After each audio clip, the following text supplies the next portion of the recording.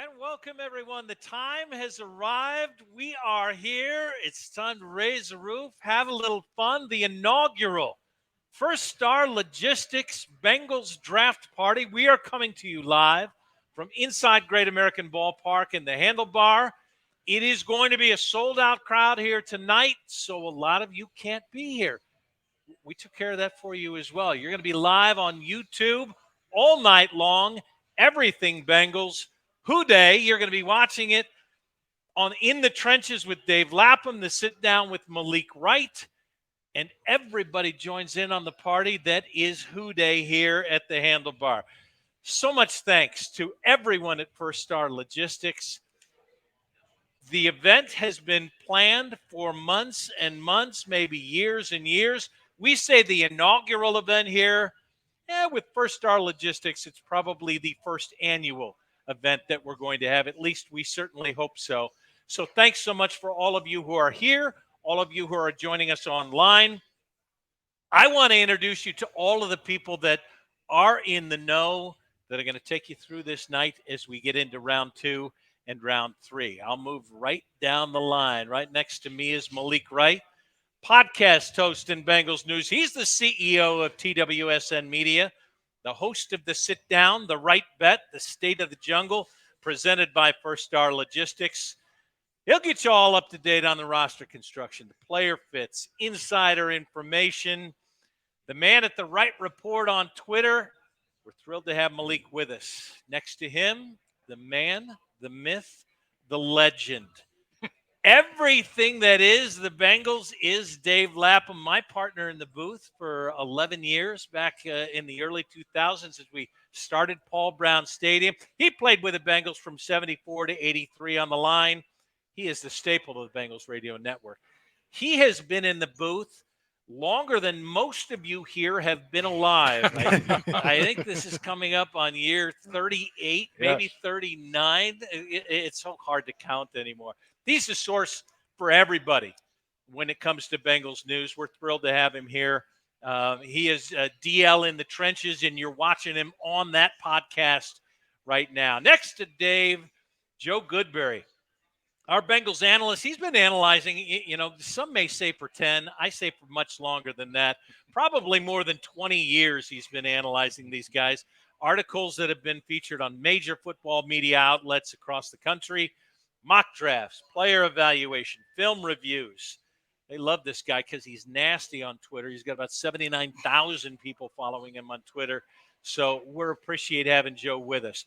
And this guy's so big he has to have a set of his own. Evan McPhillips is an analyst and co-host. Sit down, State of the Jungle, expansive knowledge regarding the NFL and the Bengals. Got everything on college player stats and mock drafts.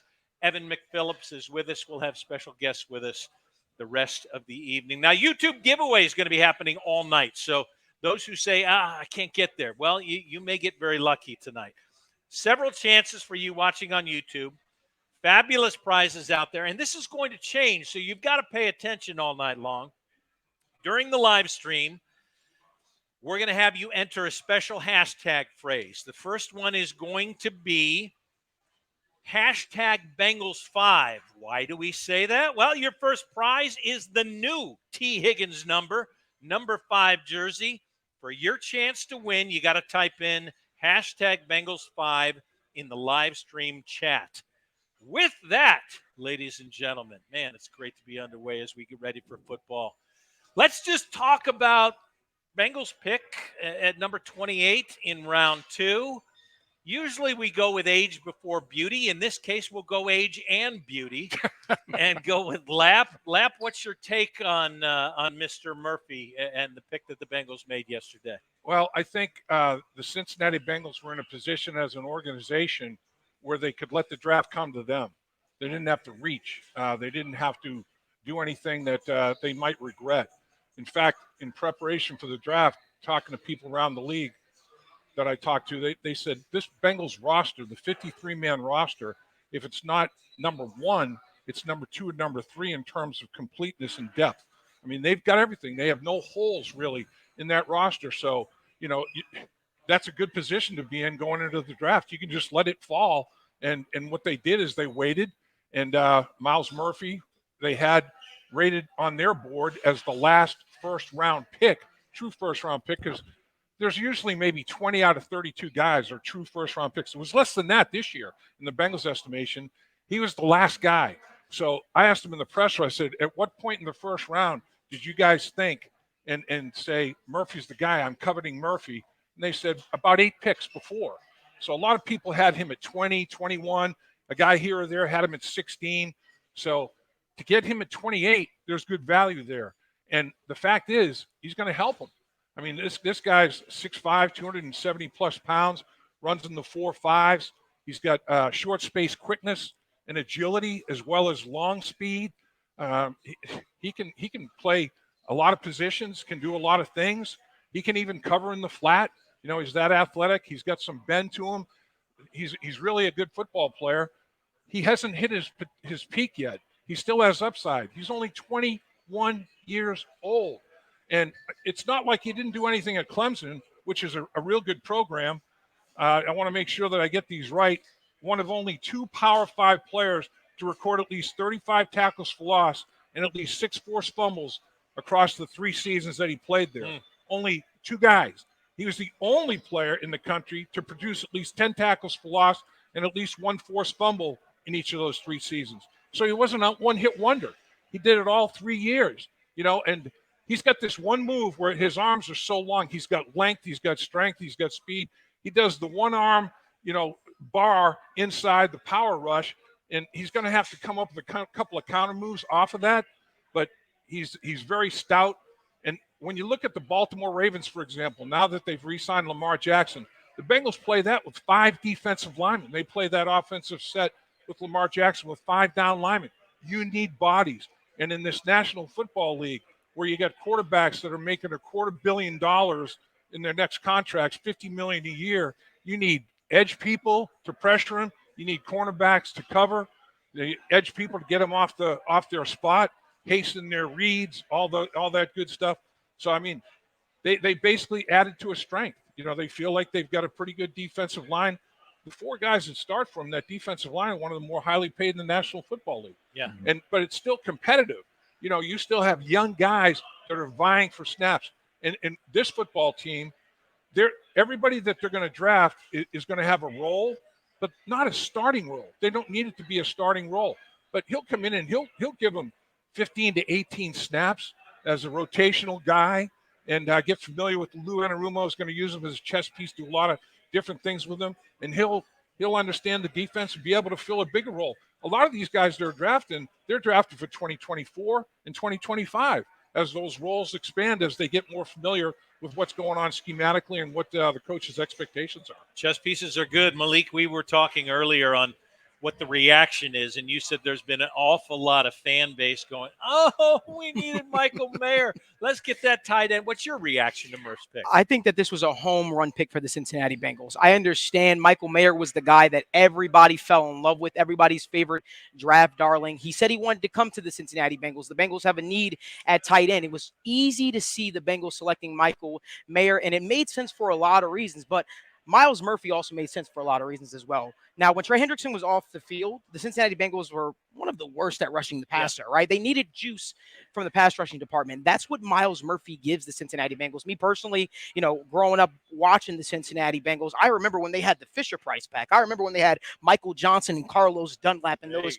Robert Geathers, those edge rushers, right? And people forget about that. People forget, you know, we say, you know, edge rushers, you can't have enough of them in the National Football League. And I think it made sense for Myles Murphy to be the pick there. Now, I know people are down on him. They're like, you know, he didn't have a great year last year. I want to remind everybody, Brett Venables left Clemson. Brett Venables went and became the head coach at Oklahoma, right? And everybody on that defense took a dip down, so to speak.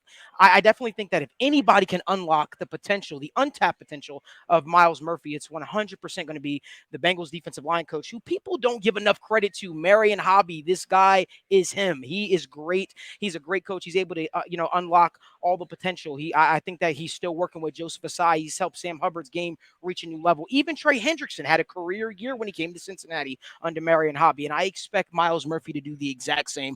I love this pick. I think think it makes sense for a lot of reasons. But I got news for the Bengals fans out there. Michael Mayer's still on the board, so we'll see what happens. That is why I'm excited about day 2 of the NFL draft. Yeah, I mean, Lap, we talked last week, and you said, just as you have explained, they can go anywhere they want. They can go anywhere they want. This was what they wanted to do. You've got to attack the passer. I'll move this over to Joe and say, Joe, your feeling is good that they went defensive? I mean, it's been a while. I think it was Justin Smith back in my day that they went first round on defense. Can I count David Pollock? I think he would have been an edge rusher, as the league changes into that. But still, that's only a couple-year difference, right? Yeah, I'm a little more lukewarm on the pick. And I'll say this because I don't think the first round fell in a great way. I think outside we liked Michael Mayer, or maybe some were saying Joey Porter Jr. out of Penn State. Clearly the Bengals weren't high enough on either guy. They like Myles Murphy, and I'm with the idea of defensive line for sure. Yeah. As you said, Dave, it's a high-paid unit right now. I think coming into the offseason is the second most cap hit around the league at defensive line for the Bengals. And so if you're going to add talent, and I think they need a talent, an influx there to help the pass rush. There were too many games last year where it died down or they got wore down. Trey Hendrickson playing too many snaps. Sam Hubbard playing too many snaps. BJ Hill, 900 snaps, right? So you want to cut those down. The Bengals have made 2 long runs the last 2 years. These guys are accumulating a lot of snaps lately. So that you can't really go out and add too many big-name free agents when you're already paying so much.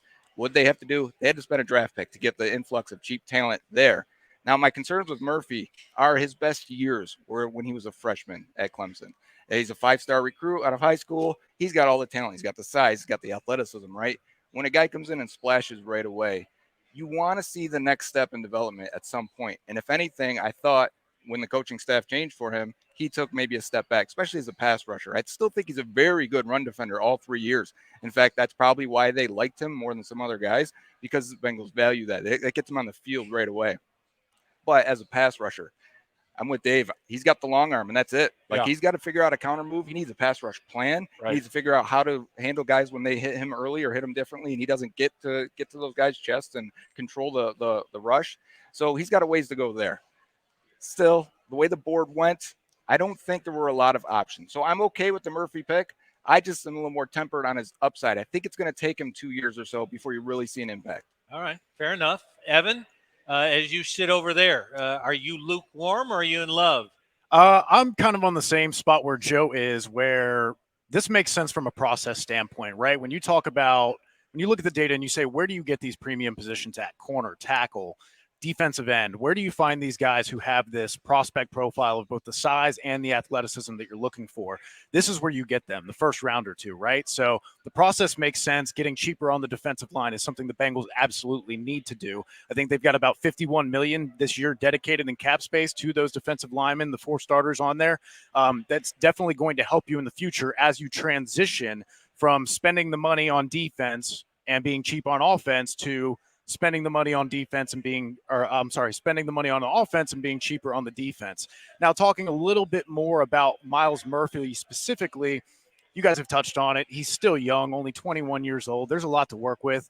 And with the flaws you do have in his game, obviously this guy's not 23, not 24, so he's not quite the finished product you might expect. He's got your prototypical size length build that you're looking for an edge. He's got violent hands. His first step get off for his size is really impressive.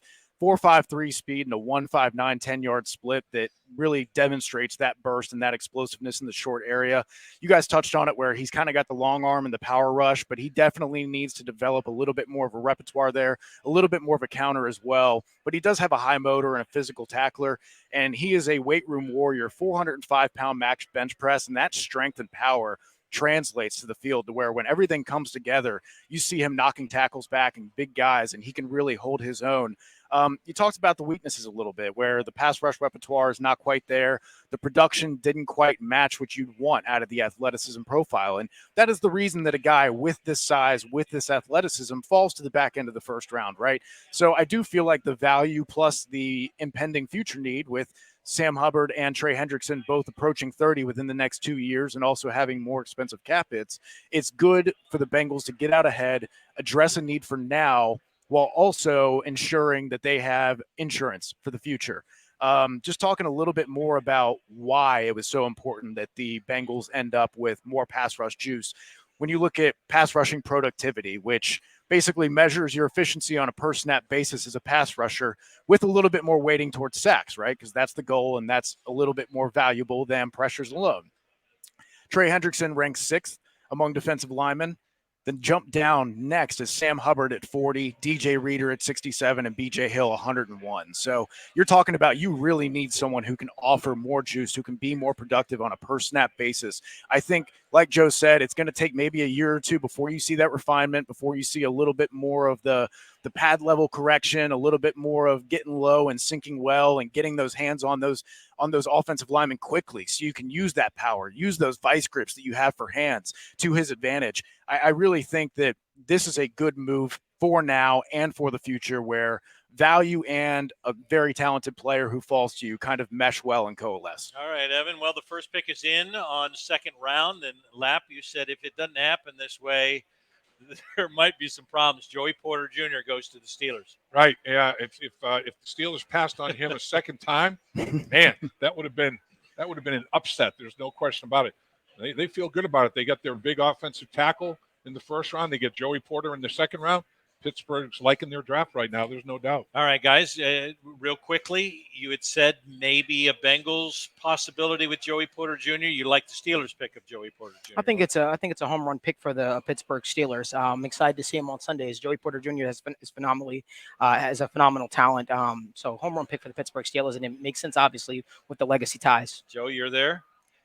He can't cover Jamar Chase and T. Higgins, so it's okay. And Brad, we're like, why did he slip out of the first round? I think he's a little handsy. Mm-hmm. He relies on the big long arms and the big old muckers, and he'll grab. And in the NFL, you can't be grabbing. They're going to call holding. They're going to call interference. And the talent level of the receivers ratchets up a little bit. The officials are a little bit more flag happy. Going to be an adjustment for Joey Porter. All right, let's talk. Let's go through the division, if we will. Let's start with the Steelers. They went with an offensive tackle in their first pick in the second round. You guys, Malik, I'll let you start. How'd the Steelers do with their first pick and then now their second pick here starting in the ninth? I hate that I'm praising the Pittsburgh Steelers, but I gotta praise the Pittsburgh Steelers. Broderick Jones was a home run pick for them. They certainly needed a franchise left tackle, and they got it in Broderick Jones. They did. They needed a guy to keep Kenny Pickett upright, and I think that he's gonna fit in nicely for the Pittsburgh Steelers. And the Joey Porter Jr. pick, again, like I said, I think those are two home run picks. They address needs for the Pittsburgh Steelers. I know that the Pittsburgh Steelers loved Joey Porter Jr. in the first round, so for them to come back in the second round and be able to get him, couldn't ask for a better draft for them to start. Yeah, I mean, Pittsburgh traditionally, having played against the Pittsburgh Steelers, their focus is in the trenches. Yeah. The offensive and defensive line, that's always been their focus. That's been a franchise staple. There's no question about that. They got themselves a hell of a player, to play that left tackle position. And like Malik said, almost every seemed like a high percentage of the mock drafts anyway, had Joey Porter Jr. going to the Pittsburgh Steelers.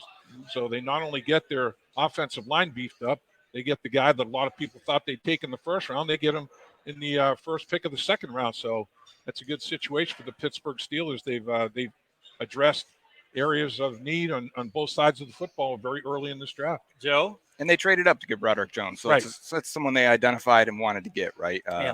I think you had a guy with that length, that demeanor. He's nasty. He's got a ways to go still.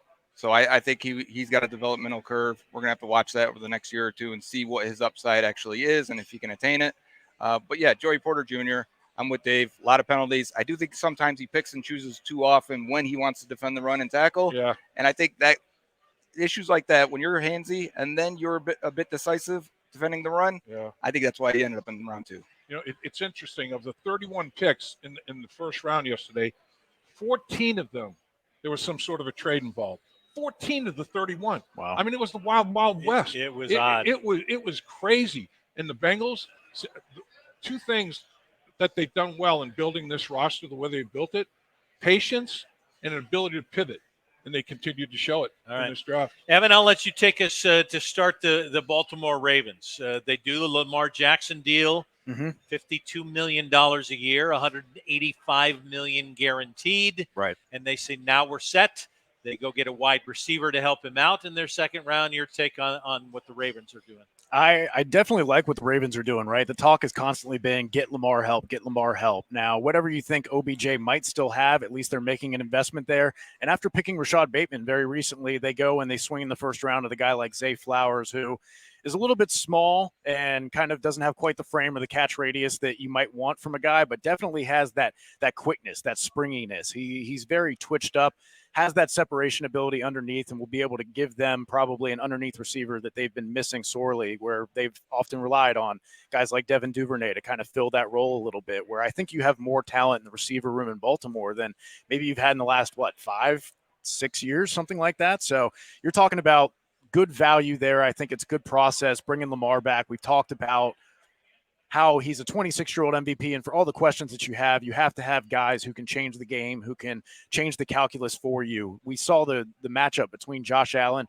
Pat Mahomes a couple years ago in the playoffs. You can't just try and patch it together and piecework this together and try and make a quarterback work. Lamar has proven that he can be one of those top guys, one of the deadliest weapons in the NFL, and trying to build around him a little bit with a new offense coming in Todd Monken, I think it's a good move for them.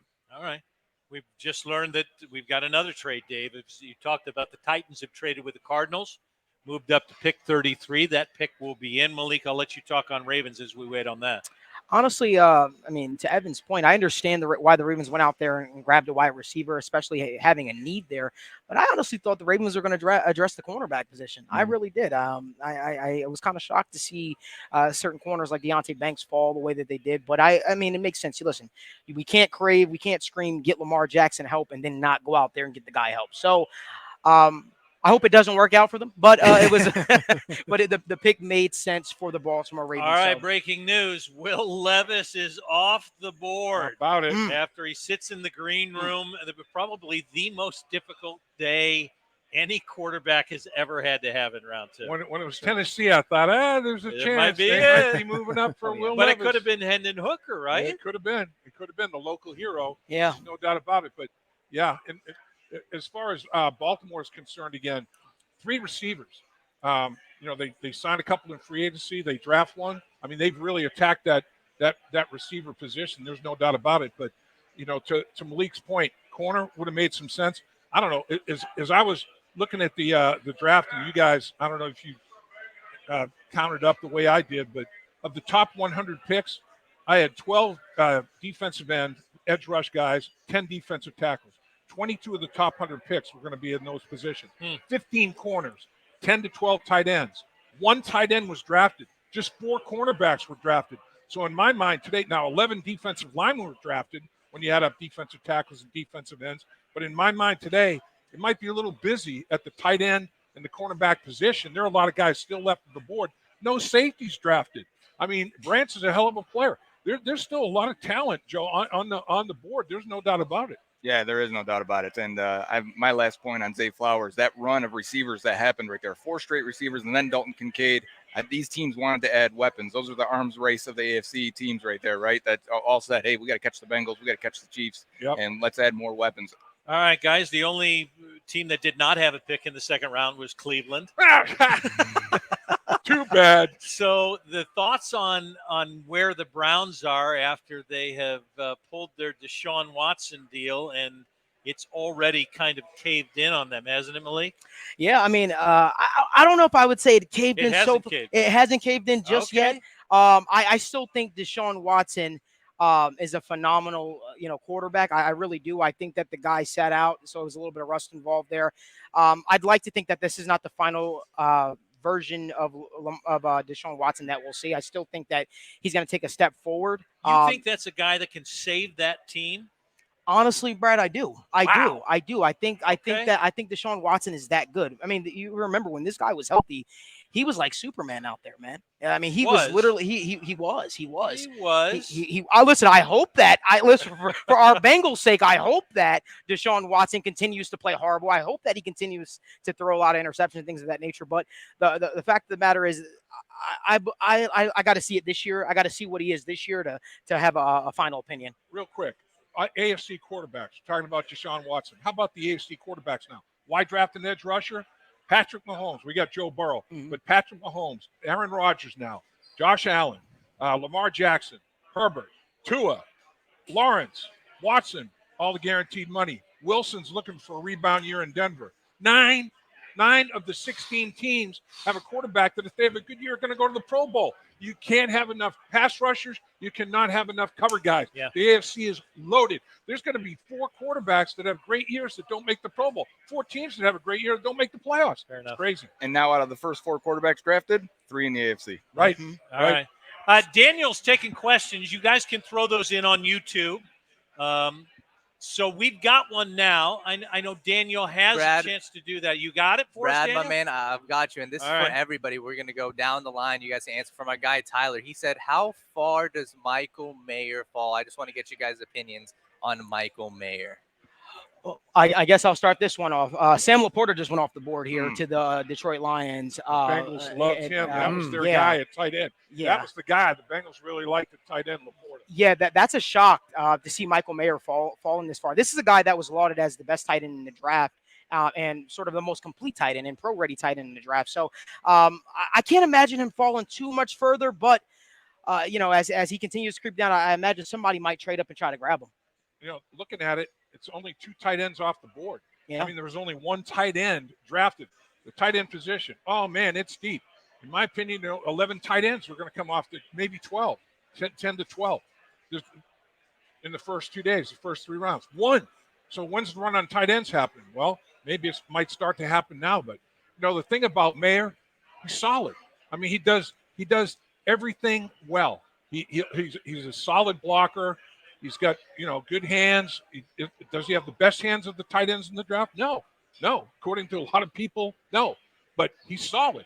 And of course, here in Cincinnati, he's a Covington product. So, Cubcat, everybody's hoping that the Cincinnati Bengals could see their way to drafting, another local boy.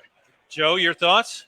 I think solid is why he's fallen. Right. I don't think you're right because he doesn't have the one trait to really lean on. You want look at the history or recent history of tight ends that have really hit. Yep. They're elite athletes. They attest like elite athletes. Mayer missed those marks, and I think it really hurt him because he came in with average size at the combine, average speed. Yeah, average speed, barely above average quickness. Yep. I think that hurts him, even though he's probably the most well-rounded guy in this class. You still come away with what do you want? You want a dynamic weapon. Right. The thing about him, when I watched him, everything was a contested catch. He got no separation in college. No separation. Yeah. So in the NFL, how are you going to get separation in the NFL if you can't get separation in the NCAA? And he made a lot of contested catches, but hell, get some separation on somebody. And he really and I like him. I think he's not jack of all trades, expert at none. I don't want to say that. I think he's a very, very solid football player. But every team in the NFL passed on him in the first round for a reason. Every single team And did. Sam Laporta went before him. Right. Evan, your thoughts on it? Yeah, so with Michael Mayer, he averaged obviously an absurd 2.4 yards per route run, very efficient, even being the centerpiece of that Notre Dame offense, and kind of succeeded despite all the attention on him. And they touched on it really well that Michael Mayer is very solid in a lot of different aspects, in blocking, in pass blocking, and route running, and all of these things, but he doesn't have that true trump card, these athletic traits that kind of would push him into that first-round conversation. And like Dave said, contested catches are good that they have high rates of conversions, but you don't want a lot of contested catches because then that can signify a potential separation issue, like Dave said. And he did have a 65.4 contested catch rate, which is really impressive. Uses his body well, uses his length and leverage well to win those battles, but you'd also like to see him not be in those battles as often.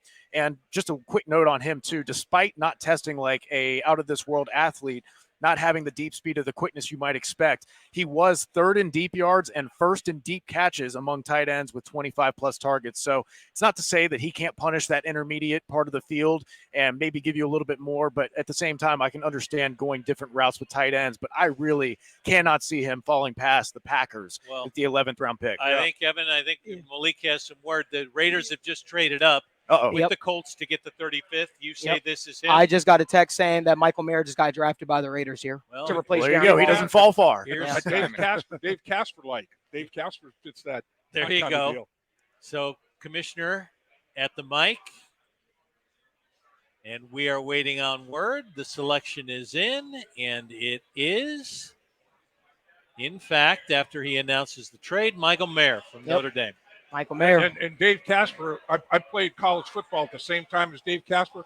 He was a tackle at Notre Dame. I played in the East-West Shrine game as a guard next to Dave Casper at tackle. Yeah. And he converted from tackle to tight end for the Raiders. So he's, again, great route runner, no separation, catch to catch block. Michael Mayer is exactly the same kind of guy as Dave Casper. All right. We'll get more on this. This may be the run on tight ends. Yeah. For us to go right now, Dave has done a little bit of background work, how the draft works, how it goes in the war room, what the coaches think. Kyle Caskey with the Bengals for a long time as their running backs coach. Here's Dave with Kyle Caskey. Kyle Caskey, football lifer. This guy's done a little bit of everything. He was a great player at Texas A&M. Played the tight end position, played it very well. Was with the Cincinnati Bengals. Good, 8 years, 9 years, something like that. 9 years. And started out in quality control, then coaching offensive line, coaching running backs. You've been around this organization. You know this organization well. First of all, welcome, my man. Appreciate you carving time for us. No, thank you for having me. It's always good. It's always good to see you. I don't see enough of you anymore. We used to have our, for those that don't know it, during the season, I always had a Good Friday conversation with Dave, and Yeah, it was always good to hear his thoughts on the team we're playing and my thoughts, and we just kind of shared football and talked football. And I miss that. I know. I hear that. Big time. Like I said, you with this organization for a good spell, multiple roles, draft day. And draft has become such a huge production. Obviously, it's must see TV. But besides that, it's vitally important to every single franchise. The drafting, developing, players, and it's a 3-day extravaganza now. First round is on Thursday, second and third round on Friday, fourth, fifth, sixth round on Saturday. You've been part of it, and you were part of it for a good period of time. What is it like? It's a year-round deal, right? I mean, as soon as one draft's over, you're basically starting the other one to set that draft board. Take us through the process of during the early stages of getting ready for the next year's draft.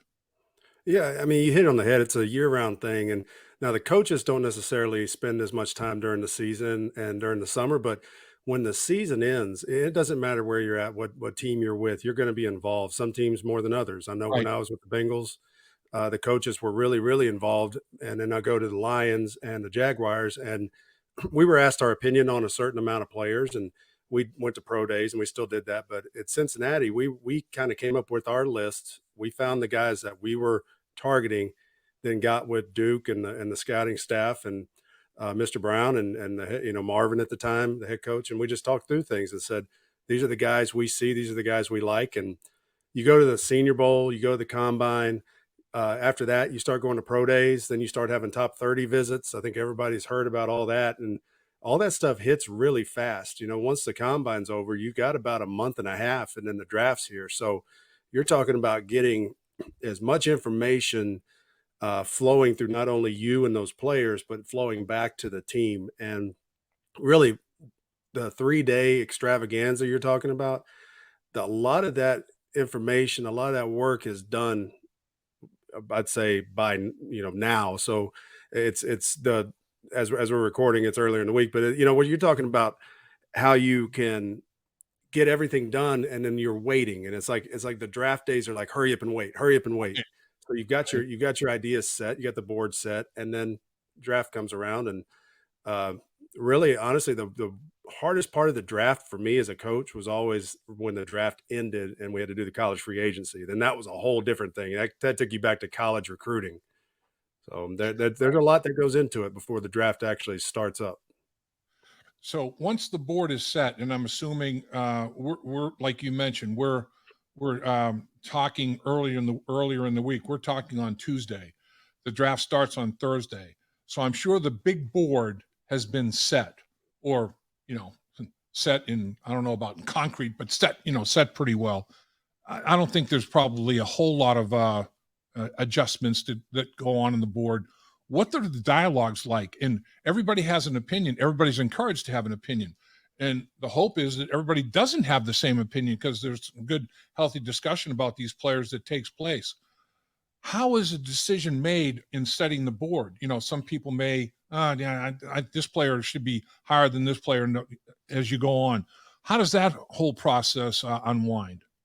A lot of times when I was in Cincinnati, the position coaches would actually go in and initially set the board. The board, they would have the players up there as they were ranked by, say, the national scouting, the NFS or Blesto, or any of those organizations that would have the scouting information out to the teams. But once we got our idea of where we would like them, we went in there and moved them around. Now, what would happen was we would have position coach readings where we would actually read our write-ups and our rankings of the players, player by player, from our number one down. And then everybody would have a chance to chime in. The coordinator, the head coach, the scout who was responsible for that area, they would all be checking in and saying what they thought about that player. Now, some players we might totally agree on, and some players we may not. And you go back and you look at the Joe Mixon draft pick. I mean, there was a lot of people with everything that was going on outside of football with Joe that, it was just kind of like, hey, do we want him on our board or not? And after we spent a lot of time with him during the processes, the pro days, he didn't go to the combine, but we got a chance to bring him in on the top 30 visit. And you spend as much time with guys like that, and then you come to find out that, hey, I mean, Joe has a lot to give to a city, to a team. And, one mistake in life, sometimes they're worse than others. I get it. But sometimes those mistakes you need to look at and say, what really happened? And is this really what this person's about? And those are the conversations that are hard sometimes, because it's not just Joe. There's a lot of players out there that have red flags on them, and you got to get past that. And then once you kind of set that board, then you kind of go back and say, what are our needs? You can say, these are the guys we want, and put them in order. What are our needs of what we need? And then that's when the positions start stacking on top of each other. And that's when the whole other board comes in. That was a big, that was mainly Duke, Tobin, and the scouting staff, along with the head coach and the coordinators. If it came down to where we had a 1A and a 1B or something at a position, then it would come back to the position coaches. And then bottom line is, when I was there, now I'm not sure, obviously I have not been in a draft meeting since 2018 in Cincinnati, but Right. Mr. Brown always had full say on the final pick, and which, I mean, he's the owner, he can do that. And Right. he would listen to us. And you'd be people out there that don't know Mike Brown, don't understand how much football the man actually knows. The man is he's entrenched in the game of football his whole life, and he understands what it's supposed to look like. And but he also trusts the people around him. And I thought the working dynamic within the draft room, that's why the Bengals have had good drafts. I mean, really, if you look at it over time, the majority of the Bengals draft picks have been pretty solid. I agree. There's no question about it. I mean, they've stacked good drafts and acquired veteran free agents, and that's another process involved in personnel decisions, obviously. But we're talking about the draft in this instance. So, like you said, each position has you list players based on the best down, and you take every single player at the quarterback position, running back, offensive line, whatever, by position. And then you will transfer that to the big board. That doesn't matter the position. How do you have guys ranked? And as guys are picked, so how big is that big board? I mean, how many players will you have on that big board, taking from the rankings of all those individual position group boards? When it's all said and done, what'll end up happening is, since I think this year's 31 first-round picks because somebody lost one, but usually there's 32 picks in each round, and then you get to the third round and so on, you get the compensatory picks. But however many picks are in that round, we usually would put up a number 1 through 32, or 1 through whatever pick we were at the time. Majority of the time I was there, because we lost out in the first round, obviously, for 5 straight years. We were roughly 20 to 21, somewhere in that range. And so we would usually have those picks, and then whatever pick we got to, we try to see, okay, these are the guys that are going to be gone. What we used to call high quality filler. They're guys we would love to have, but they're not going to be there. And, guys like, Joe Burrow to every other team in the league when the Bengals were picking one, you'd love to have him, but you know he's not going to be there. So Right. it's guys like that. And when you start picking players like that, you start putting them in order of like, okay, we want these guys, but we also have a need. Now, we weren't always picking on need basis, which I think is a good idea. Not to, I don't think if you just pick based on need basis all the time, Yeah. you start, picking guys that maybe shouldn't be picked at a certain level. But we would get to say Tyler Eifert. I believe he was the 9th pick, I believe, that year, and or whatever it was. But he was not supposed to be there. He was one of those guys we thought wasn't going to be there. Right. And we had our list all put together, and all of a sudden you look up there and Tyler Eifert's still sitting there, and it's like, I mean, do you pass Tyler Eifert up? I mean, I think that was a good pick for the Bengals. I mean, Tyler was a good player for Sure. a handful of years, and I think that's what you're looking for draft picks. You'd love a draft pick to last 10 years, but not many players last 10 years. If you can get a good first contract out of a draft pick, and then, get them into a second contract, I mean, I think you've won that pick. And that's where these guys have got, the list of guys that we put on the board is more based on how we have them ranked. And then maybe there is a group of guys like this year. I think the Bengals need tight ends. So roughly probably around the Bengals pick, there's going to be a cluster of tight ends. They're going to have those tight ends. And if there's 4 of them, if it's the Notre Dame kid, the Utah kid, say it's those 2, and you're trying to fight between the 2, which one do you take? Well, then they've had that fight between those 2, and then they put, whichever one they want above it. And that's kind of how it is. The second round kind of moves the same way. Then you start filling in from like pick 21, or I guess the Bengals have pick 29 or 28. Yeah. 28. Yeah. So they got the 28th pick this year. So then they'll fill in from 29 through the end of the second round. And then the crazy thing is between Thursday and Friday, so Thursday night, the first round ends, we'll all look up there and go, wow, there's still, 4 players that we had ranked as the first rounder. Yeah. So Duke and his team, they go in there and they did a great job of it. That we had this big wall that you could with dry erase markers on it. You just draw on the wall. They would get it all erased off of there, and then they would rewrite it up there, and then they re-rank everybody. So then when you come in on Friday, you have another meeting and say, okay, here's where we think it's going to land. Here's the next group of players that we need.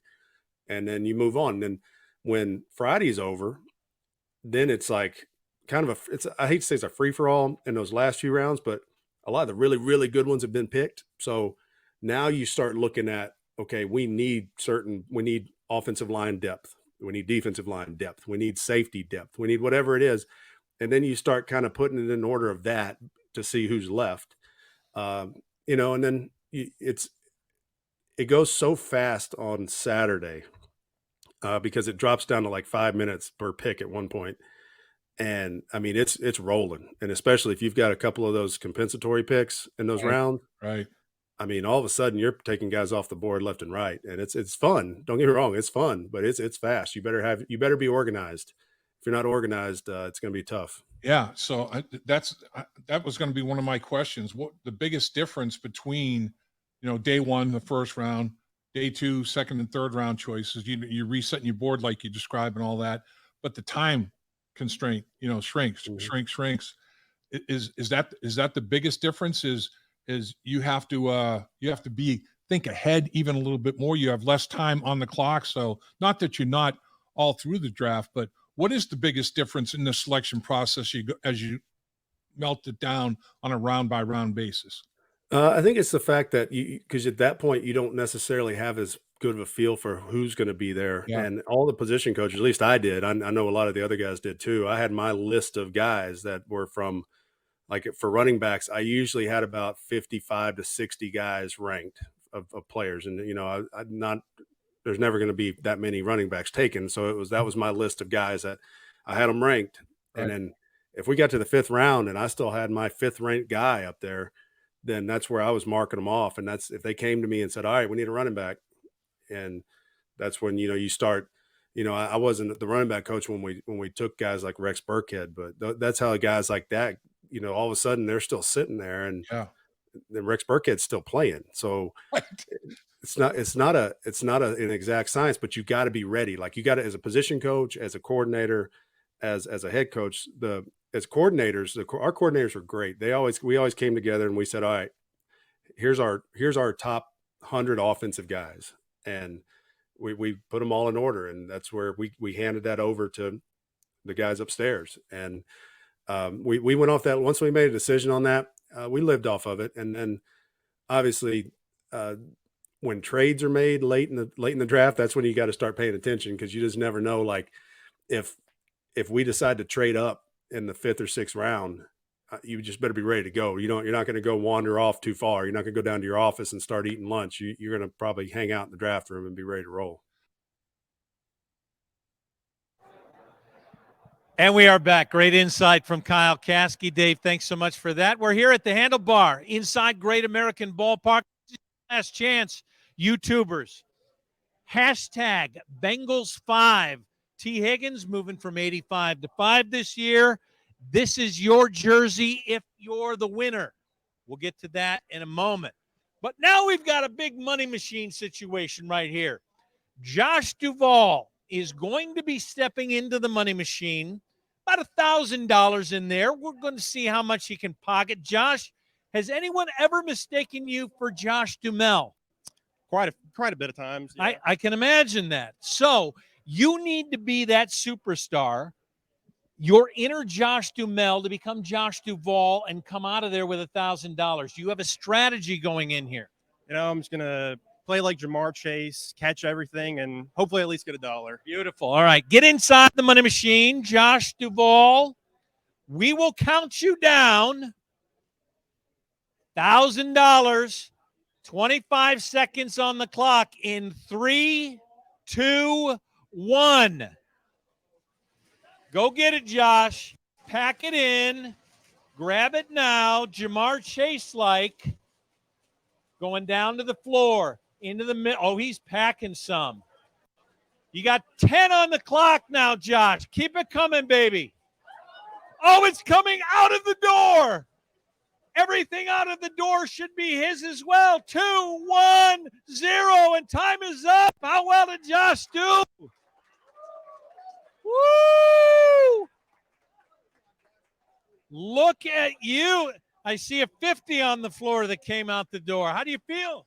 Feel pretty good. About the same as an NFL contract, hopefully. So maybe just a touch less, but I would say you are successful. Josh, congratulations. All right. For the winner of the T hashtag Bengals5 jersey, Daniel, who you got? All right, so we just had Josh win a ton of money, but now is your guys' chance to win some money. All of you guys who typed in hashtag Bengals5, we're going to see who is the winner now.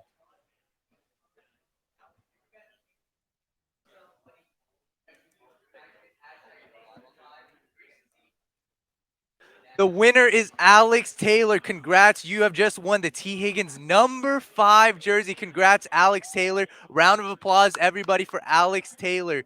But if you guys want to continue to win more prizes, our next prize is a Logan Wilson jersey. All you guys have to do is enter hashtag Wilson55 in the chat. Once again, hashtag Wilson55 in the chat, and we are going to get to your next prize in a bit. So make sure you guys stay tuned, and we'll be right back at the First Star Logistics Annual Draft Party. Dave Lapham at First Star Logistics bringing you another team to watch. Is that Dave Lapham? These group of brokers really know how to win. Just look at the stats they're putting up. Highest commissions in the industry. Amazing perks for their employees. And I've never seen anything like their training program. No wonder their growth has been so explosive. If you're hungry and driven, this is the team to join, Peter. Dave, who are you talking to? First Star Logistics, opportunity knocking. And now we're going to kick this over to my co-host of State of the Jungle, former PFF draft analyst, Evan McPhillips, to discuss round 2 of the NFL draft. Evan. How we doing, Malik? I appreciate it. So, obviously, Michael Mayer coming off the board early. It was surprising to see him kind of fall to where he was. There was a lot of smoke there that maybe the Cowboys were going to be his floor at the end of the first round. The Raiders end up taking him. We talked a little bit about how efficient he was despite not having the high-end athleticism. We talked about how he was a good deep threat and a contested catch guy, but maybe not quite what you'd want out of a first-round profile for a tight end, athletically speaking. But the Raiders still get themselves a good player, guy who can offer them a lot in terms of blocking, in terms of being a little bit of help out there with Jimmy, and proceeding forward in the future with a reliable guy to fill in for a little bit more well-rounded skill set than what you had in a guy like a Darren Waller.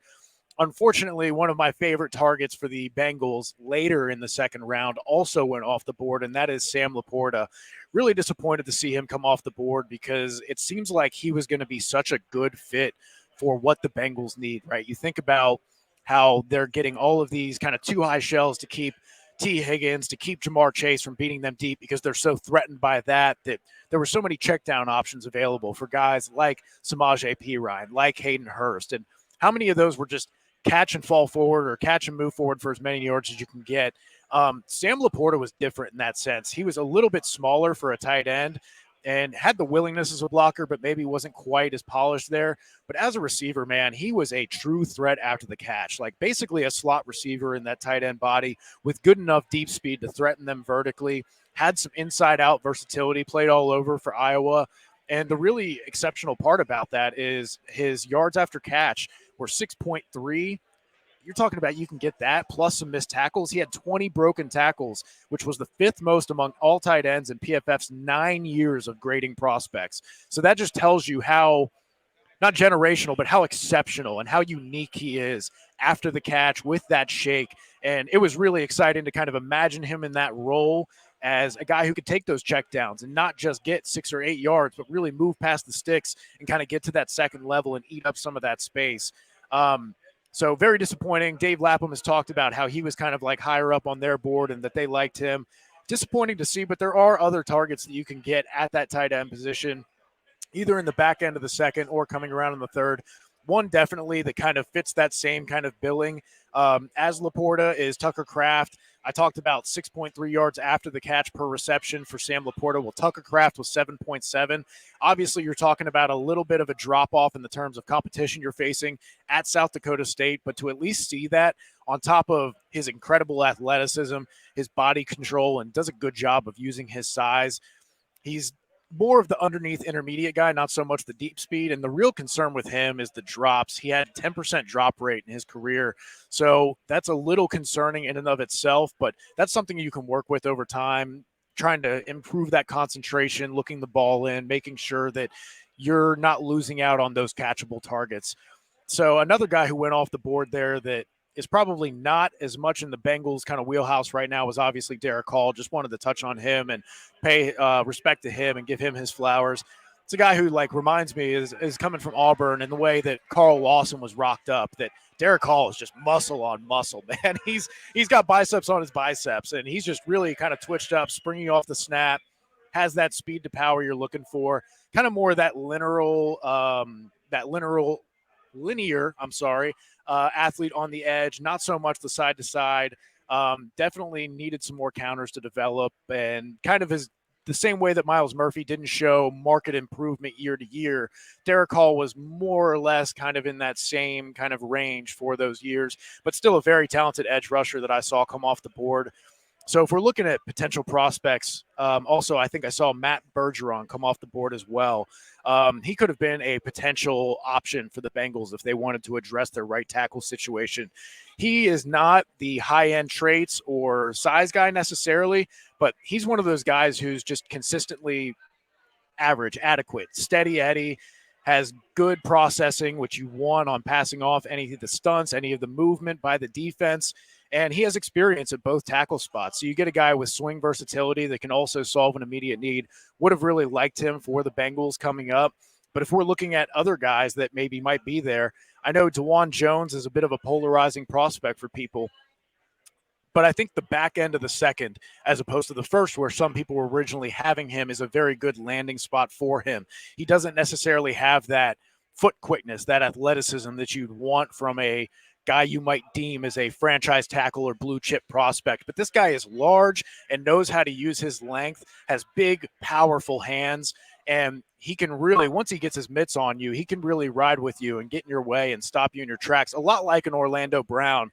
The only pause I have in that is it's fair to say that Orlando Brown, with his athletic profile, is a bit of an outlier, right? And it's dangerous chasing outliers. There's a reason that they are the outliers.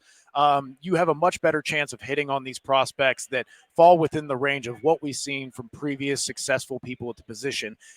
Jones definitely does not have that athletic profile, but his size is gargantuan. This guy, I think he has a certificate. He is a certified giant out there on the field.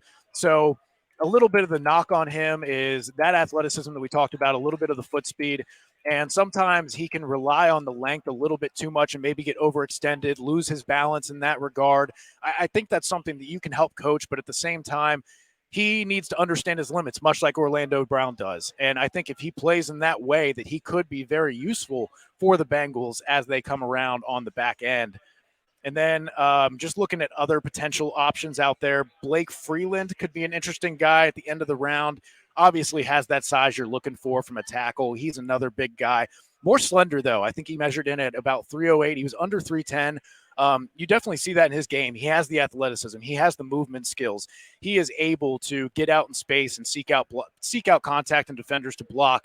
The concern with him is that he could use a little more sand in the pants. He could use a little bit more anchor ability against those kind of power rushers, which there is room to put weight on that frame, right? 308 pounds on a, I think, 6'7" body. You've got room to grow there without getting bad weight, which is kind of what we see with maybe the fall of DeJuan Jones as reports come out that he is getting closer to 400. That weight is important because it can lead to injuries. If you're carrying bad weight, you're trying to play through a full NFL season on that. So you want to see guys definitely kind of seat in that comfortable range where you can feel comfortable that they have enough mass, they have enough strength, they have enough ability to anchor that way. But at the same time, they're also not overweight to where they're losing out on what athleticism they do have and also putting themselves at risk further for injury. So I definitely want to touch real quick just on the cornerbacks as well. Corner is an extremely valuable position, right? And we talked earlier, Dave brought up a great point about how the quarterback talent in the AFC is stacking up. When you look in the NFC and you're like, it's Jalen Hurts and Dak Prescott, and after that, it's a lot of, you can make an argument for a couple different guys, but the talent in the AFC is far superior at quarterback currently. And Dave talked about bringing on an edge rusher for that. You need corners as well. When you talk about next year, the only corners under contract for the Bengals are Mike Hilton and Cam Taylor-Britt. You are talking about potentially needing 3 cornerbacks going into next offseason. Now, you can address that through the draft and through through free agency, but you definitely want to get out in front of it. And I think we've seen that with the Bengals in the past, drafting a year ahead, doing the same thing with Myles Murphy. I think we could see that with the cornerback pick coming in the 2nd or 3rd round, where the Bengals definitely could use that. They've had to rely on their depth at corner. These guys are running all over the place, getting tangled up. They're those fast twitch athletes who can sometimes get those soft tissue injuries. You need depth at that position. You can't have a LaShawn Sims out there just trying to survive and getting picked on. Even Mike Hilton, as great as he is, was getting picked on in that Kansas City game. So it's going to be important, as we talked about before, getting younger, more athletic, and, of course, cheaper at these premium positions as some of these other Bengals and the old core starts to get paid, starts to transition a little bit into that new era for the Bengals. Some guys I like in the 2nd round that are still on the board, obviously, Cam Smith out of South Carolina. Guy broke up or intercepted 15 different passes and 15 breakups and 4 interceptions on 70 targets in the last 2 years. You're talking about a guy with ball skills who can play the ball in the air like a wide receiver. That's a guy I want. He doesn't have the high-end traits, but he does seem to have the processing to help speed that up, right? There's ways to be quick, and that's either with speed to catch up on what you miss or to have the processing to speed up your process and anticipate as opposed to react, especially at defensive back. And I think that Cam Smith has that. Then another guy I kind of like, Tyreek Stevenson, obviously doesn't quite have the ball skills, but has all the physical measurements you want, has that physical aspect on the line of scrimmage. And then Julius Brents is also a guy I really like. He's got just crazy wingspan, is a bigger corner, but has quicker feet. He doesn't quite have the long speed, maybe not the burst coming out of breaks that you'd want, but he does have a crazy good athletic profile, quick feet, profiles well in zone. His big struggle was kind of against some bigger, stronger receivers. Despite his size, I think he weighed in at 198, was a little bit leaner, but on his massive frame, you've got room to pack on another 5 or 10 pounds of muscle. And if that's really the big drawback to his game, I'd be a really big fan of that pick on the back end of the second round for the Bengals. So we're going to go ahead and bring in Daniel. Daniel, you got some stuff for us? Evan, my man, I appreciate you. You absolutely killed it. We're going to head back to the main panel, all right, guys? We got a little bit of YouTube Q&A, and before we get to that, I want to announce, and our guy Josh that went into the money machine, he officially won $511. Hello. Quick round of applause for Josh. Nice. Yeah. Attaboy, Josh. Some good hands. That's strong. Great hands from Josh. So if you guys have any questions, make sure you drop them down in the YouTube comments below. And I want to pull up a graphic for you guys with the best available players. This is from yours truly, Malik, Joe Goodberry, and Evan McPhillips. I want you guys to talk about some of the guys that have gone off the board and some of your favorites that are still on the board. Like Malik, you still got Darnell Washington. Evan, you still got DeJuan Jones. Joe, you still have Osiris Torrance. Talk me through a little bit of this graphic here. Well, Musgrave's off the board now, too, so that one's gone. Yep. Darnell Washington is a guy that I didn't love at 28, but I think he could potentially make sense, at 60 if the Bengals do in fact stay pat. He's a tremendous blocker. He has upside at the tight end position. He won the underwear Olympics, as I called it, at the NFL Combine, where everybody was, moving him up their draft board, saying this guy was worth the first round pick. I didn't really see that. I also like Julius Brent as well. I could see the Bengals targeting the cornerback position. I'm kind of kicking myself a little bit because I didn't put DJ Turner on there, right? Cornerback from Michigan. I think he makes sense as well for the Cincinnati Bengals. So yeah, there's a lot of prospects to love that are still on the board that makes sense for the Cincinnati Bengals. I think with all the talent still on the board, it might be a little bit early to go running back still. I know people have been clamoring for the Bengals to address that, and but we'll see. Yeah, my top guy here is Tommy Adebawore out of Northwestern. If you want to go heavy on the defensive line and add to the pass rush, I think he's a guy that's going to kick inside and play defensive tackle at the next level. Yeah. And he is an absolute freak with long arms, crazy quickness. He is inconsistent. That's why he's still here. Or else, guys like that typically get drafted much higher. But his flashes are ridiculous. He'll go from one gap, jump right over the guard, and almost face over the center in a flash and just beat these guys in no time. He really gave Cody Malk a lot of trouble at the Senior Bowl. I've got him high if they want to continue with the defensive line. Actually got a lot of trenches guys on my list. I'm willing to go heavy on trenches and fix that or get it secured for the future. Mm-hmm. If they want to go DeJuan Jones, if Osiris Torrance is still there, yeah, they don't have a need at guard right now. But you never know what your needs are going to be in January, right? Yeah. We didn't know they were going to need a guard going into Kansas City that last week, and it would have been nice to have a second-round pick coming off the bench. But I've got a lot of corners as well, and we should probably mention now that the tight end run is happening. I think Tucker Kraft out of South Dakota is probably the next guy if it's not Darnell Washington, and then Zach Charbonnet, the running back out of UCLA, I think could be high on their board at 60. DeJuan Jones, my understanding is recently weighed 393 pounds. So he's a couple of biscuits away from 400. and so, I mean, he got himself down to about 370 or a little bit below, or right around that 370 mark, but blew up quickly. And that's the concern with him. It's like, can he control his weight? Is he going to be at 400 pounds, yo-yoing back and forth, every offseason? I mean, this is a kid that accomplished basketball player. He had an NCAA Division I basketball scholarship opportunities coming out of high school. I mean, he's got footwork, but I mean, he's a wild card in that regard. But I think Cam Smith. I think the corner. I think is something they're going to be looking at. I think it's going to be the reverse of what I was talking about on going into the first two rounds. I thought it might be corner, edge rush. Well, they went edge rush. Might just reverse it and go corner in that second round potentially for the same reason we talked about before. All these quarterbacks in the AFC, you got to have cover guys, you got to have hedge guys.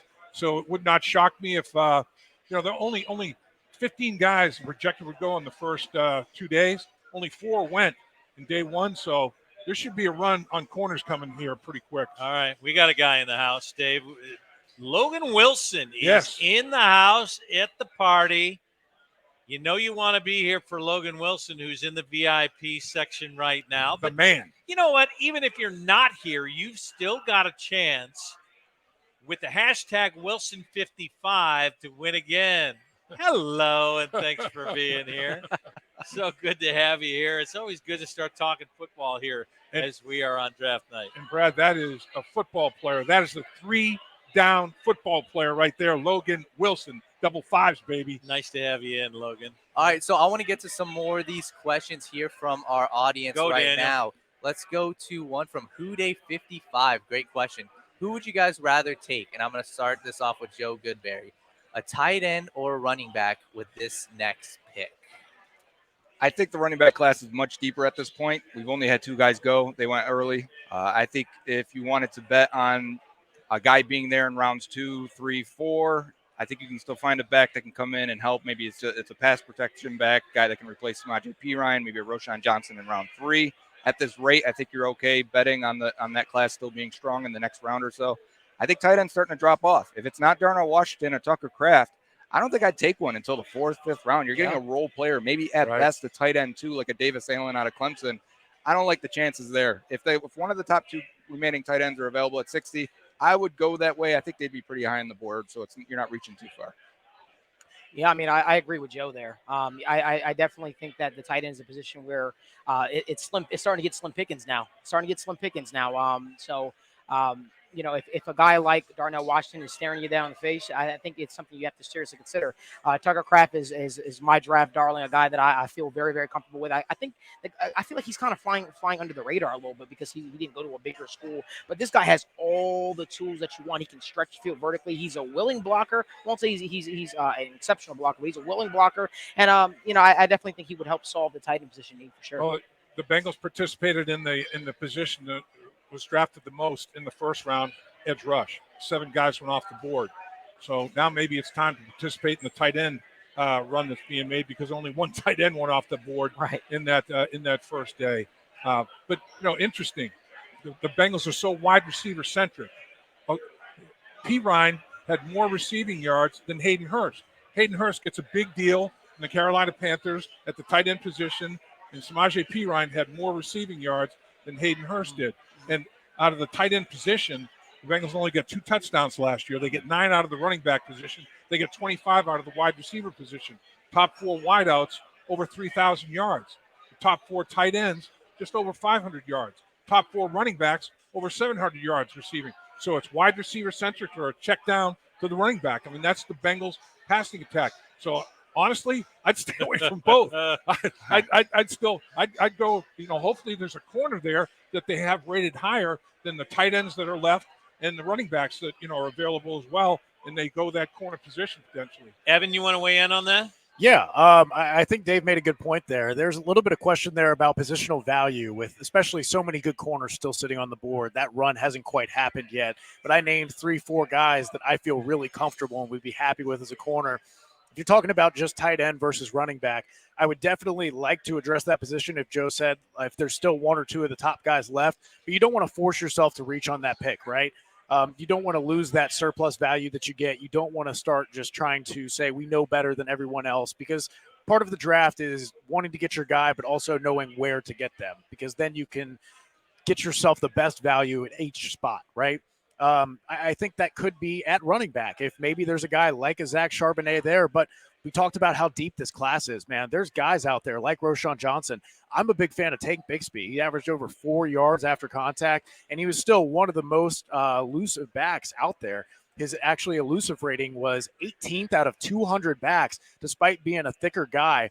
He's a little bit of a question mark as a pass catcher, but these are just kind of the guys that you can get, a Kendre Miller, a Tajay Spears maybe, Dwayne McBride even a little bit later. Like these are guys that you can get and feel confident about in the 3rd round, in the 4th round. So I would definitely agree with the tight end crowd that if the value is there, then I would like to see them go that way, counter to running back. But I really feel like the way the board is falling with positional value, that corner is really going to be staring them in the face, and they're going to have to pass on somebody good if they want to go another route. Evan, I want to keep this on you really quickly.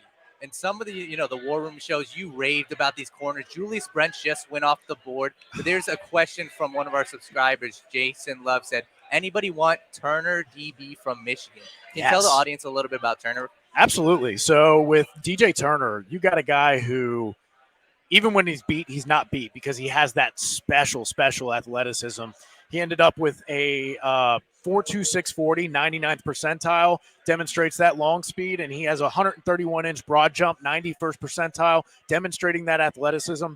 This guy is fluid. He's got oily hips. I mean, he can flip his hips at a moment's notice whenever he needs to, smooth in and out of his transitions. One of the big issues with him would definitely be that he struggles against a little bit of the bigger receivers, which makes sense. He's a little bit of an undersized guy. You're talking about someone who's 5'11", 178, could definitely do with putting on a few pounds. But at the same time, you get a guy who's has the high-end traits that you want in terms of athleticism, can help to make up for a little bit of the undersized aspect. And, we know the Bengals were in on Emmanuel Forbes. So if they feel comfortable with the tape and with what you put out as an athlete, then they will take that chance on you. Just a little bit more on the weaknesses with him. We talked about struggling to seed ground to bigger wide receivers at times. Isn't always very aggressive at the catch point, maybe being a little bit smaller of a guy, but that's not to say that he wasn't productive in his own right in breakups. He had 14 forced incompletions, which ranked tied 16th among cornerbacks. So he does have that ball production, if not the interceptions. And he was one of those guys who we talked about a little bit earlier about how there's two ways to be fast, whether you're reacting or you're anticipating, reacting with your athleticism or anticipating with your mind and your recognition.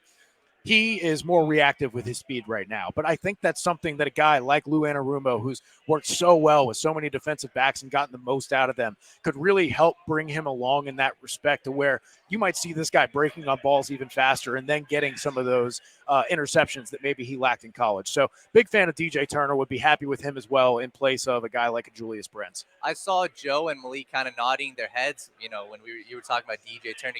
Any of you guys want to add on to what Evan was saying about Turner? Only that he is not just underweight, his length and wingspan is really an issue, probably as low as you can probably accept for a boundary corner. Typically those type of guys are kicked inside, but I do like him, and the speed is there. I think that's why, though, he doesn't get his hand on some of those balls at the catch point. I think in the teammates that had success at the NFL level, recoverability speed, like you were talking about, you might get beaten, but recoverability speed. He's got blazing speed. Mm-hmm. And if you, Lou Anarumo and every defensive backfield coach, every coordinator would love to have guys, you can coach them up, teach better coverage techniques and all that. But if you've got recoverability speed, you've got something that is a weapon in the back pocket for sure. So we've got a question here from Dan the Man, one of our loyal subscribers. He said, Lap and Joe. I'm going to start off with Lap. How high up on the Bengals board is Cody Mock, the offensive lineman? How high up on the Bengals board do you think he is? I have no idea. I've not seen the Bengals board. The Bengals do not allow their board to be reviewed by anybody other than internal organizational people. But I do know, or I have the feeling, I should say, that Cody Mock is a Frank Pollock kind of guy. Cody Mock is one of those, he's mature. He's a 5-year guy. He's very physical. He's got some position versatility to him. I think the Bengals like him. Now, at 60, I don't think they like him at 60, but I think they like him. Yeah, I don't think they want to take a guy that's probably an interior offensive lineman. Now, he's got 5-tool versatility, right? He can play probably any position. I think a lot of teams even are considering him as a center. Yeah, I think he scored the highest of all offensive linemen in the mental aptitude test. So I think he's got a good chance to go in the second round. I just don't know if it's for the Bengals. But you're right, glass eater. It looks like he's already eaten too much glass. Front teeth. Exactly. I mean, he doesn't even need a mouth guard anymore. Not much left there. So I want to ask you guys a question here from Grant Nelson. Why do you guys think Cam Smith, the corner, why do you think he is sliding so far right now? And what's your thoughts on Cam Smith? He actually started this process in January, about 17th in the consensus board. Lately, at the end, when everyone shut their boards down on the final week, he was 46th. So I don't know if we're ready to say yet that he is sliding. I think we're in his range right now. Like Brian Branch of Alabama just went off the board. I think we'll start to see some. My guy too. Yeah, and right after Julius Brents too. So I do think this is the time now. We'll see some of these corners come off. I expect Kaylee Ringo to come off here eventually too. So I think Cam Smith, if anything. Again, we've got a lot of guys here that are on the smaller side. So how are these teams going to value these players? We saw some teams really, they don't want the small corners out there. They want to go out there against these bigger receivers. But as the receivers are getting smaller, I think it's okay to take some of these smaller corners. So I think Cam Smith We'll be lucky if he's there at 46 or at 60, but Right. we're at 46 now. Right. I mean, if Cam Smith is there, I wouldn't hesitate long putting the pick in. Man. I'd go there big time. Yeah. So there's somebody on the board right now, Zach Charbonnet, and I want to get you guys' thoughts. I want to go to Malik here. Zach Charbonnet, running back from UCLA. Tony Rose said if Charbonnet is there, they'll take him. What's your thoughts on Zach Charbonnet? I love Zach Charbonnet. I love his film. I think he's physical. I think that he's a physical runner. I think he would, add definitely to the running back room. And it's a piece that the Cincinnati Bengals are certainly missing. I think that his blocking in the passing game is definitely underrated as well. I don't know if they go Zach Charbonnet at 60 though. And I know that is everybody's sort of favorite running back, in this realm. I don't know if the Bengals do that because I think the way the board is falling, you're going to have your choice of the litter. You're going to have defensive backs to choose from. You're going to have, a potential tight end to choose from. What do you do if Darnell Washington's sitting on the board or if a Cam Smith is sitting on the board? Do you really pass up on those guys for a Zach Charbonnet? That has nothing to do with them not liking the guy. I just think that it makes a lot of sense. So you're good, Dave. You're good. A lot of times in the draft, it's really it's the luck of what the team's needs are, the order in which those teams are stacked with the needs. Doesn't mean you're not a good football player. If you slide out of the first round, if you were projected to go at the end of the first round, it's just that it just didn't stack up right for you. And then the other biggest thing is when you do get drafted, man, you got to be drafted by the right team that can develop you. You got to have a good coaching staff. You have to fit their system. You can't put a square peg in a round hole. I mean, it's not science as such, but there's something to it. It's not just blindfold throwing darts at a dartboard either. I mean, there's definitely a lot to it. So it's going to be interesting to see what they do. I still believe as of right now, I'd be surprised if they don't go corner.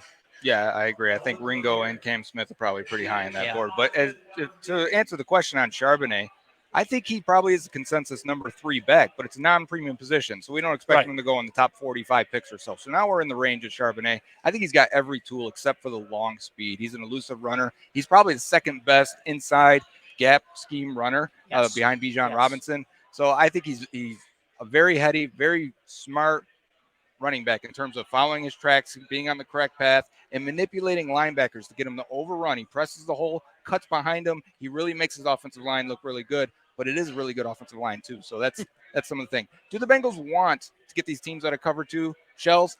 You probably want a guy with a little bit more speed, I think. So maybe he's not their guy. I like, though, the fact that you're talking about there's nothing better than a running back that presses it. Press the hole, man. Get right up on the backs of the offensive linemen and then make your cut. Show as much patience as you possibly can. Man, that's a great trait to have. There's no doubt. He's got that. Evan, I know you're nodding your head and you're excited about Zach Charbonnet. Talk to us a little bit about him. I am. Definitely, Joe mentioned it a little bit with positional value and what might be facing you. If there's not a run on corners here, then he might not be the pick because of need, because of positional value. But if he ends up sitting there as the best player, looking them in the face, I love it because what are 2 of the main ways that running backs can create yards outside of what's blocked for them, outside of the offense? That's running through contact, breaking tackles, and being elusive, right? And he was out of 200 running backs, 17th in yards after contact with 4.15 per attempt, elusive rating. He doesn't have that breakaway speed. He's not one of those speedy jump cut guys, but this guy still finds a way to break tackles, alter tackling angles, get guys out of position, and then he has exceptional contact balance where he can make it through that contact if they do make it to him. He's got a variety of weapons with high steps and dead legs and stiff arms that he breaks tackles in a different way than a guy like an Alvin Kamara would. So I feel like he's a very complete back in that sense, has soft hands, probably still has a little bit of ways to go in terms of running more complex routes. But at the same time, if he can take what Samaje Perine was getting last year and then make these guys miss, get these yards after contact, man, that adds so much value to a Bengals offense that's really operating a lot underneath recently. So I want to go to one more question really quickly. I just want to get Dave Lapham's opinion. DeJuan Jones, offensive lineman. I just want to get your opinion. What's your thoughts on him as a prospect? Oh, I think he's got some traits. He's a behemoth. He's a dinosaur. I mean, the guy is 6'8", but like I said earlier, the rumors are that his weight's up over 390, and for you to yo-yo your weight like that is a little bit of an issue. I mean, when you're hovering around 400 pounds, And this is when you should be disciplining yourself, making sure that you're putting your best foot forward. This is like the biggest job interview of your life. So you want to make sure that you're not showing bad habits. And if he's going to be 400 pounds in this situation, people are going to wonder what's it going to be like in the offseason of his rookie year or second year. What's he going to come back at OTAs, mini camps? Will he be 410, 415? Who knows? I mean, so that's the biggest wild card on him, and it's unfortunate because the guy can play. I mean, he's got unbelievably strong hands, big old vice grip hands. His wingspan is like a pterodactyl. I mean, he's just one massive human being. And like I said, I mean, the guy had scholarship opportunities in high school, Division I college basketball player. So he's not a stiff. You know, I mean, he's got some footwork to him. Now, does he change direction well enough? Not at 390, you know, and that's an issue for him anyway. So, yeah, but it's at this point it's buyer beware right now with him. And as far as Charbonneau and some of the when we talk about lack of breakaway speed, a running back out of Nebraska by the name of Rex Burkhead, who can't beat some offensive linemen in 40s, is still playing in the National Football League. 4.73. I mean, yeah, it's unbelievable. So and he's still playing running back in the National Football League. Guys find ways, man. So that does it for our first segment of answering your guys' questions. We appreciate every question. Make sure you guys like and subscribe to the YouTube channel. We're going to be back in about 20 minutes with a Logan Wilson interview. So make sure you guys stay tuned, and we'll be right back after this break. Join our team. First Star Logistics provides its employees the tools and support they need for a successful career. With the highest salary in the industry, plus uncapped commission and a flexible career path.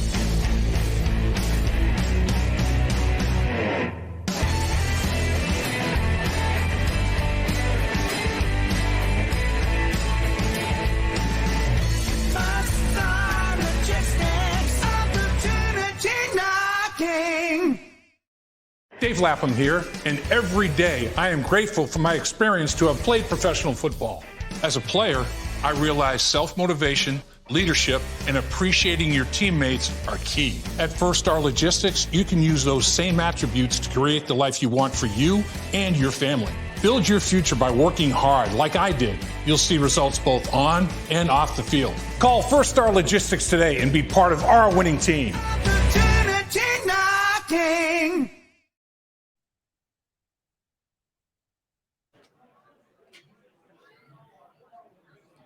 All right, your last chance, our next gift. Not your last chance of the night, just your last chance at hashtag Wilson55 for Logan Wilson's jersey. We're going to be talking to Logan here.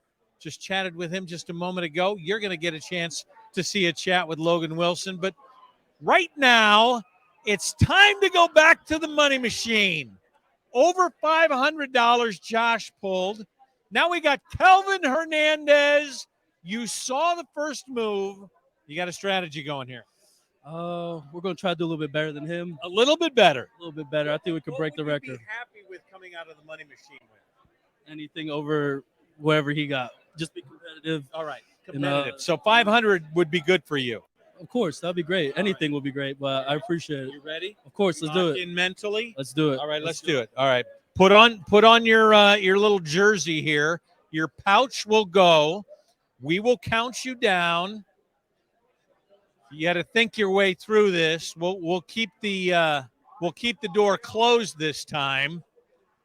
All right, I'll give you a countdown, Kelvin. Here you go. Cheer him on. Ready?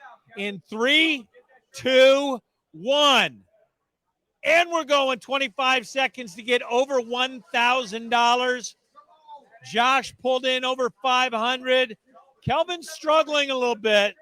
He's struggling a little bit. You got some stuff by the feet, by the knees. He's working it. Some up in the mouth. He caught the one in his mouth. That's a good one. 2 seconds. And Kelvin, you are done. All right. I don't know whether you beat Josh. Kelvin, a little tougher than you thought? Yeah, it was a little bit different. The wind was blowing in my face. I couldn't see much, but I tried my best. Hopefully, I got. You did realize that the wind was going to be blowing in your face. Of course, it was a little bit different than what I thought in my head before. So You're richer than when you came here tonight. of course, I appreciate it. Thank you. All right, Daniel, we're sending it back to you. You got this? Brad, I'm going to be honest with you, man. Kelvin kind of disappointed me. With that. But listen, if you guys are staying tuned to our live stream, we have a winner for you for the Logan Wilson jersey right now. So let's see who's the winner for that.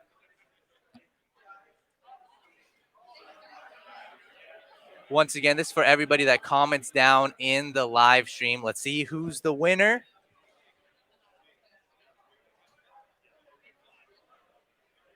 The winner is Michael Rolfe, one of our most loyal subscribers. Michael Rolfe, round of applause for Michael. So he won the Logan Wilson jersey. And if you missed out on that, don't worry, we have another prize. Our next one is the Dave Lapham full-size signed helmet. All you have to do, enter hashtag Lapham62 in the comments. Once again, hashtag Lapham62. So make sure you guys stay tuned as we are going to be right back with the Logan Wilson interview after this ad. Dave Lapham here, and every day I am grateful for my experience to have played professional football. As a player, I realized self-motivation, leadership, and appreciating your teammates are key. At First Star Logistics, you can use those same attributes to create the life you want for you and your family. Build your future by working hard like I did. You'll see results both on and off the field. Call First Star Logistics today and be part of our winning team.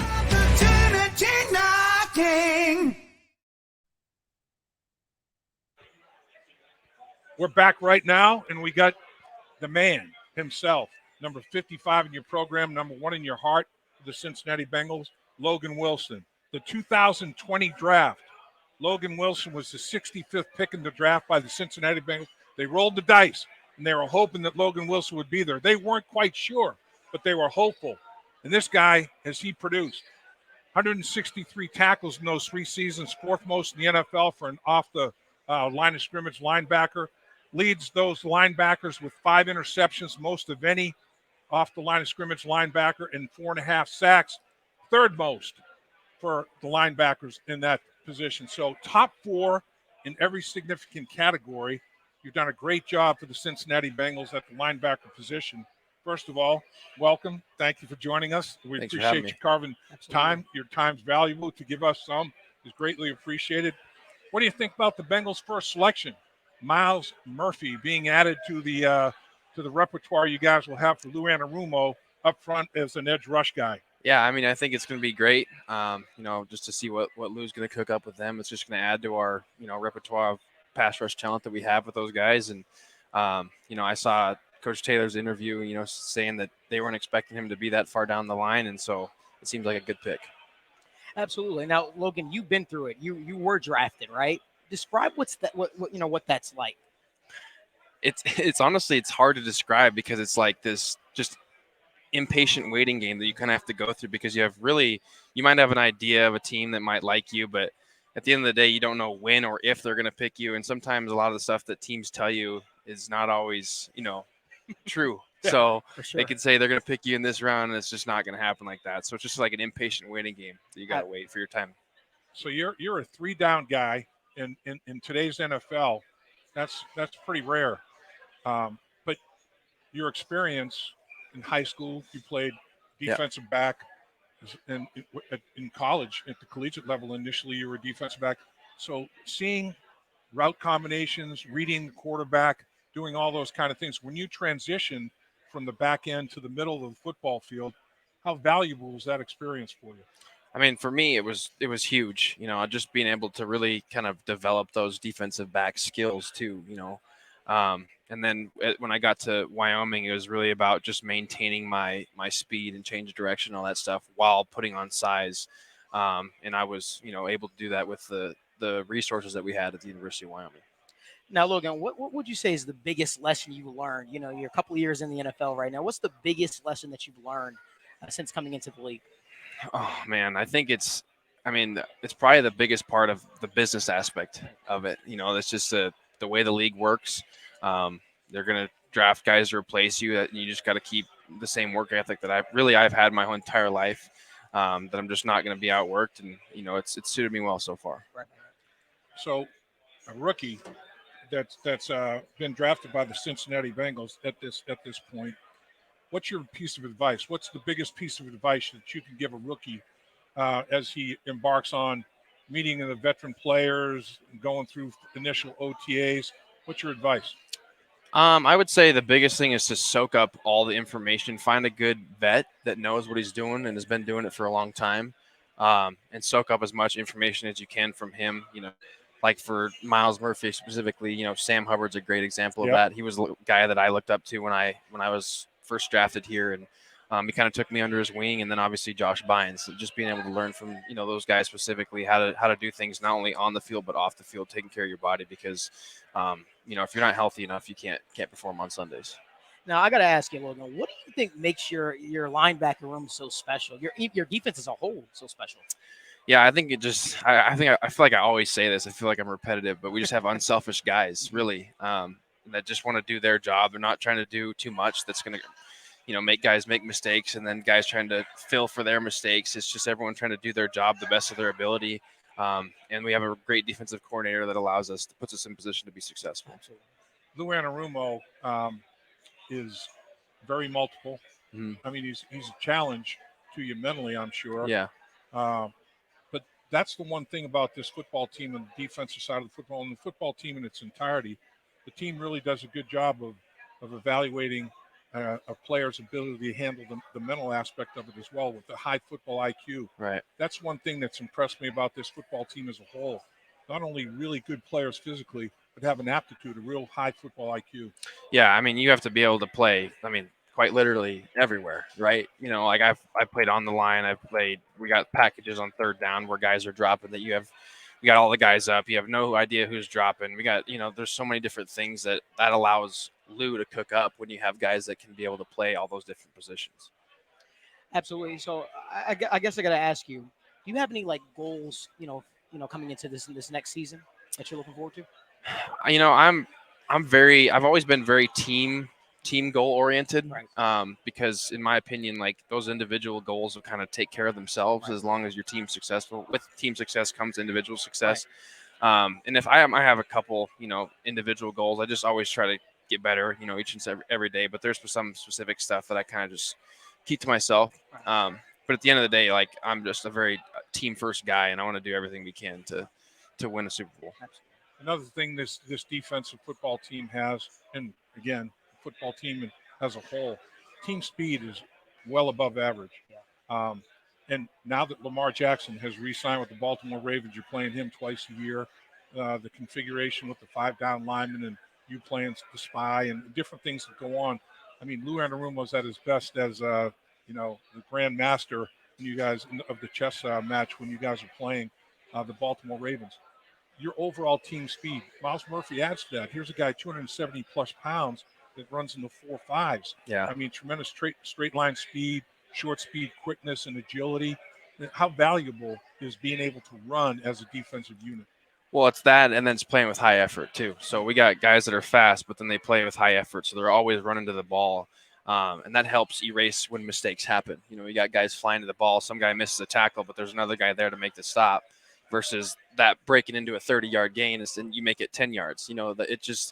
Those little plays throughout the course of a game can change it. So that's why we pride ourselves on playing with a very high effort. Absolutely. Now, Logan, I got to ask you, man. We're here in Cincinnati at the First Star Logistics annual Bengals Draft Party. What do you think is so special? You look out into the crowd. What do you think is so special about the Bengals fan base and how they come out and support? They support in droves. I mean, they travel, travel like crazy. What do you think is so special about Cincinnati? I mean, it's been unbelievable, since I've been here, just seeing the growth that we've had. Right. Obviously, winning helps with that.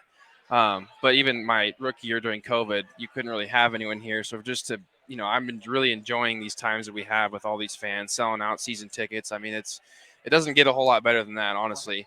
And so we're going to keep trying to put out those victories, on Sundays. And we really enjoy the fans, and they're huge for us, especially on defense, in our home stadium. It really affects the opposing team. You've got number 9 at quarterback, a guy named Joe Burrow. He's pretty good. Yeah, he's decent. He's all right. He can play. I'd take him. But we talked about it earlier. the AFC with Aaron Rodgers leaving the NFC and coming to the New York Jets. Yeah. There are 9 quarterbacks, out of the 16 teams in the AFC that are all very capable of making a Pro Bowl. If they play to the level that that they've shown in the past. Man, when you look at the in this era of football, it's a quarterback driven situation. Do you like that kind of challenge? Do you like to raise the bar, have the bar raised every single week where you're trying to exceed? Yeah, I mean, it's going to be tough regardless, in our conference to play. I think that at the end of the day, it's really about controlling what we can. Obviously there's going to be a lot of good teams out there on our side of the conference, but if we can control what we can, our motto inside the facility is always it's about us. Yeah. And we really take that to heart, and Coach Taylor preaches it all the time, and so guys kind of live by that.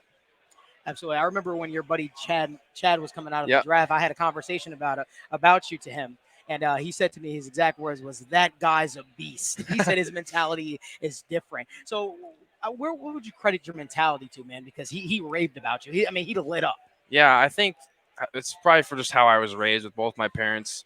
My dad specifically was always like, no matter what accomplishment I got, if it was in academics or if it was in sports, it didn't matter. It was always like his motto was always work hard and stay humble. Right. Because that's just kind of how I've lived my entire life, but that way. It didn't matter what I did or what I'd done in the past. It was all about moving forward and trying to get better, both in school and in whatever sport I was playing in at the time. And I think that never settled mindset, is a big credit as to why I have had the success that I've had in my career so far. From high school to college, you've transitioned successfully. College to the NFL, you've transitioned successfully. But is there a moment, is there a guy, is there a situation or an instance where it was the aha moment? Welcome to the NFL. These guys definitely are good. These guys are big, man. These guys are powerful. This is a special scenario. Yeah, I don't know if I had a specific moment that I remember. I just think the whole season in general, you're like, it's something new every game that you're kind of dealing with. And I think, probably going against the offensive linemen in this league, realizing how fast they are for how big they are. And when they're coming up to you, they're not trying to be your friend. So Right. It definitely took some getting used to. And I know in college, I had a moment where it was during like a scrimmage. I got cut and just fell right flat on my face and was like, okay, I'm never letting this happen again. You got to learn from it and move on. And that's just the mindset you have to have. And I guess another question I have for you. Yeah, you've been in the league for a couple of years. What has been your favorite moment so far? Probably the AFC Championship year. I mean, obviously we came short in the Super Bowl, but having this surreal opportunity of playing in the Super Bowl is like, you think about how many guys have played in this league have never even played in a playoff game, let alone had the opportunity to play in the Super Bowl. It was an unbelievable experience, especially with how many people were writing us off to begin that season. We just came off a 4-12 year, and our backs were against the walls, and we didn't care. And that was just our mindset that we had that year. So it was an unbelievable year. Lou Anarumo's base defense is a 2 linebacker scenario inside, and Jermaine Pratt, your running mate, who you guys are, in my mind, as good a duo as there is in the National Football League, bar none. I don't care who you're talking about. Throw out any names you want. I'll take Logan Wilson and Jermaine Pratt against anybody. He just signed a new contract, 3-year contract. Orlando Brown and Jermaine Pratt, the only free agent contracts that are more than 1 year, so they value Jermaine Pratt, obviously. Yeah. What does he mean to you as a teammate? And can you give us a little inside scoop into how negotiations are going with Logan Wilson? Because you gotta get 55 in the books, man. Got to get him signed. We're hopefully in the works with that, but we're in the works. We'll see. I don't know. It just depends. It depends how the dominoes fall, So, obviously, I would like to be here. So, just know that. So what's it like playing with a guy like that? Jermaine, he's very smart. The guy studies film like none other, and sometimes he just knows what they're running before they even call it out. And so it's always good to play with a guy like that. I think we both help each other. We both feed off each other. There's certain things that I might see during the course of the week on film that he might not have missed, or he watches a ton of film. He's a leader in the locker room. Guys look up to him, and we're really happy to have him back. So, Logan, we have a thing that we do here at First Star Logistics, where we have any guest that we have come and sign a helmet. Yeah. I would love for you to take this Sharpie and put your signature there. Be my pleasure. So On the the white one? helmet, I don't blame you, The white man. helmet, These man. Might are as sharp, well. aren't they? They're awesome. These things are unbelievable. Logan Wilson. There we go. His signature is much better than mine's. Yeah, really. I've had to perfect this thing over the years. And we appreciate you definitely doing that. Yeah. We appreciate you definitely doing that. So we're going to say our goodbyes to Logan Wilson. Again, appreciate you coming out and Pleasure, joining man. us on Thank our you. first annual Pleasure. First Star Logistics Draft Party here. And we're going to go to part 2 of my interview with former Bengals assistant offensive line and running back coach Kyle Caskey.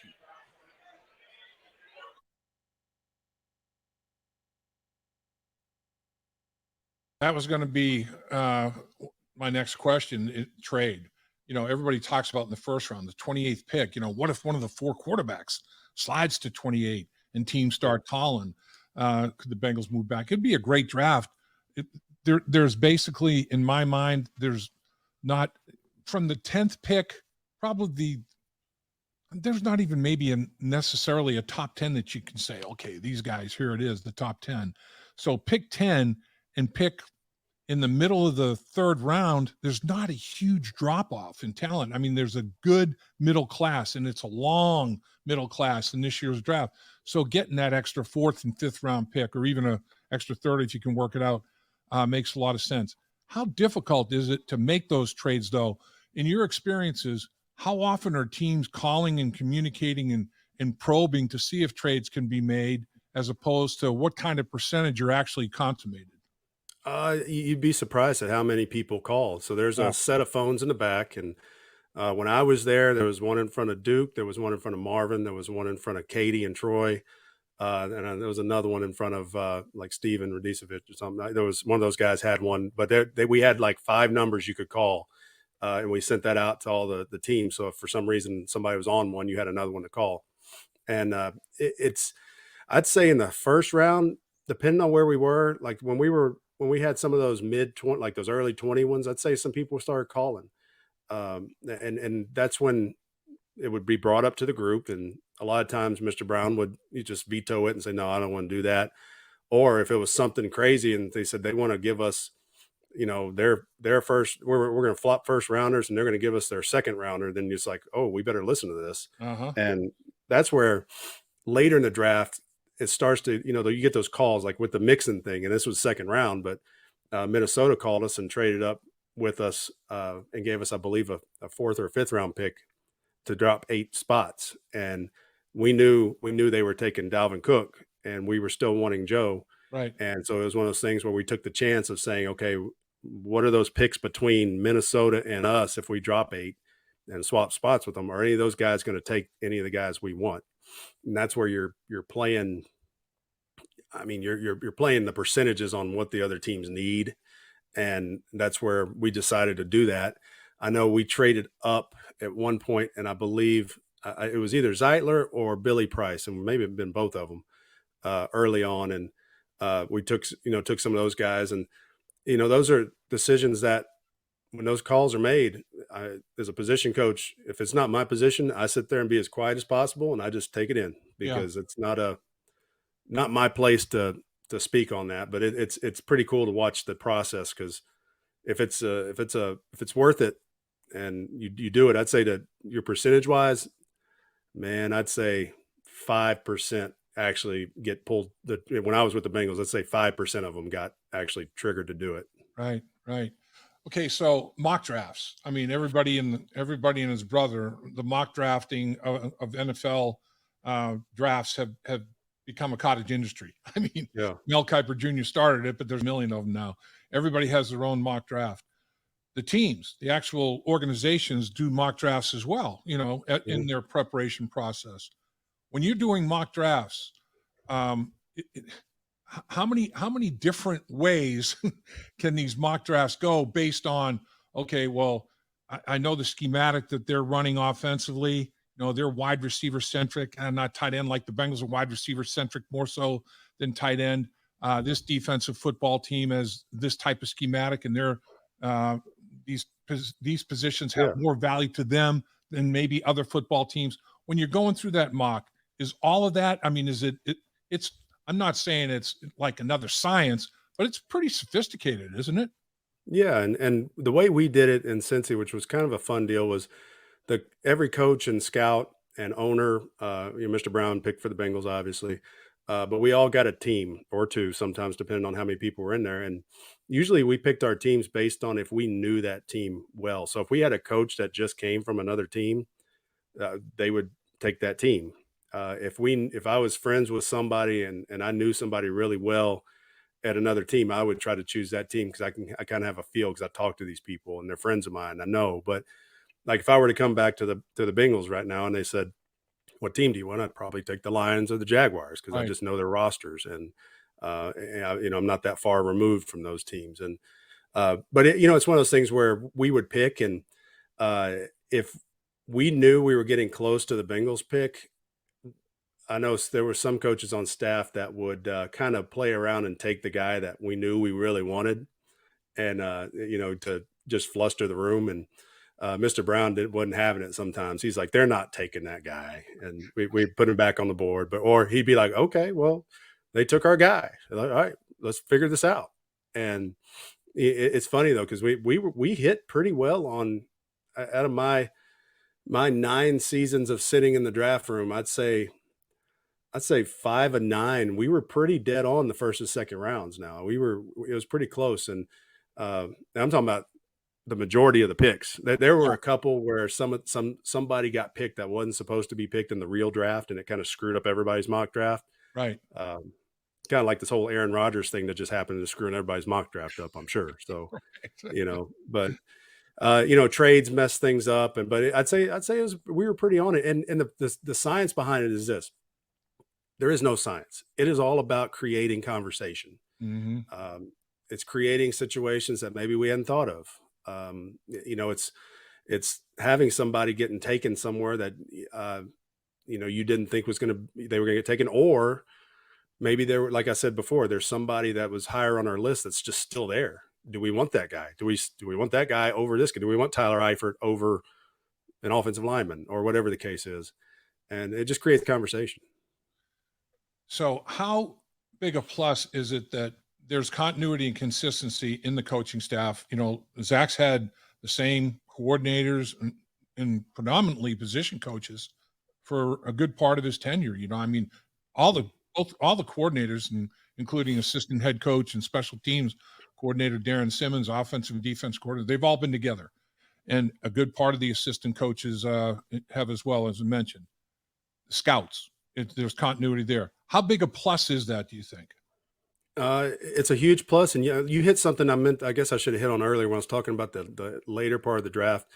Darren Simmons has been there since 2003. And Darren Simmons, I'd say, probably has had a hand in more 5th, 6th, 7th round picks than anybody, because at that point you are looking at somebody that is probably going to be a backup, but can they do something for our team? And that's where you get backup linebackers, tight ends, running backs, safeties. Those kind of guys get picked there because guys like Darren have put in the time to say, yeah, this guy's a core 4 guy for us. He can go cover kicks. He can, he can get back and block. And but other than that, I'd say the continuity really is important because number one, you're getting the same viewpoint year in, year out of where are we trying to get to? Because I know we changed coordinators quite a few. Well, I'd say between the time Hugh left, then we had Zampese, and then we had Bill Lazor. And you do that over about a 3-year period, and you're starting to get a different feel for what are we on offense. And same thing on defense. If you change guys too often, you start thinking, what are we on defense? But in all reality, I mean, the continuity is good because you're working with the same people. You've got the same flow with them, but you got to make sure you keep it on edge too, because I think sometimes if you're around people for so long, you start getting too comfortable. And I think they've done a good job because I watched Lou Anarumo's defense, and from what he started as in 2019, I believe, is when they came in. They're a different dynamic now, and they're growing. Right. And offensively, I mean, obviously, you got the best quarterback in the league, in my opinion. And all you do is you build around him, and they've done a great job of that. So I think just having the same viewpoint and doing that has helped him out a ton. Finally, for you, and I appreciate you giving us the time you gave us and the knowledge and the information. You've been great. The wild, wild west of college free agency. After the draft is over, immediately you guys are banging the phones in the 7th round, or maybe even earlier with guys. Hey, look, we'd love to have you here if in fact you don't get drafted. And sometimes I can imagine sometimes that's tough calls, you have with guys. They're disappointed they didn't get drafted. Take me through that wild, wild west of the recruiting, like you said, almost college recruiting of college free agency after the draft. Yeah, I think number one, you kind of hit it on the head just then, is that's a call they don't want to hear. Yeah. And there's certain guys you can make that call to and certain agents you can make that call to, and they understand. And you can probably make that call before the draft with some of the guys. If you just go, hey, listen, if you don't get picked, we'd like to have you here. Right. I hope you get picked. I just don't see us picking you in this certain position or whatever in this draft. And there's certain drafts that I knew we were getting one running back, and it was probably going to be an early guy like Joe Mixon. And then it's like, I know I'm not picking another one probably. And then, that's why I tell people we're picking one in the 1st or 2nd round, and I'll talk to you afterwards. But I think the biggest thing is when you get on the phone with these guys, and it depends on who their agent is. A lot of times, if you get agents that because over time you start to get to know these agents. Sure. And they become, people that you trust or you don't trust. And same with like me to them. They trust me or they don't trust me. And I mean, sometimes it's not my fault that they don't trust me. I'd say, hey, we're trying to sign your guy. And then all of a sudden we sign somebody else today. I'm sorry, man. And then they get mad. But right. Sometimes though, there's these signing bonuses, and there's a number, and I don't even know what the number is this year. It used to be around 75,000, and you could break that up between all of your college free agent signees for signing bonuses. You could give it all to one guy, or you could give, 5,000 out to whatever. And these agents start asking, well, the Cowboys are giving us 15,000 and you're only giving us 5. Okay. Well, the Cowboys also have a stable of running backs that aren't going anywhere. I'm just using this as an example. We have a shot that this kid makes the team. He's going to make the rookie minimum of 450 or 500 or whatever it is now. And do you want that extra 10,000, or do you want that extra, 500,000 when it's all said and done? Yeah. And that's where I tried to explain to the players is, listen, you have a legit shot at making this team. Like I'll use a guy, Quentin Flowers, that we got from South Florida one year. He was a quarterback in South Florida, but we signed him as a running back. And he had talents that I knew could translate to running back. Mm-hmm. And that's what I kept trying to tell him. You're probably not, you have a better shot at making our practice squad or our team as a running back than you do as a quarterback. And I just had to have that honest conversation with him at the time. And not that he wasn't a good quarterback, but he was a better runner. You put him at running back on South Florida's team, and he was the best running back on the team. And there was 2 guys that got drafted off that team. So point being is you have to have those conversations with those guys and explain to them. And a lot of times when you land a guy like James Wilder Jr. that we had for a couple of years, Terrell Watson, you get guys like that, Trey Carson. Those are really, really good running backs that we got to come in because they trusted us that, listen, you come in and work, you'll make the team at some point, and they all did. Dave Lapham here, and every day I am grateful for my experience to have played professional football. As a player, I realize self-motivation, leadership, and appreciating your teammates are key. At First Star Logistics, you can use those same attributes to create the life you want for you and your family. Build your future by working hard like I did. You'll see results both on and off the field. Call First Star Logistics today and be part of our winning team. And we are live here at the Handlebar at the Great American Ballpark. Welcome back to the First Star Logistics Annual Draft Party. If you guys are watching this, make sure you guys like this video and subscribe to the YouTube channel. So before we get to the panel, the Bengals are going to be up in about 2 picks, I believe. I want to look at the graphic of Joe Goodberry Evan McPhillips, and Malik Wright. I want to see you guys' best players available, and I want to walk through a couple of them. Darnell Washington still on the board. DeJuan Jones still on the board. DJ Turner still on the board. Malik, what are you looking at with the Bengals 2 picks away? DJ Turner makes a lot of sense here, guys. We keep talking about it. That's a name that we keep circling the wagon coming back to. With the cornerbacks flying off the board, it makes sense. He makes sense. But an underrated guy that also makes sense here that's not on my board, Tucker Kraft. Me and Joe and Dave were just talking about it here. Tucker Kraft is a tight end that's flying under the radars. Tight ends are also flying off the board. So he also makes sense. But for me, I love DJ Turner, guys. I do. We just had a tight end go off again with the Cowboys. Luke Schoonmaker out of Michigan, and I did not want him. So good job, Cowboys. That does not hurt us at all. He's almost 25 years old, and not a big fan. So Tucker Kraft, yes, I'm with you. The other guy is Keely Ringo. I know a lot of Ohio State fans don't really love him because Marvin Harrison Jr. did his thing, and he's going to continue to do his thing. But Ringo is 20 years old right now. He's not even 21 yet. He is a physical tackler, played in a Georgia defense that was highly successful, and he matched #1 receivers in college football. I'm with you. Ringo, and Ringo was his name. I mean, 20 years old, first-round pick, 21 years old, second-round pick, potentially 20 years old. You talk about young guys that have upside potential. You can develop them, bring out the best in them. I mean, that's a coach's dream right there. You bring a guy into your organization that literally could still be playing at the collegiate level and develop those guys, and they've shown that they can play. That's good stuff. That's big time. Well, we're close. We're close. 2 picks away. What is there a feel? So I got to ask Joe a question. All right, go. Joe, you talked about it. You said if we come back around, we circle the wagon, and Torrance is still here, and he's still here, would you pull the trigger if you're the Cincinnati Bengals? Would you draft Osiris here? I would. And I know they like Cordell Volson, and they've got a lot invested in him, and they see him as a cheap asset, right? When you're paying everyone else a veteran salary on your offensive line, you need some cheap guys to step in. Cordell Volson is that as a 4th-round pick last year. But I think Osiris Torrance could walk in and give him a run for his money for that starting job right away in year 1. And listen, I don't want to bench Volson, but at the same time, if you're raising the floor of this offensive line and the ceiling they already did, I think in free agency with Orlando Brown, I think you're protecting your best investment in Joe Burrow with that. So I know we're talking right here with Dave, and I know Dave's a huge fan. Let's build the trenches, right, Dave? Well, yeah, but I'm telling you, second-round interior offensive lineman, they probably feel like they could address it later. Yeah. I'm not sure that they would invest a second-round pick on a guard that, will he beat out a guy who was on some all-rookie teams, played at a pretty high level. And he is a behemoth. He is a massive kid. There's no question about it.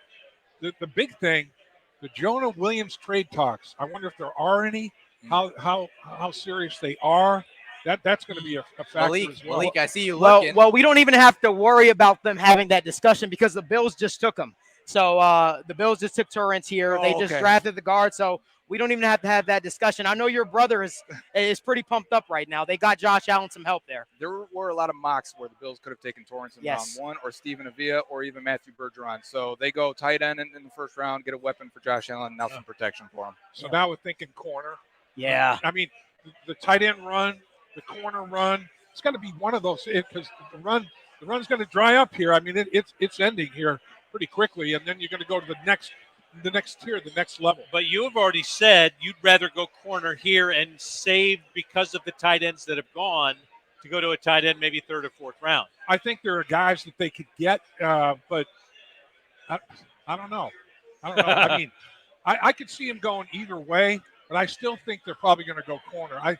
I think, again, it's a quarterback-driven league. You gotta be able to cover. You got to be able to rush them, And I think they feel like they've got enough at the tight end position with the 2 second-round picks they signed, their own Drew Sample and their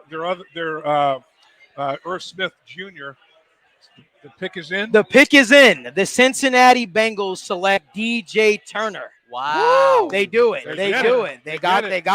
They got him. So, yeah, man. Yeah, the guy that we were all raving about, we were all pumped up and excited about, we kept talking about here, he falls right to the Cincinnati Bengals here. DJ Turner, that's a hell of a pick.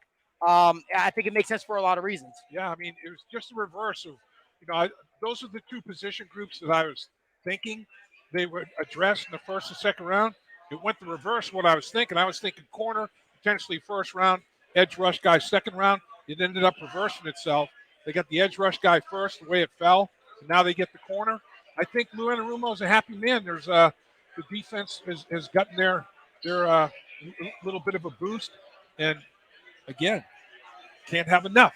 Rush guys, cover guys, period. I think this may help us project how they're going to go. Last year, they took all athletes, speed guys, right? And to start with, Dax Hill, Cam Taylor-Britt, Tyson Anderson. They go Myles Murphy in the first round here, another highly athletic young guy. Now they're going DJ Turner in his 4.26 speed.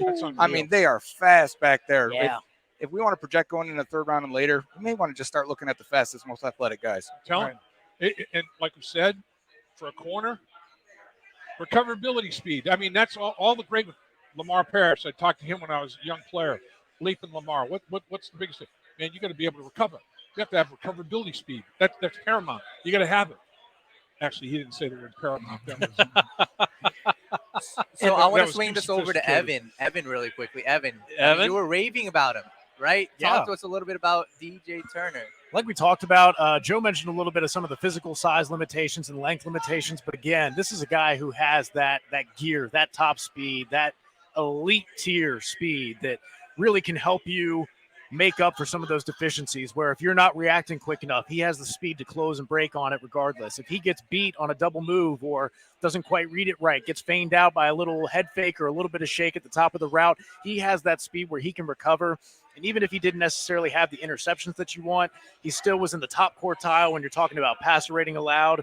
He had 8 breakups and interceptions combined, and his forced incompletion rate was still at 20%, which is up there above guys like Cam Smith, like Keely Ringo. So it's a guy who still finds ways to be involved, uses his speed, and I think if a little bit between the ears comes up and catches up as well, then you have a home run pick here for the Bengals. I mean, if you're going around the board, you guys are saying we got exactly what we wanted in round 2, and if you're going to let it play to you, and Dave, you and I talked, I said, Malik, we talked. Neither of you thought Bengals are going to trade up. Right. They don't want to give away picks. Right. They'll wait for what comes to them, and what comes to them is exactly what they need, right? It is. And you look at it, we're talking about the speed. We're talking about it with Logan Wilson. Logan Wilson can run. Pratt has above average speed. They drafted a defensive edge guy that's 270 pounds and runs 4.5s. I mean, they are fast. They've got Osai can run. I mean, they get guys that on this defensive football team that can run. Their safeties, Dax Hill, So he can run. The pick is in. AJ Green. AJ. Waiting on the breaking news from AJ Green that we already know is going to come at corner. DJ Turner. There we go. Somebody likes the Michigan defensive backs in that room. Oh, yeah. Oh, yeah. No question. And I believe this is the first time in Bengals history where they draft the 2 defensive players back-to-back in the first and second round. They're showing the highlights up here. DJ Turner, 46% career completion percentage against him. I mean, this is a guy that's really good in zone coverage, up in the upper half for PFF grades in zone coverage. You're going to see a lot of very, very high-end athletic plays out of him right here. It's one of my favorite ones right here as he squeezes this guy to the sideline. And you make a great point. They like Michigan defensive backs. When they did their due diligence on safety, they studied the corners. Mm-hmm. They talked to the position coach, safety coach, corner coach, defensive coordinator. I mean, they got themselves a couple of guys that can fly. Oh, yeah. Dax Hill can run. Yeah. I mean, he runs as well as most corners, and they're going to line him up at the safety position. Now his teammate can beat him by a couple of steps in a 40-yard dash. They're fleet of foot back there on the back end, man. Don't forget Nick Scott, who they signed. Exactly. He's fast. He is. They're loaded back there in speed. He is. He's sub 4.4. Yeah. He's like high 4.3s, 4.38. I mean, the safeties are going to be – Lou Anarumo is going to have so much fun. The mad scientist is in the lab right now, and he's putting some things together, and he's going to come up with some concoctions. I don't think they're getting a pick for the rest of this draft, though. It's all offensive. Oh, yeah. You're right. Oh, yeah. It's over now. Yeah, I mean, Joe, I know how you feel about it. You're smiling from ear to ear. This is a guy that Evan even raved about on the State of the Jungle shows. DJ Turner, that's a home run pick. That's a home run pick. Oh, yeah, I feel that way. I had him graded on film as a second-round pick. I think this is correct value for him. I did mention Ringo earlier. That was a consensus better player, but again, there's concerns with Ringo. I think a lot of people saw that.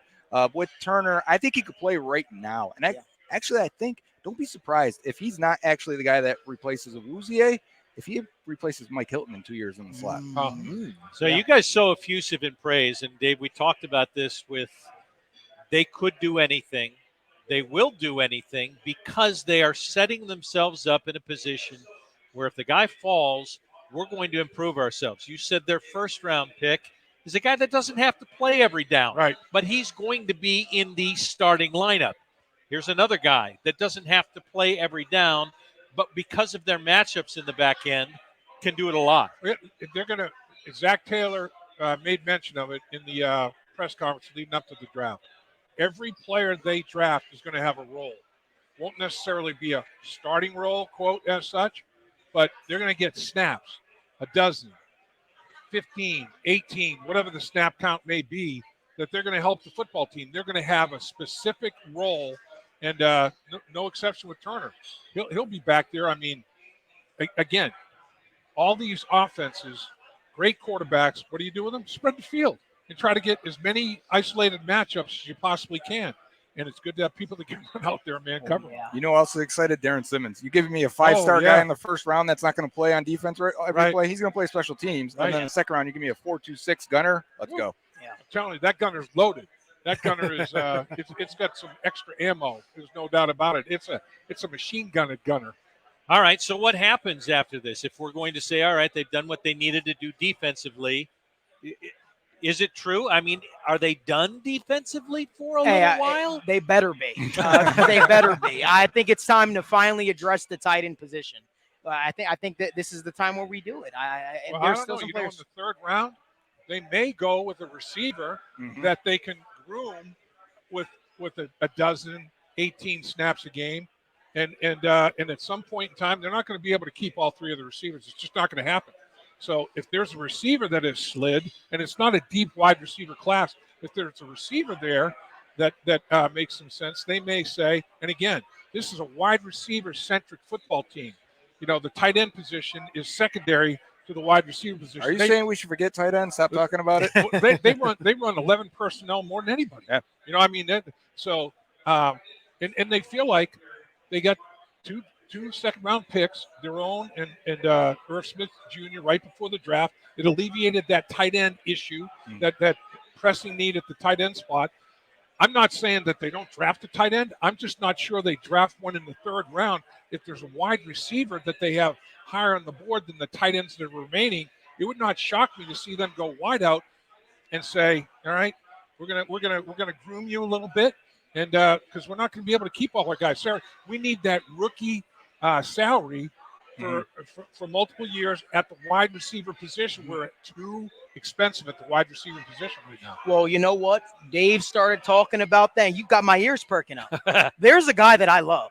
I talked to him at the combine. His name is Marvin Mims. Oh, yeah. His name's Marvin Mims. You talk about a guy. He's a guy. He's not related to Joe's old guy. Come on.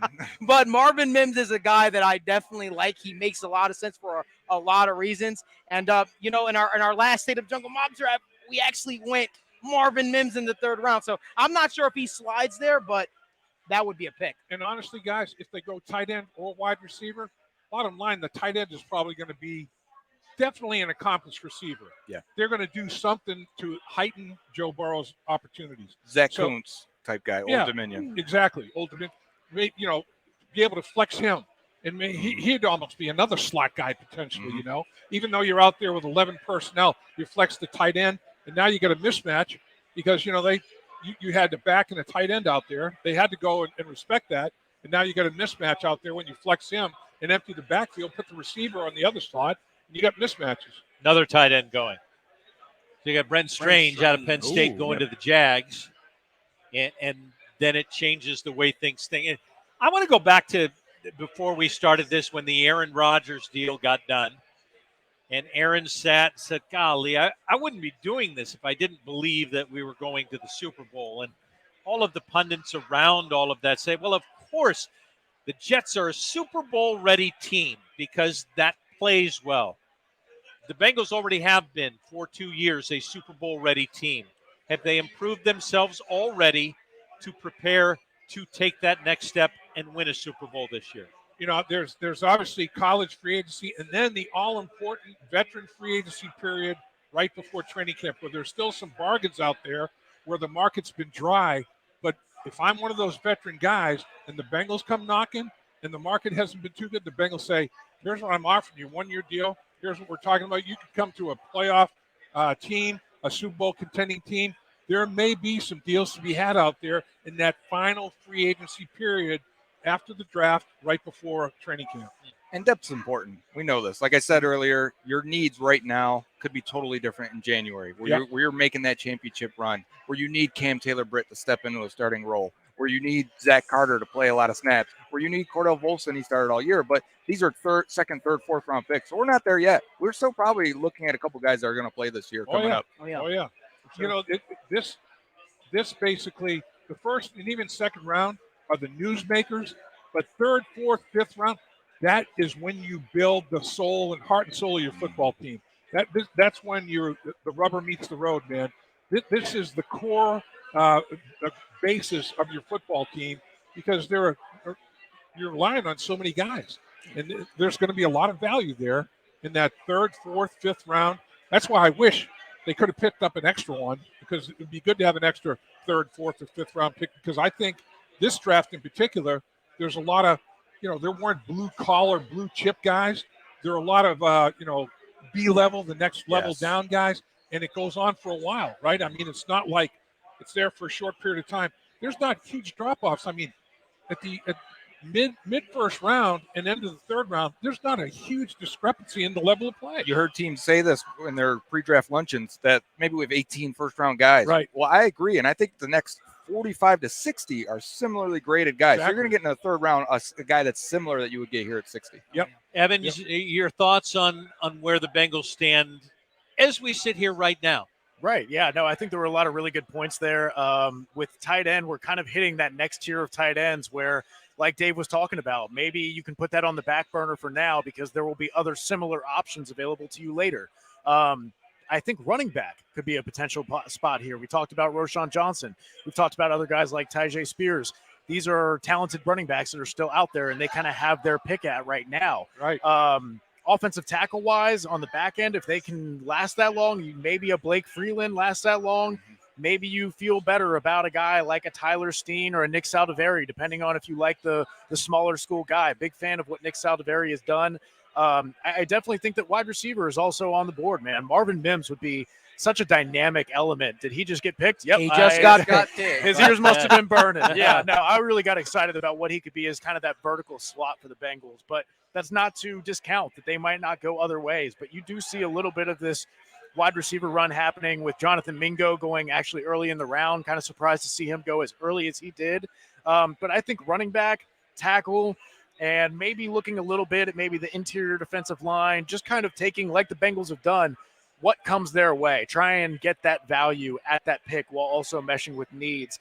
I feel like you might be getting in that range where if Tucker Kraft doesn't fall, I don't know how big of a difference there is between all these other guys who all have their own warts that need development, and whether or not you want to invest a higher capital draft pick in a position that generally we see takes 2 to 3 years to hit their stride and really become who they're going to be for their careers. I can see other immediate needs like running back superseding that kind of pick.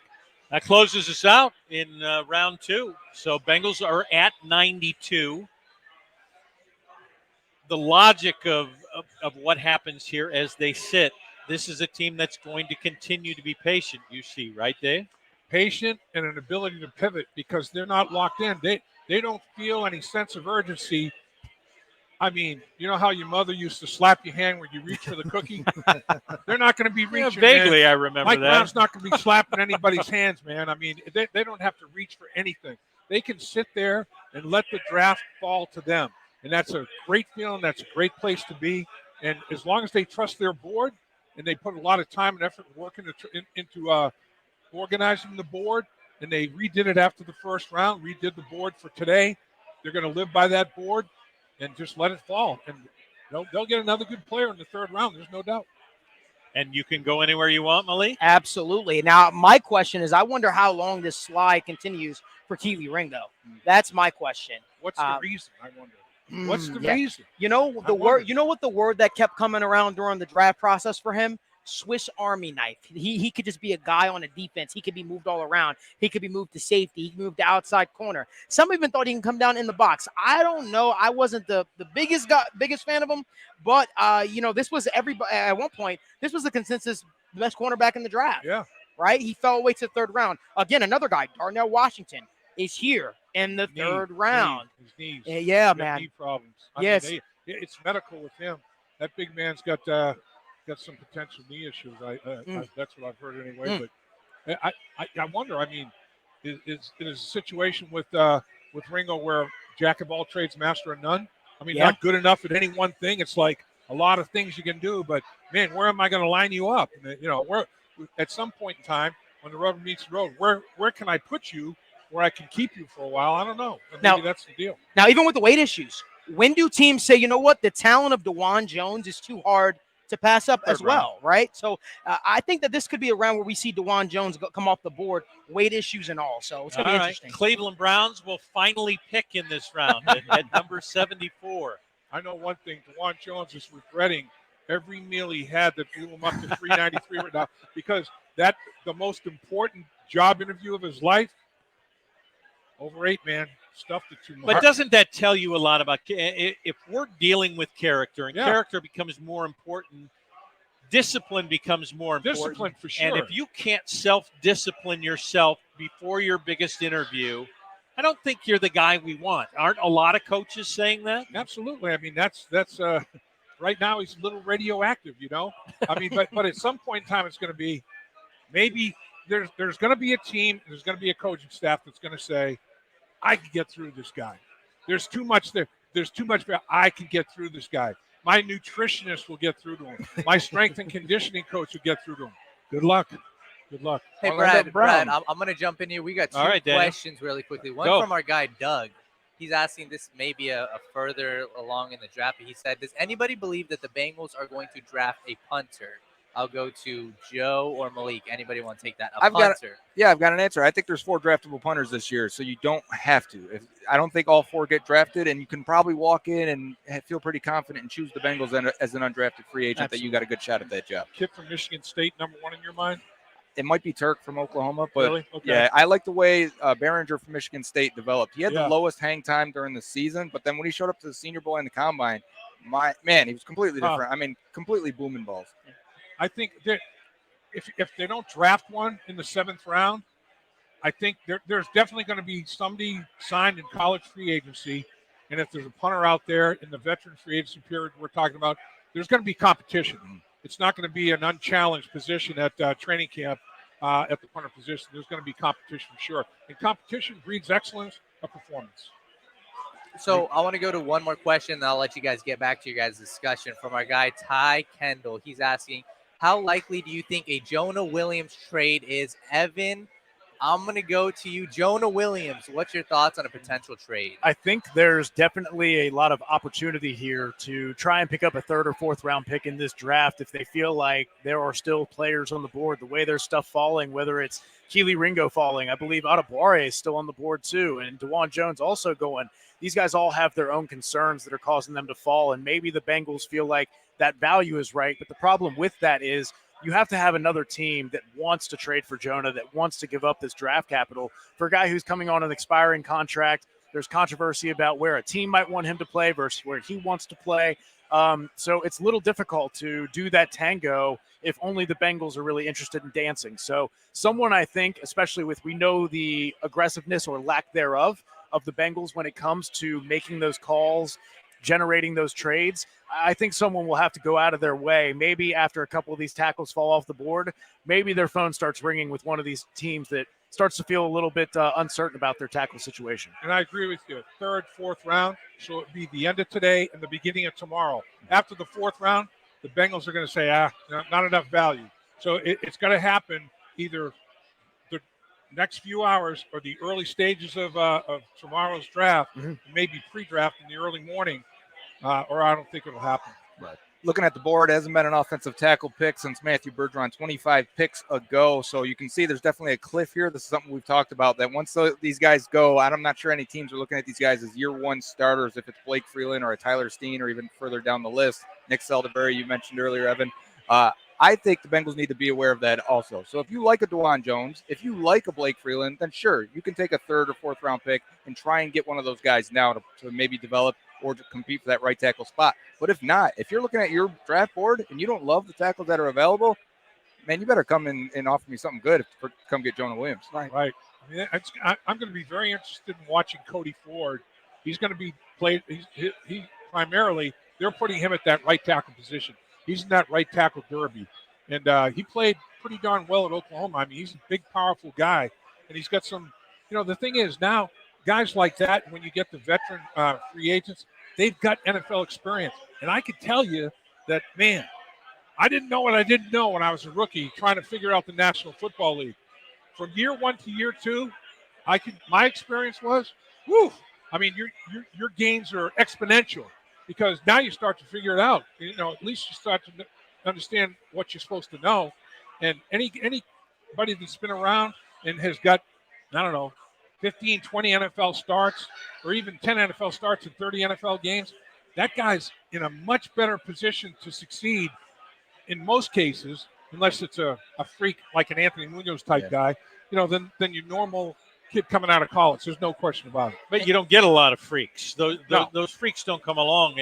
So Joe Bag of Donuts, come on now, Bengals fans, all they care about is Joe B. Is Joe B good? And if they're walking into the draft here on Friday night and say, how's my offensive line? Is Joe B going to be good? Is the offensive line that much better that Joe B is going to be that much safer this year? I mean, looking at the offensive line, with Orlando Brown being signed at the left tackle position, they've got three guys now in the offensive line, Orlando Brown, Karras, and Kappa, that have won Super Bowls with different franchises. 3 of their 5 starting offensive linemen are Super Bowl champions with different teams. Now, the Kansas City Chiefs have 3 offensive linemen won a Super Bowl, but that was with the Chiefs last year. It is amazing to me that the Bengals have figured out how to get 3 different guys in their starting lineup that had that kind of success with different franchises. So they're bringing in different experiences, but the common denominator is they know what it takes to win the big enchilada. And that's huge. That's big. I think the Bengals offensive line is going to be pretty good. It's going to be interesting to watch that right tackle derby. But one thing they've got, this offensive line has some depth. Mm-hmm. They got guys that the 8 offensive linemen that they start after deactivations on most Sundays is going to be upper crust in the league, I think. I really do. What you've always said, Dave, is because you were there, smartest guys on our team are on the offensive line. And if you're adding 3 guys who've gone to the bowl, won the bowl, you're adding so much wisdom to a team in the spot where you need that the most, in addition to the protection. Your intelligence level goes up on how you play the game. And Brad, when you meet Orlando Brown and Ted Karras and Alex Kappa, you will be unbelievably impressed with not only their ability to play football, but their overall intelligence, football IQ, overall intelligence, leadership abilities. I mean, you'd like to have a leader at every position group on the football team. The offensive line has multiples. Ted Karras will say to you, man, I really rely on Alex Kappa. A lot of stuff Alex Kappa has talked about and the things that he's been exposed to. I mean, this locker room, and culture is a much used word, and it can get kind of trite. But man, they have a darn good culture in that locker room. The jerk factor is minimal. It's almost goose egg. I mean, there are no guys that's like, can't stand this dude, man. Right. I mean, everybody. You really got to like each other if you're going to win. No absolutely. Yeah. No question. So a lot of people are asking about DJ Turner, and I want to get, imagine you guys are the Bengals head coach and the coaching staff. Year 1, what can Bengals fans expect out of DJ Turner year 1? Him backing up, more than likely. If Chidobe Awuzie is back and healthy, you have your 3 starters with him, Cam Taylor-Britt on the other side on the boundary, and Mike Hilton in the slot. But you get to that fourth corner. How many years in a row now have they gotten to the fourth corner? Eli Apple was never expected to start the last 2 years. Right. He started and played the majority of the snaps the past 2 seasons. You're going to get to the fourth corner at some point. He's going to play, and I like Sidney Jones who they brought in as well. Oh, yeah. And don't dismiss the relationship that Lou Anarumo and Eli Apple have. Eli Apple may be signed in that last veteran free agency period that I'm talking about. And like we said earlier, every rookie is going to have a role, not necessarily a starting role, but a kid like this, like Turner, he'll be able to do multiple things for Lou Anarumo. He'll be able to play in the slot. He'll be able to play outside. I mean, he's going to give position versatility as well. If you can't play more than one position, Lou Anarumo wants no part of you. They had to play Dex Hill at a game at outside corner. Absolutely. You don't have to worry about that anymore. Yeah. He learned some lessons, man. It Oh, didn't yeah. go well. It's a different game out there. He learned some lessons. There's no doubt about that. No doubt. Tyler Steen off the board just now, guys. We talked about him. Yep. So we have some people asking about the tight end position right now. There's a lot of great tight ends. Darnell Washington still on the boards.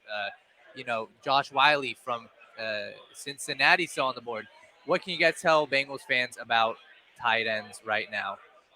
I'd be for Josh Wiley. I think Josh Wiley would be a decent selection. I'm not saying in the third round. I'm saying later. Right. I'm saying fourth round on. I'm not saying a third round pick with Wiley. But the problem with Washington is you got a big bodied tight end that's got knee problems. I mean, that's every kind of color flag you can think of. Yeah. Red, everything else. That's enough. Yeah.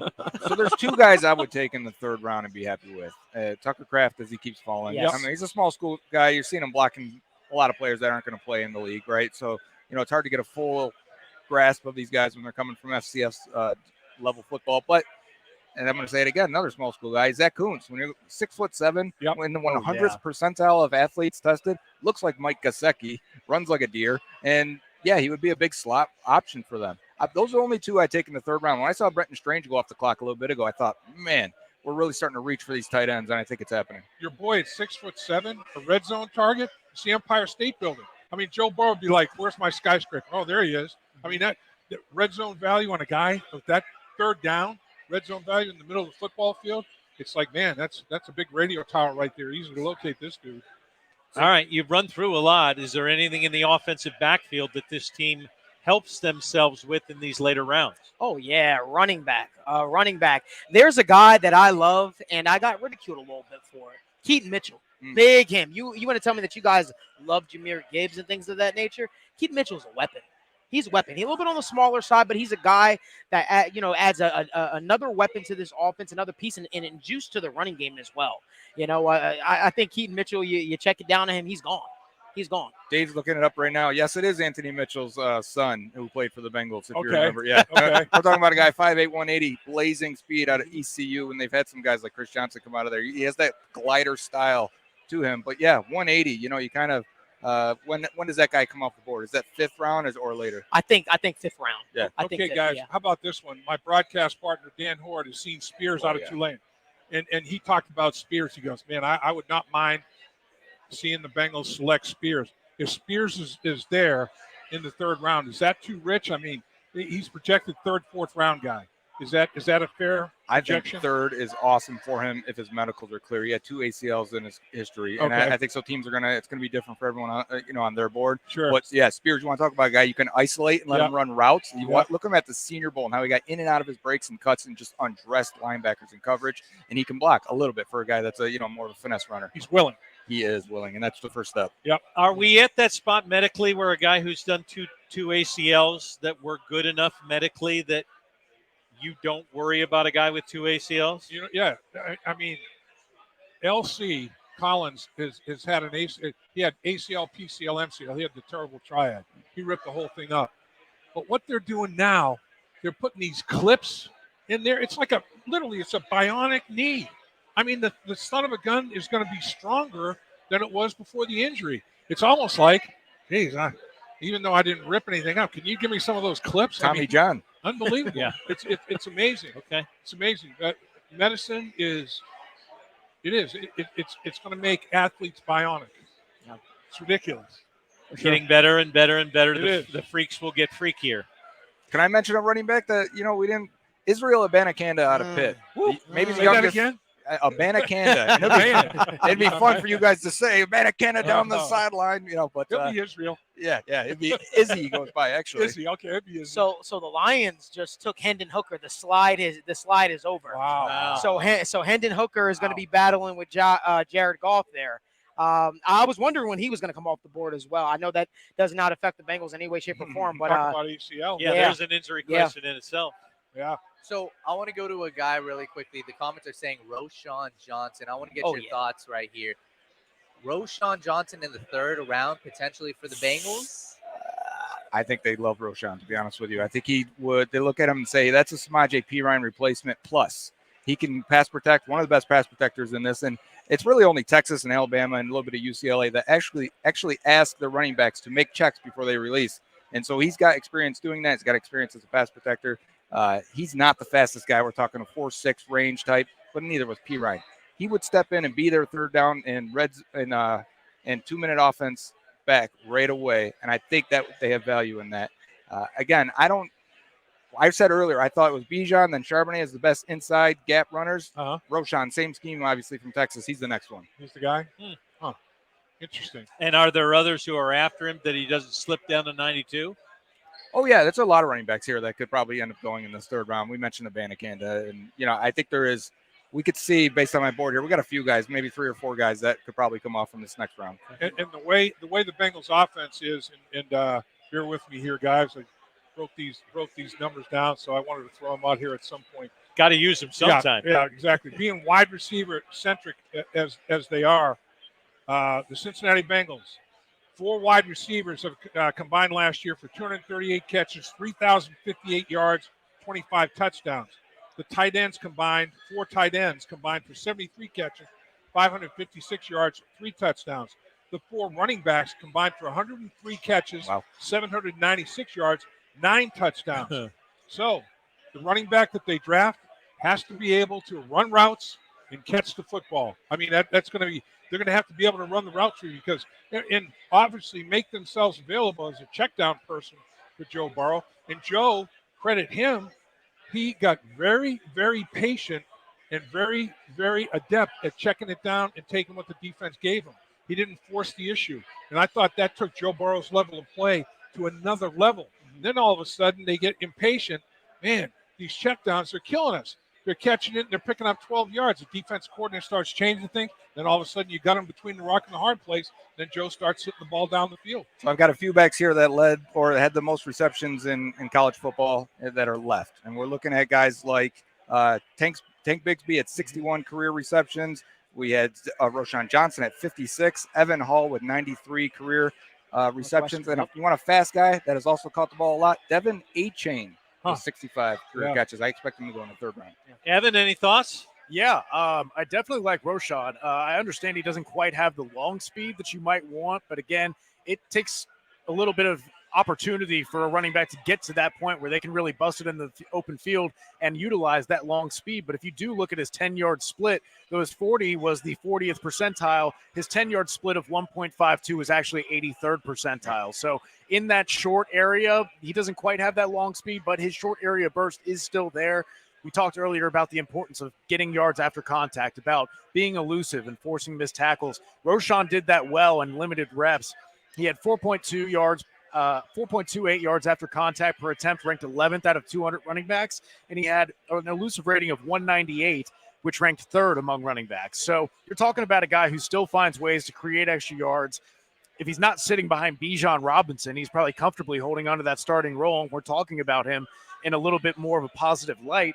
But you're still talking about a guy who's got great contact balance, is elusive, can make you miss or go through you, and has great size and length. The guy is, I think, 6 foot and 220 pounds. So what you're looking for from a size profile. And he's one of the remaining backs here who gives you that kind of complete profile, both sides and what you want out of the production there.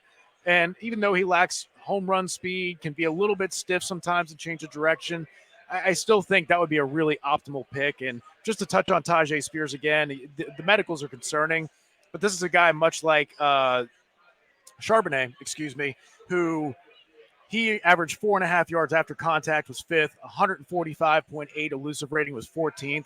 And the guy his start-stop ability is incredible. The ability to accelerate, threaten a defender, and then just stop on a dime and destroy that tackling angle. Let the momentum carry that defender. He is good at altering his strides and his pace like that to help destroy tackling angles in that way. He's got great cutting ability. His ability to bounce on that first cut is really good. And he gives effort in pass protection if it's not quite there. But like Joe and Dave referenced earlier, the will to pass block is what you're really looking for. Yep. You can worry about the technique later. So those are definitely two guys I like. And I already talked about Tanks Bixby and how much I like him. I think any of these guys would be valuable additions here. Dan Horde said he's tired of seeing Spears rip up UC.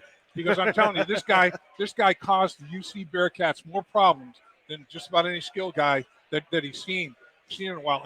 And I look at the lack of breakaway speed. You know, the Bengals drafted 2 running backs. Talked about Rex Burkhead still playing. Yep. Right around the same time, Giovanni Bernard just now retired. They have a history of not necessarily playing 25 years with the Cincinnati Bengals, but they get 25 years in the NFL. It seems like. I mean, they're Methuselah. You know, they're around forever. So if the Bengals can find somebody like that, and it's hard to keep them, it's a different era now with salary cap and everything that goes along with it. But they've had a track record of finding roles for running backs that don't have world-class speed. You know, I mean, they can work them into their offense and get good success out of it. 2 late guys then that could help the passing game and maybe fit like the Giovanni Bernard, or at least look like him a little bit. And that's Eric Ray out of Oklahoma, and maybe even little Deuce Vaughn out of Kansas State. He's tiny, but man, he may have the biggest heart out of this entire draft. He is, man. Yeah. Not the size of the dog in the fight; it's the size of the fight in the dog. It's a big dog in there. So we've got a question here from TJ Deller, and this is one that a lot of fans are asking. Is defensive line off the board? And I'm going to go to Malik for this one. Is defensive line off the board because the Bengals took one in the first round, or is it still best player available? I never say never. I wouldn't say that it's necessarily off the board, but I certainly think that you're getting to that point where there are going to be other positions that you have to, that you have a bigger need for right now at this point. And I think that it's going to be tough, especially when you see the run on tight ends. To Joe's point, the running backs. You even got to wonder at what point do they address the offensive line if they do. There's still some people out there, still some guys out there. So never say never, but I'd be hard-pressed to see them draft the defensive lineman in the 3rd round here. I'll tell you, one interior defensive lineman that was heartbroken that went Benton. That dude, man, he can two-gap a rhino. He can two-gap an elephant. That guy's an immovable object up there, man. He is stout. To make it worse, he went to Pittsburgh. Pittsburgh. So we've got Bengals for Life is asking about Darnell Washington. Apparently, there's some medical concerns. But if Darnell is there at 92, are you guys taking him or are you guys passing up on him? These questions are always tough when it comes to medicals. We're not privy to that information usually. And so I can only go off what we've seen on tape and what we've heard. Yeah, he's worth the pick now, but you don't know with the medicals. It's hard to answer completely. Because it's all a risk reward. When it finally balances itself, he'll be picked off the board. So I think if he's still there, it tells you what teams are thinking. And Joe, to your point, during the draft cycle, guys sabotage, put information out there about a guy's medical and exaggerated. So, maybe somebody decided to put information out there that his knees are in worse shape than they really are. Tyree Wilson, there was word out there that the foot injury that he's got may cost him the entire rookie season. Well, the Raiders said, yeah, so what? I'm picking him at number 7. So, sometimes it hurts a guy. Sometimes teams ignore it and they trust their own medical, but don't know exactly the status. And every team, if the guy has had an injury issue, they'll bring him in for a visit and they'll have their own doctors give him the entire medical examination, give him the thumbs up or thumbs down. Don't know how often that was done with this particular player, but that's the procedure. We've got somebody asking about DeAndre Swift, right? Steve Levine said, DeAndre Swift, would you guys trade for DeAndre Swift if you were the Bengals? Evan, I'm going to go to you on this one because apparently he's on the trade block. You know how I feel about giving up assets for running backs when generally we talked about the volume of quality prospects that you have in these middle tier rounds. You can find these guys that are only going to cost you less than $1 million, $2 million. You're talking about going from dedicating upwards of $15 million to the running back room to now you're dedicating 5 or less. That gives you almost a brand new starter elsewhere that you can fill a hole with. So I like the idea of staying cheap at running back. So I don't like the idea of giving up assets for another running back, particularly one who can't stay healthy. And obviously the Lions quite quickly soured on him. We're not feeling like he was in practice enough, was sitting out practices, is some things I've heard before from other people. And they didn't like his work ethic, didn't feel like he had that that desire to be the best player he could be. And I think that's part of the reason that he is on the outs and that they prioritize Gibbs so high. So I would be reluctant, and I think that the Bengals have really made a point to get these captains, these high-character guys who love football and really want to do that. And I don't know that DeAndre Swift necessarily fits that profile for them. All right. Sounds good. Well, you know what? Today's draft experience, a little bit different than it was back in the day. Lap was able to sit back with Ted Karras about his draft day experience. The Bengals center, Ted Karras, 2-time Super Bowl champion, and a leader of men extraordinaire. Ted, appreciate you carving time, my man. Well, thank you so much for having me, Dave. Draft night, always a weird night for the current players, but very exciting to get some new teammates. So, first round in the books, second and third round. What was your biggest memory of your draft day or draft night or draft weekend or the draft in general? The draft in general, well, I didn't even, going into my senior season, no one had talked to me. I was coming off an ACL. Ended up having a good season. I didn't really know my pro prospects. Knew I wanted to play. Knew I could play. But my agent, I ended up signing with an agent. Jeremy Newberry is fantastic. He played 11 years at center for the Niners. But, great agent, great friend. But he told me your only chance of getting drafted is Patriots in the 6th round. So I took that and then ended up deciding to throw a humongous day 3 draft day party at my parents' house. There you go. With about like 250 people there. And all day, I'm sweating it out. I don't really know if I'm going to get drafted or not. And the Lions kept calling. You get a phone call. You pick it up right away. You're excited. Everyone get quiet in the party. And they just keep saying they're about to take me, and they never do. So, we're coming down to the Patriots had the last pick of the 6th. They had 2 other picks in the 6th round earlier.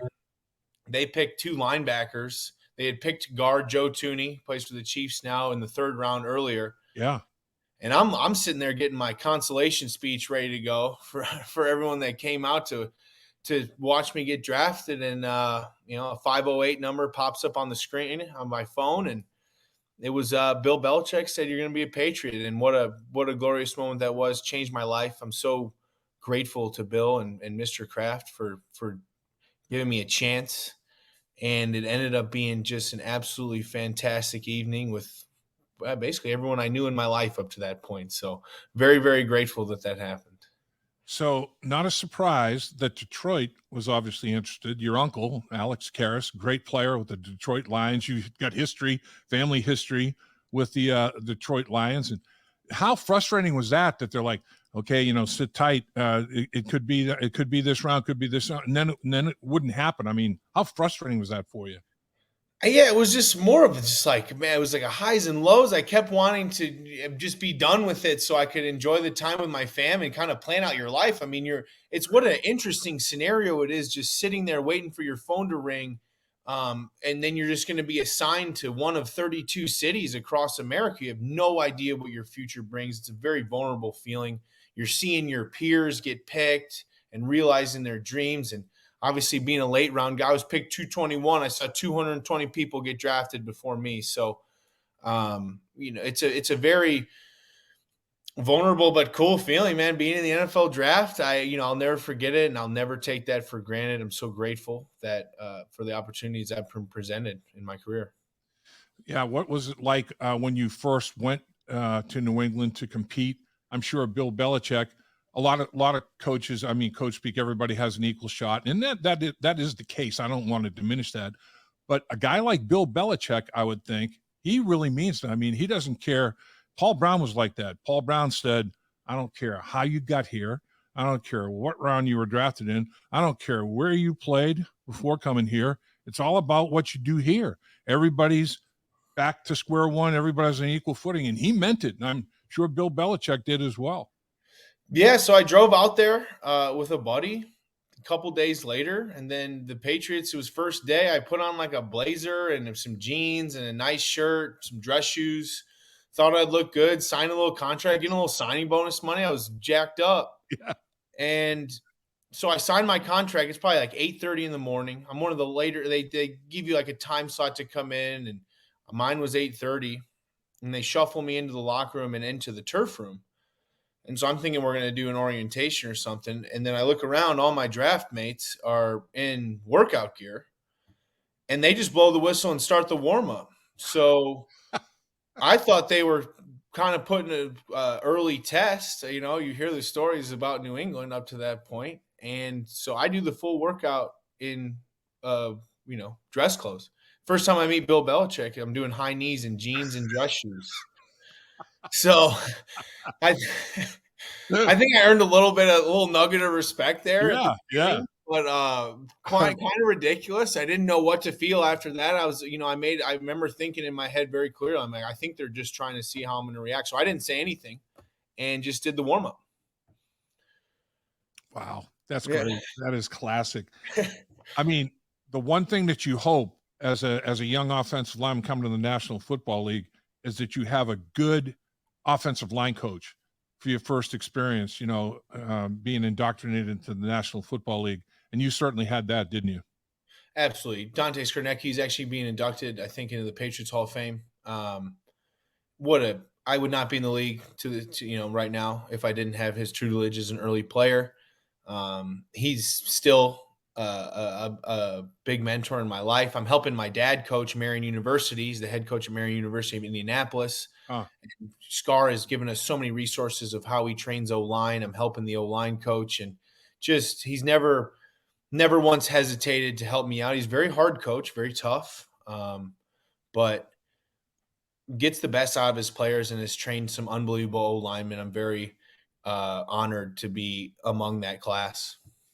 When you went in to the Patriots organization as a 6th round pick, 200 and whatever it was, what was your mindset, Ted? I mean, how did you go in there? What was your thought process? This is your shot, so just go as hard as you can. Do whatever they say. These guys have won it, so obviously they thought you were good enough to be a part of their team, and I didn't really think about it too much. It was just going out there and trying to execute what the coaches wanted me to implement, and ended up working out. They ended up liking me. I was high energy like I always am, but this is your shot. I didn't, growing up, it was always my dream, but early on in college, no one really ever ranked me. I wasn't very highly regarded. I didn't have illusions of being a first round pick, and I could have never imagined being 30 years old playing football in Cincinnati. It will never be lost on me how grateful I am to be here.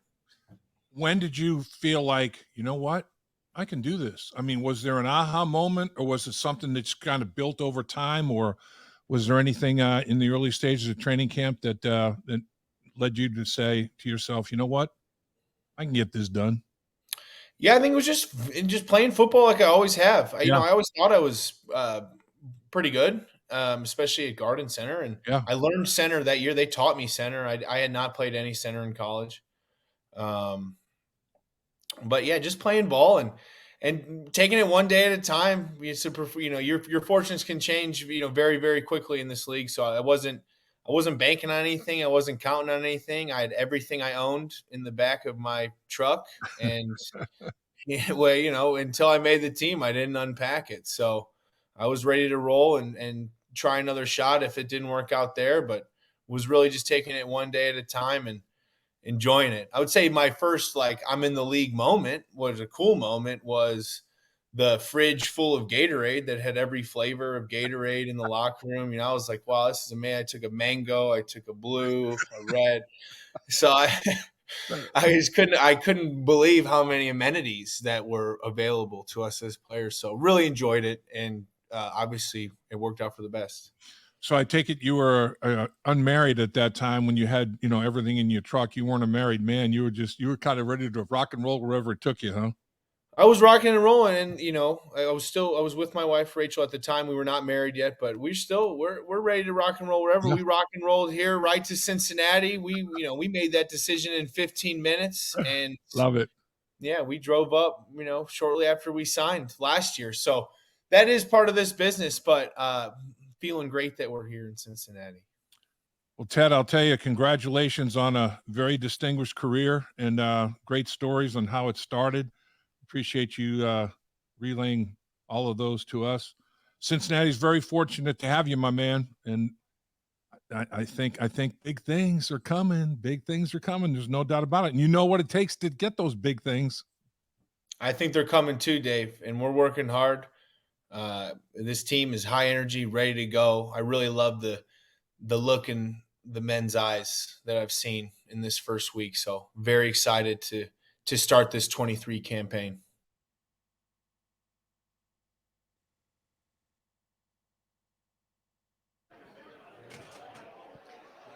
All right, we are back at GABP. Dave, thanks so much for that. Ted, thanks for joining us tonight. First Star Logistics annual draft party. Is it Melissa? It is Melissa Finley. Before we get to Melissa Finley, your last chance, hashtag Lapham62 is what you need to put in right now for the full-sized autographed Dave Lapham helmet. And when we get finished with the money machine, we're going to announce a winner. So get it in right now. All right, Melissa Finley, you are heading into the money machine. More than $1,000 up for grabs, literally. How do you feel about your chances here? More than I came with, whatever I get. If you get $5, you're good. Yep. 167. He lowered the bar the last one in. We had over 500 the first time. 167. Your prediction on where you will be, Melissa, after this? I'm going to get it all. Get it all. Get in there. Put your pouch on. Let's get ready. Melissa is ready to go. The glasses are on. The air will go. 25 seconds in the money machine. Get yourself in there. Take it all. I will count you down, Melissa, as we get ready for this. Everything. 3, 2, 1, go. All right, strategy going in. She's going low, grabbing as much as she can. Got to go quick. You only got 10 seconds left. Got to go quick, Melissa. Get it all. 5, 3, 2, 1, boom. Stuff it in. There's that 20 hanging there. Ooh, man. How'd you feel? All right. Yeah. Yeah. You definitely came with less than what you're leaving with. I came with more. You sure right. All right, congratulations, Melissa. The winner of this, Daniel, you got the winner of this one? My man, Brad, of course I do. You just saw Melissa win a ton of money, but now is your guys' chance, and you guys are going to win a life-size Dave Lapham helmet. So let's see who's the winner of the Lapham helmet. We're looking. Let's see. The winner is Alex Taylor. Alex Taylor is the winner of our Lapham helmet giveaway. Wow.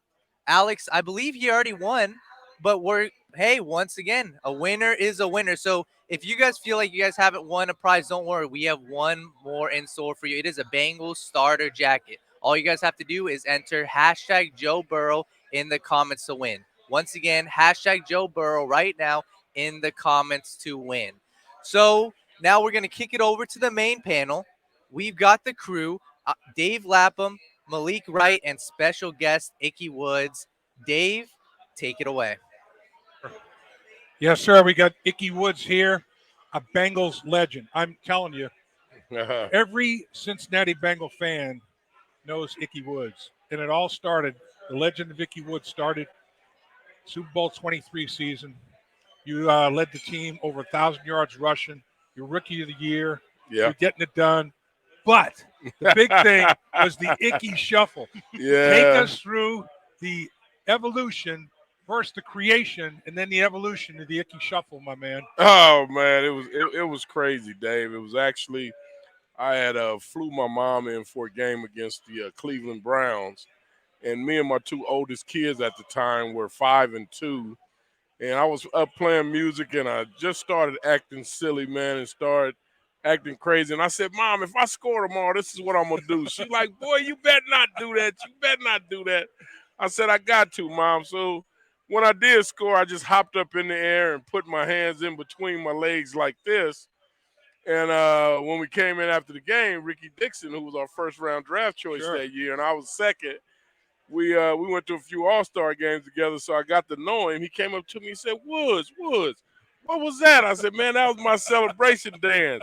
He was like, man, that was whack, man. That was whack. I was like, what you mean whack, Rick? He said, man, it was whack, Ick. I said, so what you think I ought to do, Rick? You think I ought to put some steps to it? He was like, yeah. So Lap, the whole next week, we're getting ready to play the New York Jets. Whole next week, I'm thinking, what can I do? What can I do? Couldn't come up with nothing, Lap. And then 5 minutes before it was time to go out and get warmed up, it just hit me. And I said, Rick, check this out. This is what I'm going to do today if I score. I'm going to go 1, 2, 3, 1, 2, 3, 1, 2, 3, and I'm going to hop back 3 times and spike the ball. He was like, yeah, Ick, man, that's going to be live. That's going to be live. But I tell everybody, Lap, I just happened to be in the right place at the right time. We were winning ball games, and, you know, we made it to the Super Bowl that year. It was only by the grace of God that I was blessed enough to come up with something that's still paying me today. Unbelievable. Yeah. Unbelievable. Absolutely. So, Ick, I think I'm going to start calling you the godfather of touchdown celebrations because you might have been the first one to actually do touchdown celebrations and do it in a big way. So I got to ask you, what do you think of some of the touchdown celebrations nowadays, right? Now you got guys doing the Michael Jackson moonwalk. You got guys doing Jamar Chase hitting the gritty, yeah. Tyler Boyle with the big levels, Chad Ochocinco, you know, running Chad to the, had a few things, you know. Chad had a few, proposing like to people Chad, on the field. yeah. So what has been your favorite celebration that you've seen in the National Football League over the years? Well, I wouldn't necessarily say I have a favorite. I just like to see them have fun, man, and that's what it's all about, you know. And I'm glad the NFL loosened up. They used to be the no fun league, and now they're, you know, letting these guys have fun because they're nothing but big kids out there playing around, Lap, you know, and they like to have fun, and you like to get your fans involved.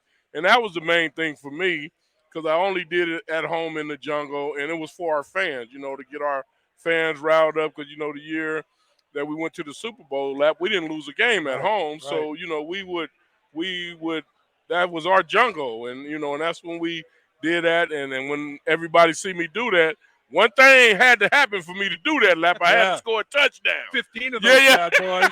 15, man. So, you know, so we got to do it quite a few, Lap. And I think that's why it took off and it caught a life of its own. And we had a blast. Offensively, dynamic. I mean, the weapons. Boomer Esiason, the quarterback. Yeah. Ickey Woods and James Brooks, running right. back. Rodney Holman, at tight end. Offensive line led by the Mexican connection, Munoz and Montoya. Wide receivers, Eddie Brown, Tim McGee, Chris Collinsworth. Yep. Are you kidding me? Yep. I mean, that offense Mike Martin too. Yeah. That offense was potent. I mean, yeah. was that as good an offense as there's been in the NFL? It was. We were a good offense, and we had a lot of fun, and everybody wants to say Buffalo started the no-huddle offense, but the no-huddle offense started right here in Cincinnati, man, with that 88 team with Boomer at the helm. And what was the reason that you guys had to go no-huddle like that? It was against Levy and Buffalo, right? It was. You know, we make it to the AFC Championship game, and then Sam comes in at pregame meal and tell us that the ref said we can't use our no-huddle offense for the game. And Marv Levy cried about it like a baby. He boo. And wouldn't then wouldn't let him substitute. Right, wouldn't let right. the defensive guys get in, and so, but you know, the NFL is like a copy league. You look at Buffalo; they went to the Super Bowl 4 years in a row using the no huddle offense, man. Yeah. And it was you know, if you can't beat them, join them type thing. So yeah, no doubt. So it was a very innovative offense. I'm glad we were the first ones to come up with it, and it just kind of took off from there, Lap. Now, Ick, you traveled to a lot of Bengals games. I personally saw you at a couple. Even saw you at the last time we went against the Kansas City Chiefs. I got to ask you. Got robbed. Yeah, I hear you. But okay. That sums it up, man, right there. Now, you watch this team. You're the biggest Bengals fan. Yeah. Now, you know, Yeah. bigger than anyone out there. I got to ask you, how good do you think this Bengals football team can be? I think they could be great, man. And like I said, it's next couple of years is the window we got to win the Super Bowl, and they've went out and done a great thing with these first 2 picks. Is got us some defense, because the only way you win championships is with a good defense. And they went out and got the big edge rusher, which we much needed, you know, because last year we were good defense, but we couldn't get to the quarterback last year. So, you know, and it showed tremendously in that AFC Championship game. Even though there was a lot of holding going on, but we still couldn't get to the quarterback. So, and with that first pick and the second round pick, we got some pass rusher on the front end and some speed on the back end. No question. So yeah. So you're beloved in the community, and rightfully so. And you as a dad, you know, I've got kids. I can't imagine what you went through when you lost your son. Yeah, yeah. But losing your son has led to what you're doing with the foundation, the good that's come out of that.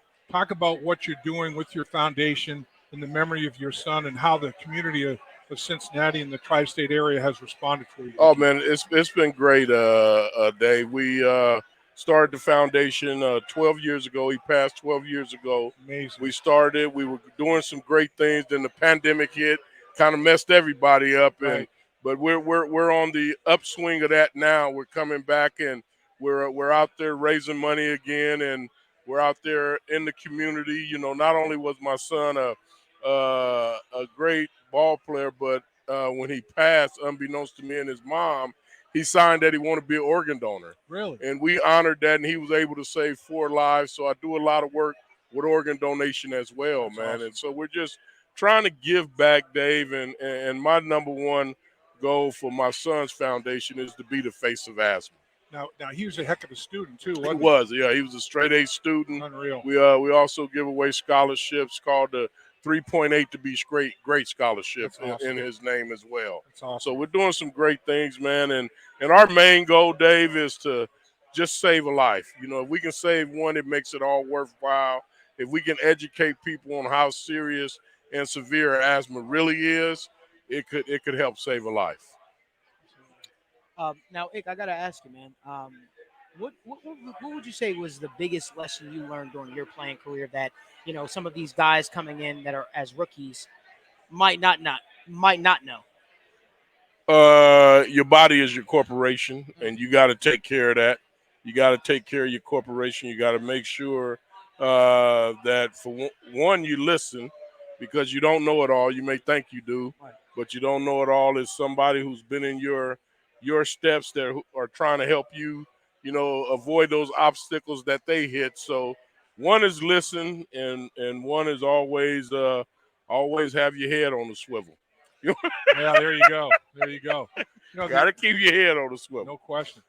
The other piece of adversity, the injury. Yeah. I mean, that was crushing. I know myself as a former player and a fan working the broadcast team with the Bengals. I was like, are you kidding me? This guy, Ickey. I mean, there's no telling the kind of numbers you were going to put up. Oh yeah. And just to have that kind of a devastating injury, to face that adversity, stare it down, and respond like you responded. How big of a gut check was that, man? It was a big gut check, man, because when you're a young kid and, Dave, you get drafted, you have a great year, you think you're going to play forever, man, but you really don't know that you're just one play away from not playing again. Right.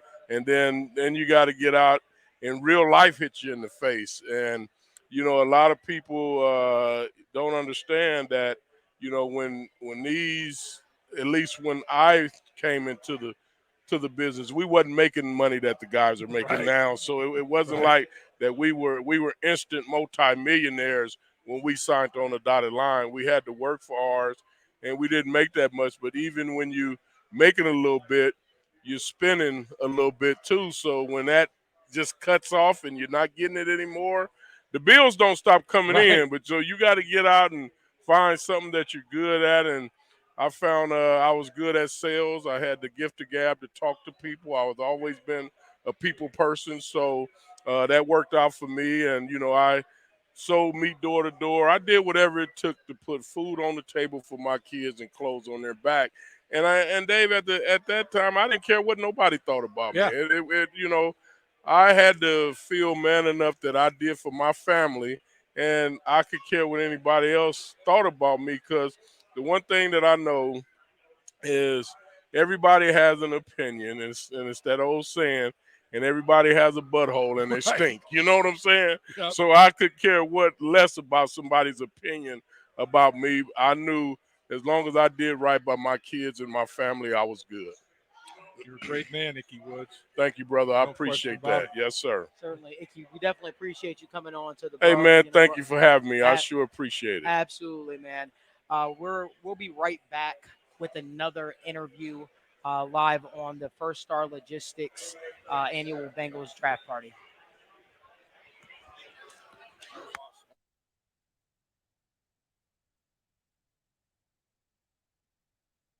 Dave Lapham here, and every day I am grateful for my experience to have played professional football. As a player, I realized self-motivation, leadership, and appreciating your teammates are key. At First Star Logistics, you can use those same attributes to create the life you want for you and your family. Build your future by working hard like I did. You'll see results both on and off the field. Call First Star Logistics today and be part of our winning team. Dave Lapham at First Star Logistics bringing you another team to watch. Is that Dave Lapham? These group of brokers really know how to win. Just look at the stats they're putting up. Highest commissions in the industry, amazing perks for their employees. And I've never seen anything like their training program. No wonder their growth has been so explosive. If you're hungry and driven, this is the team to join, Peter. Dave, who are you talking to? Star Logistics, opportunity knocking. Okay. I'm here live on the First Star Logistics Draft Party live stream, talking with a Twitter guru, I would say. Right? I don't know about all that. Twitter personality, my man Drew Garrison here, man. Drew, first and foremost, how are you loving the First Star Logistics annual draft party? I'm telling you, man, this is phenomenal. What a great time. We've got great vibes. First Star is like, hey, are you having a good time? You good? I'm like, bro, you guys are killing it. Do not worry. They're very, very great. All the staff's been awesome. What a great environment. Lots of energy in the building. I love it, man. I'm glad to be here. Now, for those of you who don't know, who don't follow Drew, Drew is a huge Michigan fan. Big time. Big time Michigan fan. And Drew just kept mouthing to me, I love the pick. I love the pick. I love the pick. Well, Drew, now is your opportunity to tell the people how much you love the pick and why DJ Turner was the perfect pick for the Cincinnati Bengals. I came up when Malik was on the air, and I just looking at him from over there. I went like this. Yes, sir, we're there. DJ Turner, I love it. The 4.2640 is phenomenal, obviously. But I'm telling you, DJ played inside at Michigan. He played outside at Michigan. He manned up the best receiver against, all the teams that they played. I think that he's going to be great. Lou is going to get him right. My biggest concern with him is the 50-50 balls. But when you look at the defensive backfield of the Bengals, how many people really win the 50-50 ball all that much? And they still do all right. Right. I cannot explain how much I love it. Maybe I'm a homer. I was on the State of the Jungle, and I was kind of homer in the Luke Schoonmaker pick. He went to Dallas. That hurt me a little bit, but we come right back in with DJ Turner. I absolutely love it. We've got Cheeto coming off a torn ACL. Also with the contract year, we've got a lot of offense to pay. Maybe I don't know what's going to happen with Cheeto. So, you draft for that. We got Myles Murphy in the first round. We're really solidifying the defense. There's a lot of money coming to the offense, but I love DJ Turner. And, there's a lot of Ohio State fans in here that I've talked to, and I said, yeah, but, he did really good against wide receiver University the last 2 years, did he not? I absolutely love it. Battle. But I do I will say this: the Bengals are quietly becoming what Michigan. A little bit. Haven't building a Michigan South. right? A little Michigan, defensive back room. You got Daxton Hill, DJ Turner. So you got to imagine Daxton Hill probably loved that pick for a lot of reasons. But what else do you think DJ Turner brings to the Bengals defensive back room? Another thing that I love about DJ Turner, and it really goes along with what you saw out of Cam Taylor-Britt last year, he is not afraid of contact. When you look at corners, you got corners that love to come up and hit, and you have corners that do not want to hit at all. DJ Turner is the guy that will come up. He will put a hit on a running back in the run game if he gets to him. He'll jam that receiver at the line. He'll put a stick on him when he's going up for that ball. And like I said, the 50-50 ball, it's a little bit iffy with him, but if you come down with the ball when you're getting blasted right in the chest, you earned it. And that's what my man Bingo Captain said when we were talking about the pick. Okay, if you can come down with that pick when DJ Turner's really ready to put a shoulder pad in your chest, maybe you earned it. He's going to put hits on guys. He's going to knock the ball out through contact more than he's going to jump up and maybe bat it down. Now, keeping it with the Bengals draft, they drafted Myles Murphy first in the first round. I got to ask, what was your thoughts on that pick? So last night I was really, really high on the Michael Mayer train, man. Like, I really wanted it to happen. So when the Murphy pick was there, I was kind of like, whoa, what's going on? But I do a lot of research on Murphy, 21 years old, very young. I think that, he's got a lot. He's a bull rush specialist. And I think that, when you're looking to get into that rotation with Hubbard, with Osai, with Hendrickson, obviously that's there. Bengals don't like third contracts a lot. And that's where Trey Hendrickson's going to be in a couple years. So I think maybe it's a little bit more for the future, but it's also a lot more for now because you've got a rotation where you can get Osai in there, behind Hubbard, behind Henderson, and now you can work in Murphy. I think that that's really fresh legs is something that's really, really important in a pass rotation. Something I've always been a big fan of is fresh legs, and I think that'll help. So maybe not necessarily where I would have gone if I was making the pick there, but I can see why they did it. Now the Bengals are coming up on their third round pick here soon. Is there a position or a player that you want the Cincinnati Bengals to draft? Is there a guy that you absolutely love that you think makes sense for the Bengals in the third round? So when I look at it now, I'm starting to look at the tackle prospects. And correct me if I'm wrong, has Saldivari been taken yet? Not that I know of just yet. That's one that I really like out of Old Dominion. We kind of talked about that when I was on State of the Jungle and how they could develop him into that. Maybe if you look at right tackle, maybe if you look at running back, I see Tajay Spears has just been drafted, so that was somebody that was on the Bengals board. So that's kind of where I would look. Is it Roshan time? We talked a lot about Roshan as well. So you think the Bengals should draft attack the running back position now at this point? I think that's probably where they go. I talked a lot about DeJuan Jones before the draft, and then I started to learn a lot of things about him that maybe weren't quite so good. Weight issues. Weight issues and, some of the personality traits that people had talked about. So, like I said, we've talked to nauseum about the Joe Mixon situation. We don't know what's going to happen, but at the end of the day, they still need another running back in the room. So I could see them maybe targeting that there, but with Tajay Spears going just now to Tennessee, it kind of shakes things up. So it's really one of the good things about the Bengals is there's not a ton of gaping holes, right? We can draft toys, we can draft for value, we can draft for upside. So I don't exactly know where they're going to go because this draft has been so chaotic, but at the end of the day, man, I mean, what has this front office done in the last 2 years that makes me not trust what they do? So I guess the other question that I have for you, right, is the Bengals they've loaded up, so to speak, in the offseason. They added to the offensive line with Orlando Brown Jr. They added Nick Scott, safety, and they're starting to add little key pieces to fill out the depth of the team, if you will. What are your expectations for the Bengals coming into this season? I think that the Orlando Brown Jr. signing is going to be such a huge impact. And look where we're at. We're a block away from winning a Super Bowl. Chase running wide open down the field. Burrow got sacked 5 times in the AFC Championship game. I think we're better offensive line play and better pass rush from winning the AFC Championship last year. So they've really gone to address that. It's Super Bowl or bust, baby. We've got to do it. I know there's contracts coming up. Everybody's talking about the window and the money, blah, blah, blah. Everybody's going to be there this year. There's nobody that's not going to be there this year that's in that young core. My expectations are Super Bowl or bust. It's where I'm at. I love to be there. 3 years ago, do you think we'd be here? When they drafted Joe Burrow, I expected a turnaround. I knew what type of guy we were getting. I knew what type of quarterback we're getting. And from a mental standpoint, I genuinely believe he's the best quarterback that I've studied coming out. And I expected them to take the next step as an organization. Now, who would have thought it would have played out the way it has, right? Man, With Jamar amazing. Chase and so on and so forth, from the Bengals to be in a Super Bowl and an AFC Championship. I think that there's a chance that they finally break through this season. I really think there could be a chance and an opportunity for the Cincinnati Bengals to really break through the season. I agree. There's no reason why they can't. I understand they lost Bates, they lost Bell. That's big. I'm a big Dax Hill guy. Maybe I'm a homer. I don't know. I said that on Twitter after the DJ Turner pick. I said, I cannot explain how much I love this. Maybe I'm a homer. If I am, sue me. But I don't know, man. It's all there. Lou's back. Pitch is back. Callahan's back. We got 9. We got 85. We got 1. Why can't we beat anybody in the league? This is true. I think, again, the expectations for the Cincinnati Bengals are certainly higher, and that's what happens when you have a franchise quarterback like Joe Burrow. The standards have been raised, and credit to this coaching staff, credit to the players for buying in.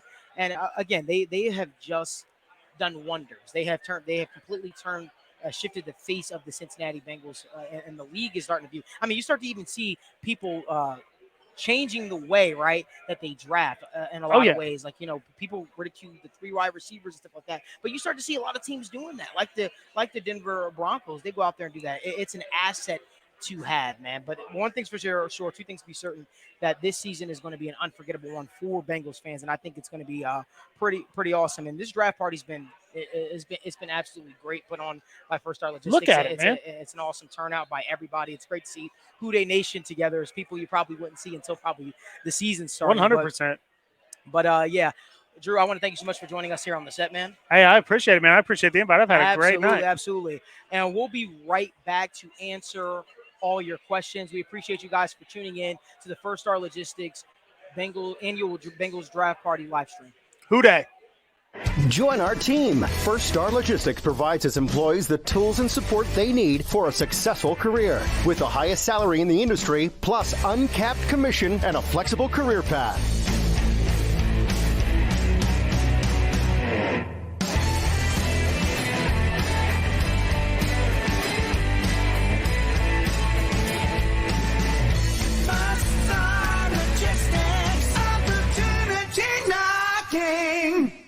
Dave Lapham here, and every day I am grateful for my experience to have played professional football. As a player, I realized self-motivation, leadership, and appreciating your teammates are key. At First Star Logistics, you can use those same attributes to create the life you want for you and your family. Build your future by working hard like I did. You'll see results both on and off the field. Call First Star Logistics today and be part of our winning team. Welcome back to the First Star Logistics Draft Party. We are live here, and if you guys are watching, once again, make sure you guys like this video. Make sure you subscribe to both YouTube channels, In the Trenches with Dave Lapham and The Sit Down with Malik Wright. Now we've got a great part of the show. The Bengals are coming up on their pick. I believe they've got 8 picks until the Bengals are selected. Now we're going to the YouTube comments. For you guys who are watching, we're going to answer some of your questions. We're going to go to Malik, Dave Lapham, Joe Goodberry, and Evan McPhillips. So we're going to start off with a question from Ronnie Smith. He's asking, we're going to start off with Joe Goodberry. Do we go to a tight end now or an offensive line? Which position would you prefer? I usually always prefer offensive line over tight end. I think almost all of them are premium positions, even interior guys. Sorry, no offense, Dave. Even the guards and centers, exactly right, are more premium than tight ends.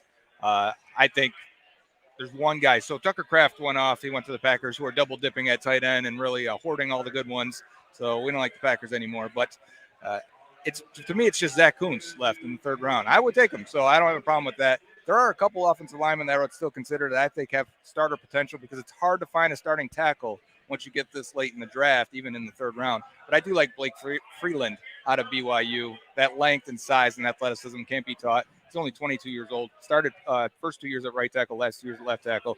He's got some upside. I have a question for Joe, actually. Keely Ringo is still on the board. If you come back around and this guy is still there, do you double dip? I would, because like I said, DJ Turner could potentially be your nickel guy at his size in 2 years if he's replacing, if we're looking in the future, and I think we would be at this point, 3rd round pick. You're not expecting that guy to be your immediate starter. Yeah, Ringo could be your outside guy. Turner could be your inside guy. It makes you wonder, was there something with interviews or whatever else? Because look at Levis. I mean, the word that I heard on Levis was he took no blame for anything. And the quarterback has to absorb all the blame, deflect all the credit. And I guess in the interview process, he was the reverse, and it cost him. That's the rumor mill out there. I don't know if it's exactly true or what the scenario is there, but there had to be something where he slid like he slid. And you wonder about guys. You wonder if there's some kind of a medical issue that teams found that wasn't made public. I mean, or it's just plain slid. It just was not the right fit for teams that were in the cornerback need at that point in time, and they're just waiting for the right fit. But makes you scratch your head and wonder a little bit. So I want to go over to Evan. We talked a little bit about Blake Freeland. I know on one of our previous shows, you touched on him. How would you feel if the Bengals took Blake Freeland right here? I think this is good value for him. There are some people out there that are a little bit lower on him. I know Dane Brugler and Brandon Thorne, two very respected names out in the offensive line community, have him as kind of more of a fifth-round grade, a little bit lower than I've seen most people. But I feel like the third round is good value for him with the traits that he has, the athleticism he has. At this point, you're not paying a premium for him, but you may end up getting a starter at a premium position with him. And I think you also, with his draft status, afford him the opportunity to develop a little bit more, put on a little bit more weight to his large frame, and kind of help strengthen him a little bit and help his issues against power that he might experience. But just to touch also on quickly on Keely Ringo, I think this would be good value here. Had a little bit of concern with him taking earlier in the draft just because of he's real stiff. And sometimes it can hurt him on those longer plays, those deeper plays. He relies on his athleticism to recover a lot, not quite very anticipatory. Like we talked about, he's reacting more than he's mirroring and kind of reading the play and the routes in front of him. And also he allowed 13 catches of 15-plus yards last season. So you saw the stiffness and those issues downfield kind of come up. So I think there's more to it than just that of why he's fallen this far, but at least wanted to touch on him. And then Joe talked about one of my favorite kind of tight end projects that you have coming up is Zach Kuntz. To talk about his size and his wingspan, I mean, he's 83rd percentile on the arm, 6'6", 255, and you're talking about a guy who, in draft time, the word generational gets thrown out a ton. This is an area where it applies because Zach Kuntz had an RAS, which is a relative athletic score, which consolidates all of your athletic testing to give you one round number to compare you to the rest of the players at your position. He ranked first out of 1,104 tight ends since 1987. So to say that this guy is truly a generational athlete at the tight end position is not exaggeration in this case. Yes, he's more of a project, but he's got the huge frame. He has pretty good burst on his breaks and lateral movement. Not very physical at the catch point that you want to see with that big frame, but I feel like that's something that he can kind of work on himself.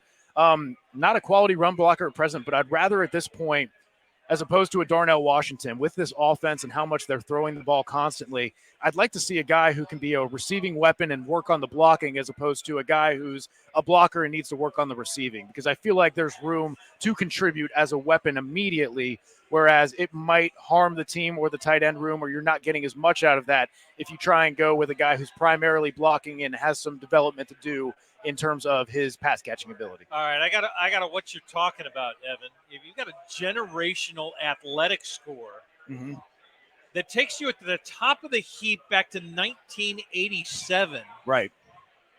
Why are you falling to the third round, and how much do those scores actually Got to mean? be a football player, not just an athlete. Right, and that's a big thing. Obviously, there's concerns that he was at a smaller school in Old Dominion, didn't quite produce as you would expect. Right. The production did not quite match the athleticism. So there's questions there, and I believe he transferred after being a backup at Penn State as well. So not being able to get on the field initially and then coming to a smaller school with lesser competition and saying, why aren't you dominating like we would expect you to if you're this extremely generational athlete? So that's why you see a guy with his size and with his tools fall so far in this draft, because he lacks that production. But at this point, you're talking about taking guys. I like Josh Wiley, but at the same time, Dave mentioned earlier, that's going to be a later round guy. And despite his frame and his size, he was not very efficient, 1.11 yards per route run, ranked 83rd among tight ends. And his contested catch percentage was only 28.6, which ranked 107. So you'd expect a guy with a bigger frame and body like that to be able to kind of at least produce a little bit more in terms of contested catch scenarios. That was the lowest, I believe, out of many, I think, of the top 8 or 10 tight ends I have here by far. So you're talking about, like we said, Michael Mayer, 65%, Tucker Kraft, 58.8, Brenton Strange even 62.5%. So he hasn't been that guy who's been able to use his size and leverage well enough to position himself to win those contested catch situations. So I think Kuntz is the highest ceiling player, maybe even the lowest floor player here, but that's a shot I like taking, maybe at the back end of the third or possibly in the fourth if he falls that far. Hey guys, it's just offensive line for a second. You know, we talk about offensive linemen, is it too high in the draft? Ickey Woods, we just had on as a guest. 3 of his offensive linemen on that Super Bowl 23 team were 7th, 8th, and 9th round draft picks. Now, granted, there were 12 rounds, so it's relative. But in today's 7th round draft, only one of them would have been drafted. Max Montoya, Bruce Kozerski, Joe Walter. All of those guys, 7th, 8th, and 9th round. Now, they had some traits, but they also got with the exact coach they should have in Jim McNally. And what I'm saying is, I think Frank Pollock, I'm not saying Frank Pollock and Jim McNally are identical, but I'm saying Frank Pollock is a damn good offensive line coach. So if you can find an offensive lineman, not necessarily in the 3rd round, but down in, maybe even in day 3, and find some traits for Frank Pollock to work with, you're gonna uncover some gems at that stage potentially in the draft. And so I don't see them necessarily going O-line at round 3. I really don't. The guy we brought up, Blake Freeland, though, Frank Pollock was at the BYU Pro Day to run the offensive line drills for the prospects. So yeah, maybe he might have liked them. Yeah, he's maybe sent there for a reason. So that's a name to keep an eye on. And just to finish up on Zach Kuntz, he only played 200 snaps last year, so I think that's hurting his stock a little bit. Only 12 catches last year, but the previous year he had over 100 targets. So he had 122 targets and 70 catches, 695 yards and 5 touchdowns. He did have production 2 years ago. Yeah, So, I want to go to Malik really quickly. Sure. They're asking you, Malik, what are you feeling about the running back class right now? Are you comfortable with taking a running back when the Bengals pick in about 5 picks? No, not with the talent still sitting on the board here. Again, as guys I feel much more comfortable with next round that I still think are going to be here. You still got Joe in the room. We keep talking about him as if he's not there. Joe Mixon is still there. But I think you have to look at some of the players that are still on the board that we have talked about. If you come back around and Keely Ringo is sitting there, right? Or if you talk about even DeJuan Jones with the weight issues, even the tight end, right, that we talked about earlier even Washington Kuntz. I mean, these are guys that are still sitting here. You have to wonder, is this now the time where you make that pick? I even like Tommy Adebawore. He's still been on the top of my list for a while here. Maybe there's an injury we don't know about, but again, he graded out as the 9th prospect on my board. When I talk about a guy that's falling, he's still there, and at this point, it's worth the risk. Yeah. And when you look at running backs that are currently on the roster, I mean, you gotta give your just due to some guys that had an opportunity to show what they could do, and they all stepped up. They all showed that they can pass protect. I mean, Chris Evans obviously is somebody that down the road, a little bit. Joe Mixon, though, that's the big X factor. What's going to happen with Joe? His off the field scenario has to clean itself up. He's a big expense to the salary cap. So there's questions there. But yeah, you cannot right now. The Bengals can afford to keep him, but 2 weeks from now, it's an ever-changing landscape. You just don't know. So it's going to be interesting to see how it all plays out. As we sit in this situation, from here on out, because you mentioned it early, Joe, Darren Simmons is going to be really happy. Do we get to this point where it's almost assumed that many of these guys that are coming in these rounds are guys that are going to change or hopefully impact significantly your special teams? I think if we're talking running back, that guy's going to play a lot. He could be your number 2 back right away. And I think the tight end could squeak out a role if they pick a tight end here. So I do think if we're going off the grid a little bit and a guy that's not going to be a starter, if they went and got another corner, then for sure. If they grabbed a safety or a linebacker, those guys are going to play special teams.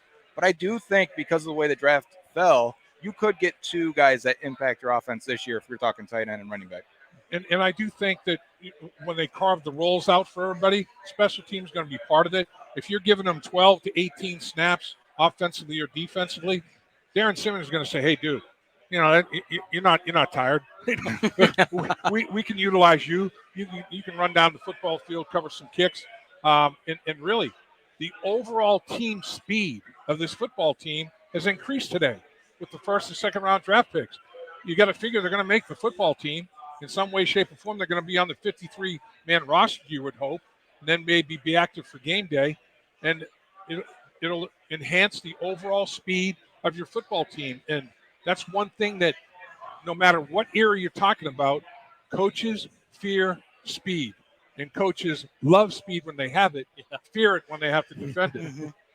So people are asking, the difference between drafting best player available and drafting for need. Our guy Michael Ruffin said, what is going to be your guys' reaction if the Bengals go defense, regardless of who's there, if they go defense again? It's best player available. Yeah. I mean, that's the mode they're in right now, is best player available. Now, when you're setting your board, you set your board by best player available. There's some need slant to that. It's like if you run based on your schematic. If you're running a certain type of offense, it eliminates some skilled players. If you're running a specific kind of defense, it eliminates some players there. So everybody doesn't run the exact same scheme, the exact same way. Their board's going to look differently. But when you set that board, you stay true to the best player available on your particular board, right? Yeah, that's right. And if you look at even 2 years from now, who's going to be on this defense? They've only got a handful of guys signed. And so they got a lot of free agents coming up. The contracts that they went out and spent in free agency the past 4 years are now coming up and expiring in the next couple. Right. So if they went defense, that guy's eventually going to play and help you. That's not a problem. No question. Well, another running back's off the board. Tank Bigsby is going to the Jacksonville Jaguars. So, And Joe, you had said he kind of sank for you. You're okay with that? I'm probably the lowest guy you'll find on Tank Bigsby, and that's a part of my weakness and evaluation. His team around him was so bad, I think it broke him at times. His offensive line was so poor, and he's a north-south power runner that if you're not opening holes for him, he started to peak at the edge a little bit. He started to break it, what he should be doing. And there are some games you just burn the tape because it's so bad. Like Ryan, Alabama probably has 12 carries for 18 yards, and it's like, what do I do with this guy? So it's hard for me to evaluate. So I didn't give him a grade to a point where I would be comfortable, but most people had him in the third round range. So, Evan, I'm going to go to you really quickly. Let's say you're the GM, right? The Bengals are on the clock in 4 picks. What are you doing here after the Bengals, just drafted DJ Turner? You're the GM. What do you do here? Right. It's going to be tough, like Joe said, to look at Adebawore and not see this guy who was projected as a fringe first rounder, and without having the medical understanding that maybe other teams do and that insight, it's hard to just look at him and say, oh, that wouldn't be the pick, because this fall is just – it's the only way I can explain it is medicals. That's all I can really say. When you look at other guys, like maybe this is a great spot to get a guy like DeJuan Jones. Again, you're talking about every round that drops with him, the value of getting him with his question marks gets a little bit more palatable, right? You can learn to live with that. It's not as impactful to your team and its construction if you miss on a guy. I definitely think that there's going to be some value at running back, but we talked about how many good prospects are still out there. It's hard to prioritize that if you're going to have guys like Ringo falling in your lap, or DeJuan Jones, or an Adebawore. I talked a little bit earlier about how tight ends, I'd prefer a guy who's a receiver and a project as a blocker as opposed to vice versa. That with the concerns about the knee injuries, I'm a little hesitant to go with Darnell Washington. But I definitely would look at a guy like a DeJuan Jones, an Adebawore, or a Ringo. Obviously, you want to try and address the offensive problems or potential problems and upcoming needs for tackle. But at the same time, if these guys are falling in your lap, take good players now. This is why free agency is for filling your needs, and the draft is for getting talented players, okay? So if these talented players are going to fall in your lap, do not eschew them just because they don't play a position that you have a dire need at.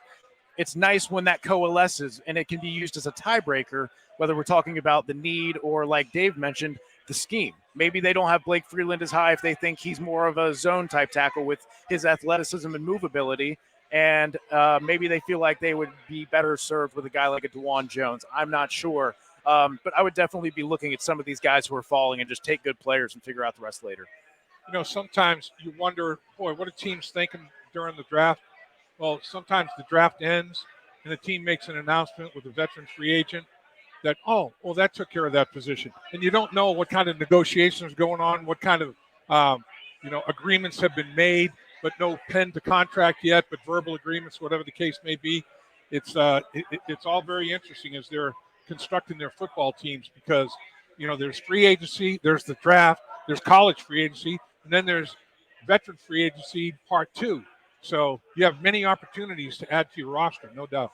Well, the patience factor has certainly shown up here as we talked about them letting things come to them. We can deal with anything, and we're not going to be in a hurry to get something that we don't have to have. It would be nice, as you said, to have one more pick in this round. Right. But it would be nice to have a lot of things. So you sit and wait for what you've got, and their patience has shown that we know how to build. We know what we have. We know what we have outside of here. We'll wait till the picks come down to us, and we'll do with it. And organizationally, this is where you have trust in your people in your organization that are doing the evaluating, because you spent so much time on the board. I mean, you've devoted so many resources to your board. And the reason that the Bengals, I think, can pivot so easily, they're criticized about the size of their scouting department and having coaches be a big factor in the actual evaluation and going to the workouts and the whole 9 yards. But they feel like it helps them turn the ship a heck of a lot quicker. They feel that like they can pivot a lot more readily than other organizations. I mean, coaches that I've talked to that come from other organizations, they're like, we can't believe it. We don't even sit in on personnel meetings. They don't even ask our opinion on players. And that's the weirdest thing in the world to me. You have to coach them. They don't sit in on the interviews when they're interviewing the players. They're coaching them. I mean, if there's a rub there, personality-wise or whatever, why would you expose yourself to that kind of a situation that might, cause a glitch in the road as you're trying to decide on people? I mean, I don't know. The Bengals have had a pretty good run here of being able to be patient and pivot as quickly as anybody. So we've got a question here from Malik. How would you guys feel, and Malik specifically, about Clark Phillips, quarterback Clark Phillips at 92? Oh, How man. Oh, man. Oh, man. You guys know, if you watch State of the Jungle, that's my guy. You talk about a guy that he just finds the ball. He just catches interceptions. I understand he tested poorly, and I know that's what Joe's probably going to tell me right now. Listen, but Clark Phillips is a dude. He's a dude. I think he's a game changer. I think he's an impact player. I'm probably a little biased to his dad. DM me and gave me a little like or whatever the case may be and all that stuff like that. But he's a guy that I like. He's a guy. I mean, look, in this league, you need guys, especially from the defensive back room, that can, catch interceptions and are just ballers. You need that. But it's going to be very hard for me to say take Clark Phillips if Kelee Ringo is sitting on the board. That'll be hard for me to say that. So I'm not sure if I'm there. And it looks like we might have the Bengals might have the pick of a litter, honestly. Well, all those names that you guys threw out there, Washington, Adewale, Ringo, they're all sitting here as we're a couple picks away. You're talking about instincts at corner. That was Emmanuel Forbes. Oh, yeah. Emmanuel Forbes was a pick six machine. 14 interceptions, take 6 back for touchdown. 6 interceptions on the season, 3 back for touchdowns. The thing about him, his instincts, you don't want to basically, say, look, we don't want you taking those chances. That's what makes you the football player you are. You have that football awareness, and you don't want to necessarily put a chokehold on that. But transitioning to the NFL, sometimes, you can get burned on double moves a lot more readily than you can at the collegiate level. Bengals are on the clock because the pick is in for the Bills. Oh yeah, on the clock. Yeah, this is going to be interesting here, all right, guys. Go ahead. Use your crystal ball. Who is it? It's going to be interesting. I don't know because, like I said, it really depends who the Bills pick here, man. But if you tell me that Kelee Ringo is staring them in the face, that's your first one? Oh, man. I think it'll be just hard-pressed to pass up on a guy. It's about a guy that was the consensus first, best cornerback in the draft before his stock plummeted. If he's there, man, it's going to be tough because your cornerback room, your defensive back room is set. And you talk about a guy that you can use as a Swiss Army knife. Where do you place him, right? You lost Von Bell. You lost Jesse Bates. You want to add talent to the defensive back room.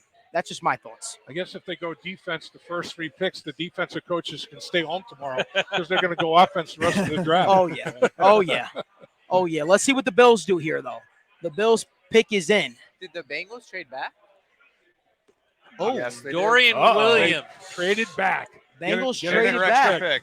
Get an Okay. extra We'll pick. get the I like that, information on especially that. with all the I like different Okay. talent on the board right now that seems to keep falling to them. Yeah, it's absolutely a smart move to go back and pick Bengals up this traded extra with pick. Kansas City. Oh, the Bengals traded with wow. their arch nemesis. I wonder what they got. That's going to be very They give him Jonah Williams. that's going to be interesting. Yeah. Give Jordan- Yeah. That's one of those subterfuge moves, Right. right? I mean, yeah. we'll go This back will and make you forth. guys better. Yeah. It is interesting though. Everybody's got their little sheet, the points. You trade back and it's worth X points and this and that. Can you sweeten that pot or not? Be interested to see what the Bengals did get. You got to think potentially an extra 5th maybe. Yeah. At the high point, an extra 5th round pick, and that's the backside of the sweet spot of this draft, and pick up an extra body there. That's no harm there. So what the Bengals felt like was like we were talking. Not going to go back that far. Just going back to Kansas City. So if I have 5 players that I feel good about, I'm only moving back, 3 or 4 spots here. I'm still going to have a player, and I'm going to get an extra 5th round pick potentially, or whatever the case may be. We've mentioned Kelee Ringo so many times. He's actually 9th on my board right now. So if it's similar to what the Bengals are looking at, they're like, yeah, of course we'll take an extra 5th. No-brainer, That yeah. could be our punter. That could be doubling up at tight end or Right. running back, whatever you want to do. Right. So I'm completely with this. And if you want to know, I've got Goodberry number 1. Isaiah McGuire is an edge on Missouri. They're not going to double dip at edge, probably not. And then after that is Blake Freeland, Israel Abanikanda, Ricky Stromberg, center out of Arkansas, and then Moro Ojomo, defensive tackle out of Texas. So the Bengals got pick 217 for moving back 3 spots. Pick 217, that is the last pick in the 6th round. Oh. They got that for moving There's the back punter. 3 spots. Last Yeah. pick in the 6th round. Well, I think they also could maybe potentially target a backup quarterback. We know that's a Yeah, spot right. that they've been looking at, and Right. if they don't feel quality, that they may get a guy as a priority free agent that they feel confident about. We've seen how important it can be for these quarterbacks to come in for a game or two if a quarterback has to miss, especially for these playoff teams who are trying to get priority seeding. And I think everyone here agrees that the Bengals have that chance at the number 1 seed. So to give yourself that leeway to make sure that you're not hurting yourself in that regard, I think that maybe that pick could become either the punter like we talked about or a backup quarterback. That's a good point. It's like to think, all right, well, I'm going to double down at a position to wait all the way to 200 and whatever. That would be a long shot, competitive scenario to compete with a guy that maybe you took in the first 3 rounds. Dave, you're not having when you're trading off these picks at this point, they're not saying now, okay, we'll give it to you. Who are you going to go for? That's not shared within this because we know who we want. You can't really share. Well, we're going to go for this guy. Yeah. I mean, I don't think Kansas City's pretty much in the same situation the Bengals are. They probably have, well, obviously they've targeted somebody where they feel comfortable that my guy might not be there at 28. And so they're moving up. At their spot at 32. So they're moving up to 28. They're moving up 4 spots to make sure that they get their guy. So the Bengals have more players that they feel comfortable about at 28 than the Kansas City Chiefs felt comfortable they'd be able to get at 32. And they're moving up to make sure they get their guy. They don't want to take a chance on holding their breath. Oh, my gosh, at number 30, they took my guy, and I got nothing else. Yeah. You know what the Bengals like to do when they trade back? Think of the history. I went back all the way to Brandon Thompson in my head real fast. But every time they trade back, whether it's Jackson Carman, whether that was going back and picking up Tyler Shelvin, not all these guys have worked. But the point is, what I was trying to make is, that's when they'll say, okay, now's worth the time that we got an extra pick. We can spend on a non-premium position because we got extra value for this pick. Right. So maybe that's where running back comes in now or nose tackle. Good point. Good point for sure. So we've got our guy Optic Blast in here. He says, not to be a downer, but it sucks watching the Chiefs be more aggressive. What's your guys' thoughts on, the Bengals moving back in general? I don't Is know it a whether smart that's move? Is it a more aggressive move? Is it more aggressive? It's 4 picks, and if you feel good about multiple players, again, the Chiefs board and the Chiefs need are totally different than the Bengals board and the Bengals need. The Kansas City Chiefs, you got to give them credit. They had 5 rookies starting on their defensive football team last year. They take a tackle. Yep, They take out of Ronnie Oklahoma. Morris, yeah. And then And honestly, Kansas City, they watched a lot of Oklahoma football. They scouted this guy day in and day out. They know where the warts are. They know everything. So obviously not a guy that the Bengals are worried about losing in 92. Still the three names that we mentioned still there remain available. Right. As they move down to 95. DeJuan Jones is still there, right? Now's the time. Joe brought up that Darnell they Washington. might pivot to a position that maybe has a little bit less positional value than others. Man, is Roschon Johnson going to be the pick coming up? Is that a guy that they just fell in love with and said, hey, look at this board. Look at Spears is off the board for us already, but is this a point that we feel we can trade back a couple spots, get that punter, get that quarterback, and then also get our guy and a guy like Roschon who might not play a premium position in tackle that you might need, or maybe a pass rushing defensive lineman on the interior. But at the same time, if they feel like they've got a guy there with that profile, with that size and that 3-down potential, you're starting to get to that back end of these running backs. Oh, man. What do you got, Malik? I don't know if Bengals fans are going to like this one. It looks like the Steelers are taking Darnell Washington. Looks like the Steelers are going to be taking him. Some people will be more heartbroken than others. Yeah. Yeah. So is there a loss that you don't get a tight end by the first 3 rounds? I do think that Washington is a good fit for the Pittsburgh Steeler offensive philosophy. They want basically a third tackle that can potentially run a couple routes and make a play when needed, but they want somebody that's going to maul people at the line of scrimmage, and that's what this big old beast can do as a tight end. No doubt he's a big physical man. Darnell Washington and Broderick Jones can high five from opposite ends of the line of scrimmage. Right. Inspector Gadget. Yeah. Wow. Really. All right. Well, if the Steelers do that, then you have the Cardinals right in front of the Bengals. Yeah. Keely Ringo is still sitting out there. I asked you to be Nostradamus about 3 picks ago. You want to do it now at 95? Yeah, listen, this is a pure speculation. If Keely Ringo's there, I think they do it. I think you got to do it, right? I mean, Roschon Johnson also makes sense here, but that's hard to pass on a guy that was the former cornerback 1 in this class. And you get him in the back end of the 3rd round. That's hard. That's tough to pass up for me. Yeah, best player available. Well, they identified more than one player they'd be comfortable with at 28. Oh, yeah. How many position groups does that involve? I mean, I wish we had a little line somewhere, a little bug in the brain center down there at Paycor Stadium. I'm still going to guess it's Roschon with a little bit of hope that it's Izzy Abanikanda. I want the speed. At 215, this guy runs a 4.45. I mean, put on if they take Abanikanda, put on the Virginia game and watch him score 6 touchdowns. You're with him, aren't you, Evan? You want Roschon here. Be on board with either of Roschon or Izzy Abanikanda. I don't have quite Joe's articulation skills there. I've been saying it in my sleep. He's been practicing it quite a bit. But, yeah, you're talking about a guy who's got exceptional speed, is still just 20 years old. When you're talking about some of the drawbacks of his game, the negatives, he struggled a little bit against contact, which is, I think, a little counterintuitive based on his size. He's 216 pounds. And he's also, the elusiveness he has doesn't match the tools, right? He's got this blazing speed and athleticism, but wasn't one of the more elusive running backs. His elusive rating of 58.1 ranked 161st out of 200 running backs. So I think part of that is him trying to bounce runs a little bit, maybe not having the discipline of going where he needs to go on his runs sometimes. But I think these are all things that you can coach, right? This is still a young guy who has all of the tools that you want, as well as that 3 down back potential and the home run hitting speed that you might want. So I feel like there's a lot of potential with that, and I would be happy with either Izzy or Roschon at this point. Let me ask you this, guys. We're talking about defense. If 3 straight defensive picks would be unbelievable. But we know Lamar Jackson is back at quarterback with the Baltimore Ravens. Lou Anarumo has run defensive configurations against Baltimore with 5 down linemen and with 3 safeties. They lost 2 safeties in free agency. Could it be they address corner? Could they be addressing the back end once the again, Steelers just took Darnell Washington, that selection. could they be addressing the safety position, who not only can play safety, but the safeties today can also slide over to slot corner, have the versatility to do that.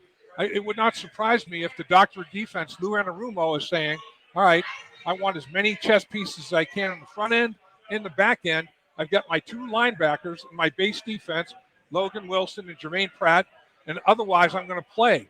I'm going to play with the quarterback's mind, with the offensive line's mind on the front end and the back end. And that involves the safeties. And as a former lineman, you have to account for those guys, you know, in pressure packages and everything else. I mean, I'm just thinking. And that might be Ringo.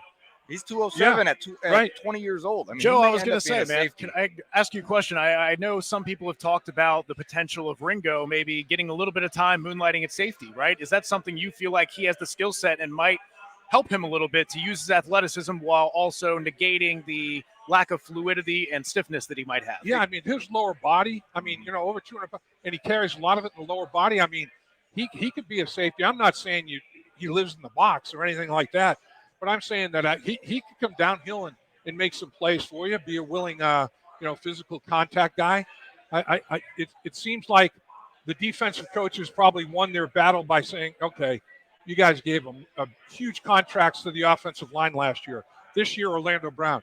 How about some sweet sugar over here on our side of the football?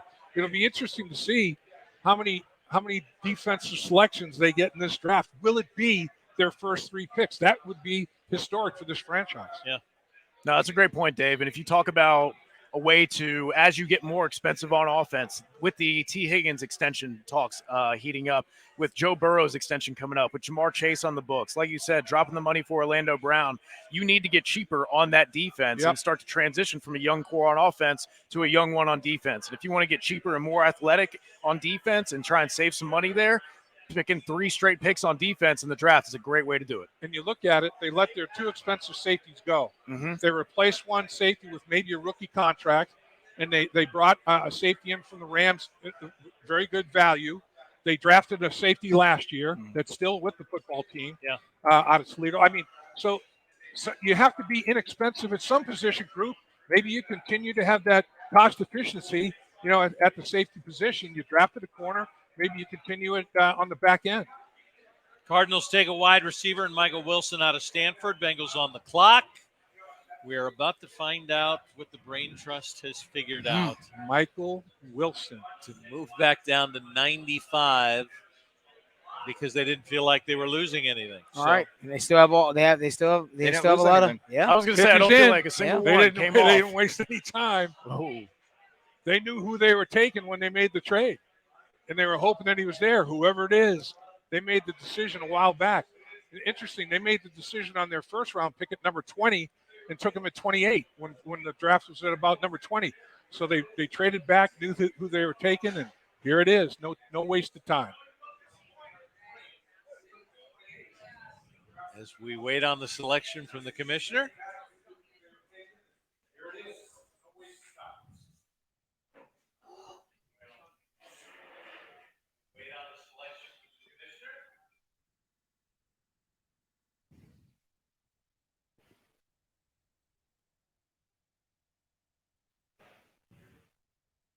Boy, the suspense is killing. I was going to say, waiting for that, yeah. We have Get that banner to update. Being able to make the pick for the Bengals here at 95 in the 3rd round.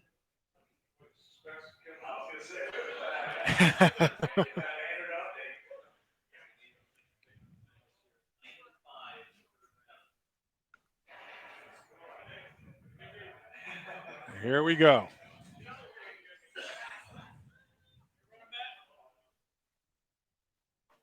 Retired Colonel Lynn Rolfe Jr. from the Vietnam War, the veteran, making the pick.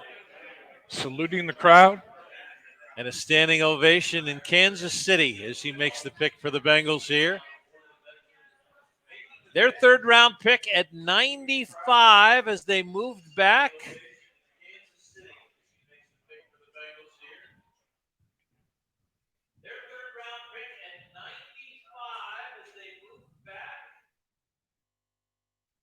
And we wait.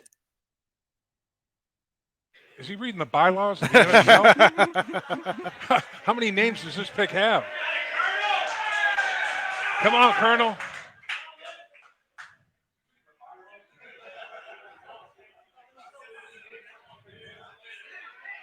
He must be reviewing the whole draft. Right, waiting with bated breath here. This is his moment. He's taking his moment. I respect it. Hey, eat up your 15 minutes. He's firing the crowd up. It's an emotional talk he's giving. This pick is destined for greatness now. Got to. May have to have him for pregame talk.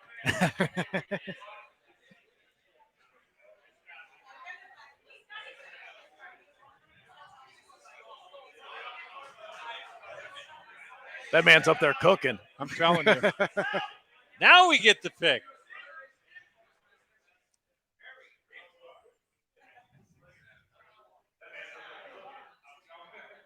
Jordan Battle. How about it? Jordan Safety, Battle. baby. Okay. Called it. Who'd you text? Well, what's the feeling?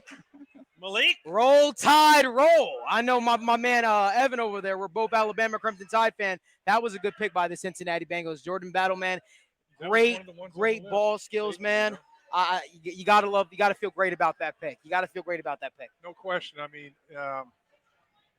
Alabama, the Bengals love the big school players that have had success at the college level. And who's had more success than Clemson, Alabama? I mean, Three defensive players. Three defensive players. I know Lou Anarumo has to be smiling from ear to ear right now. It's got to be some position versatility there too, or Lou Anarumo wouldn't have made that pick. I mean, got to be able to do a little bit. Got to be able to play more than one spot back there on the back end. Well, I've got those numbers for you if you want. How often he plays, where he plays. So he's got 3,000 career snaps, 3,091 to be exact, 976 as the deep guy, 476 in the box, and 401 in the slot. So he is moved around all over the place. He's actually a really good player. He only was here in the third round because he didn't test very well. Huh. He's a football player. Well, and I said, hey, let's project the guys that test well in the third round. So I was completely wrong. Yeah, right. Evan, your thoughts? Oh, no, I think it's a good pick. You definitely get somebody who's experienced, which I think is a big thing for Lou, right? He likes these smart players because he likes to move things around, switch things up. So he needs someone who has the mental capacity to do that. And you talk about a guy who played for Alabama for, I think, it was 4 seasons, had 80-plus coverage grades while playing more than 800 snaps in each of his past 3. So you got a guy who's been good in coverage, who's understood a complex scheme out there. And when you've got the word of Nick Saban kind of telling these coaches how outstanding of a player or how brilliant of a player you are, that carries a lot of weight. So I definitely think that that's going to be advantages to him. And you talked about him as a tackler too. He's got an 11.8 missed tackle rate, which was the top quarter among and the top quartile among safeties. So you're talking about a player who can give you a little bit of versatility in that regard. He also was about middle of the tier in forced incompletion rate, offers you a little bit in terms of more coverage than you're going to get in run defense, and he can do a little bit of that slot stuff, but a little bit troublesome in man coverage there. Not really a whole lot of ball production, but at the same time, you're talking about a guy who gives you experience, is seasoned, is ready to contribute. And I think that's going to give them a lot of different versatility to take advantage of, especially with how deep their safety room is now. It's a position that went from expensive to got a lot cheaper all of a sudden. And I think that's going to continue in that trend of seeing them transition from, like we've talked about, that young offensive core to now Joe Burrow, Jamar Chase, T. Higgins. You guys are the leaders of the team. You're the breadwinners. And we see that D-line start to get younger. We've seen the cornerback and defensive back room altogether get younger. And we know that they're going to probably keep their steadfast heart of the defense. They already re-signed Jermaine Pratt. We know how much everyone loves Logan Wilson and what he's meant to this team. So I think those are going to be your 2 core pieces that you pay while you surround the rest of them with cheaper, young, fast, athletic talent. But all these guys are smart players who have tremendous ability. And obviously, like we talked about, Jordan Battle has been consistently good in coverage in one of the hardest leagues to play in college football. So between all that, I think this is excellent value for the pick despite his athletic testing. Evan, I've got one more question for you really quickly. Yeah. What type of impact is he going to make with the Bengals this year in year 1? I think that's going to be a lot of special teams and maybe kind of spot fill-ins here and there. We know Dax Hill didn't always get on the field a lot. Obviously, with their recent signings, we know how they feel about Anderson back there in the safety room. I think this is a guy who's going to contribute on special teams immediately, but then also gives them that flexibility if they want to go with 3 safeties, like Dave mentioned earlier, that he's going to be able to fill in on those opportunities. And maybe this is a pick for a year or two down the road when you see what Nick Scott ends up being, how he fits into everything. But I definitely think that this is a good pick, especially for the Bengals kind of running their generally too high scheme, not really having a middle of the field safety all the time where they rely on both of their guys to do multiple things. And I feel like Jordan Battle can do that.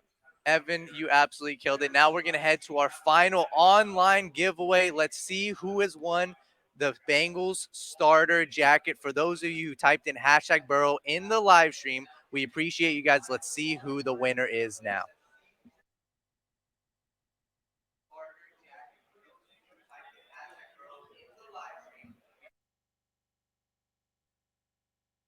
The winner is Bengal Babe. Bengal Babe, one of our most loyal followers. She has won the Bengals starter jacket. Round of applause. Congrats. And now we are going to head to the money machine with Brad.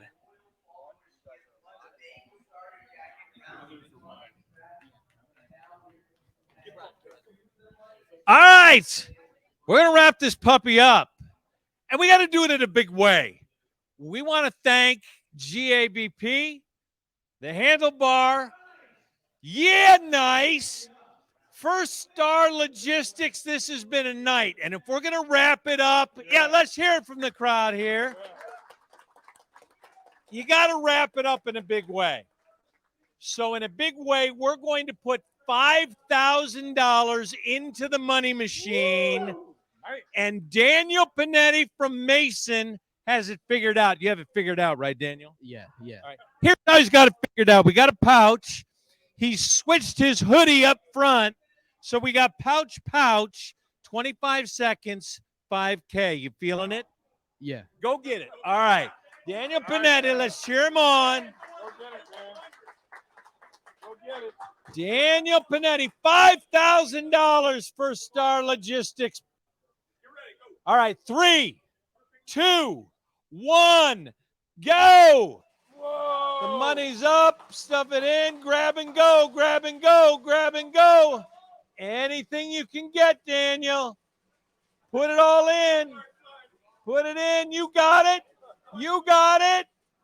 Work it now. 7, 6, 5, 4, 3, 2, 1. Atta boy, Daniel! He grabbed his best at $5,000. Daniel, thanks very much. Thanks to everybody who came out to Great American. This is the first annual Bengals draft. How'd we do? How'd we do? Bengals did it well. My thanks to Dave Lapham, to Malik Wright, Joe Goodberry, Evan McPhillips, everybody who came out tonight, everybody who showed up on YouTube. Like them, get in the trenches. Every year we're going to be back here doing this again. How'd the Bengals do in the draft so far, guys? Yes, sir. Let's do it. Super Bowl bound. Thanks for joining us on this first annual draft party from First Star Logistics. Hooday! Hooday! Dave Lapham at First Star Logistics bringing you another team to watch. Is that Dave Lapham? These group of brokers really know how to win. Just look at the stats they're putting up. Highest commissions in the industry. Amazing perks for their employees.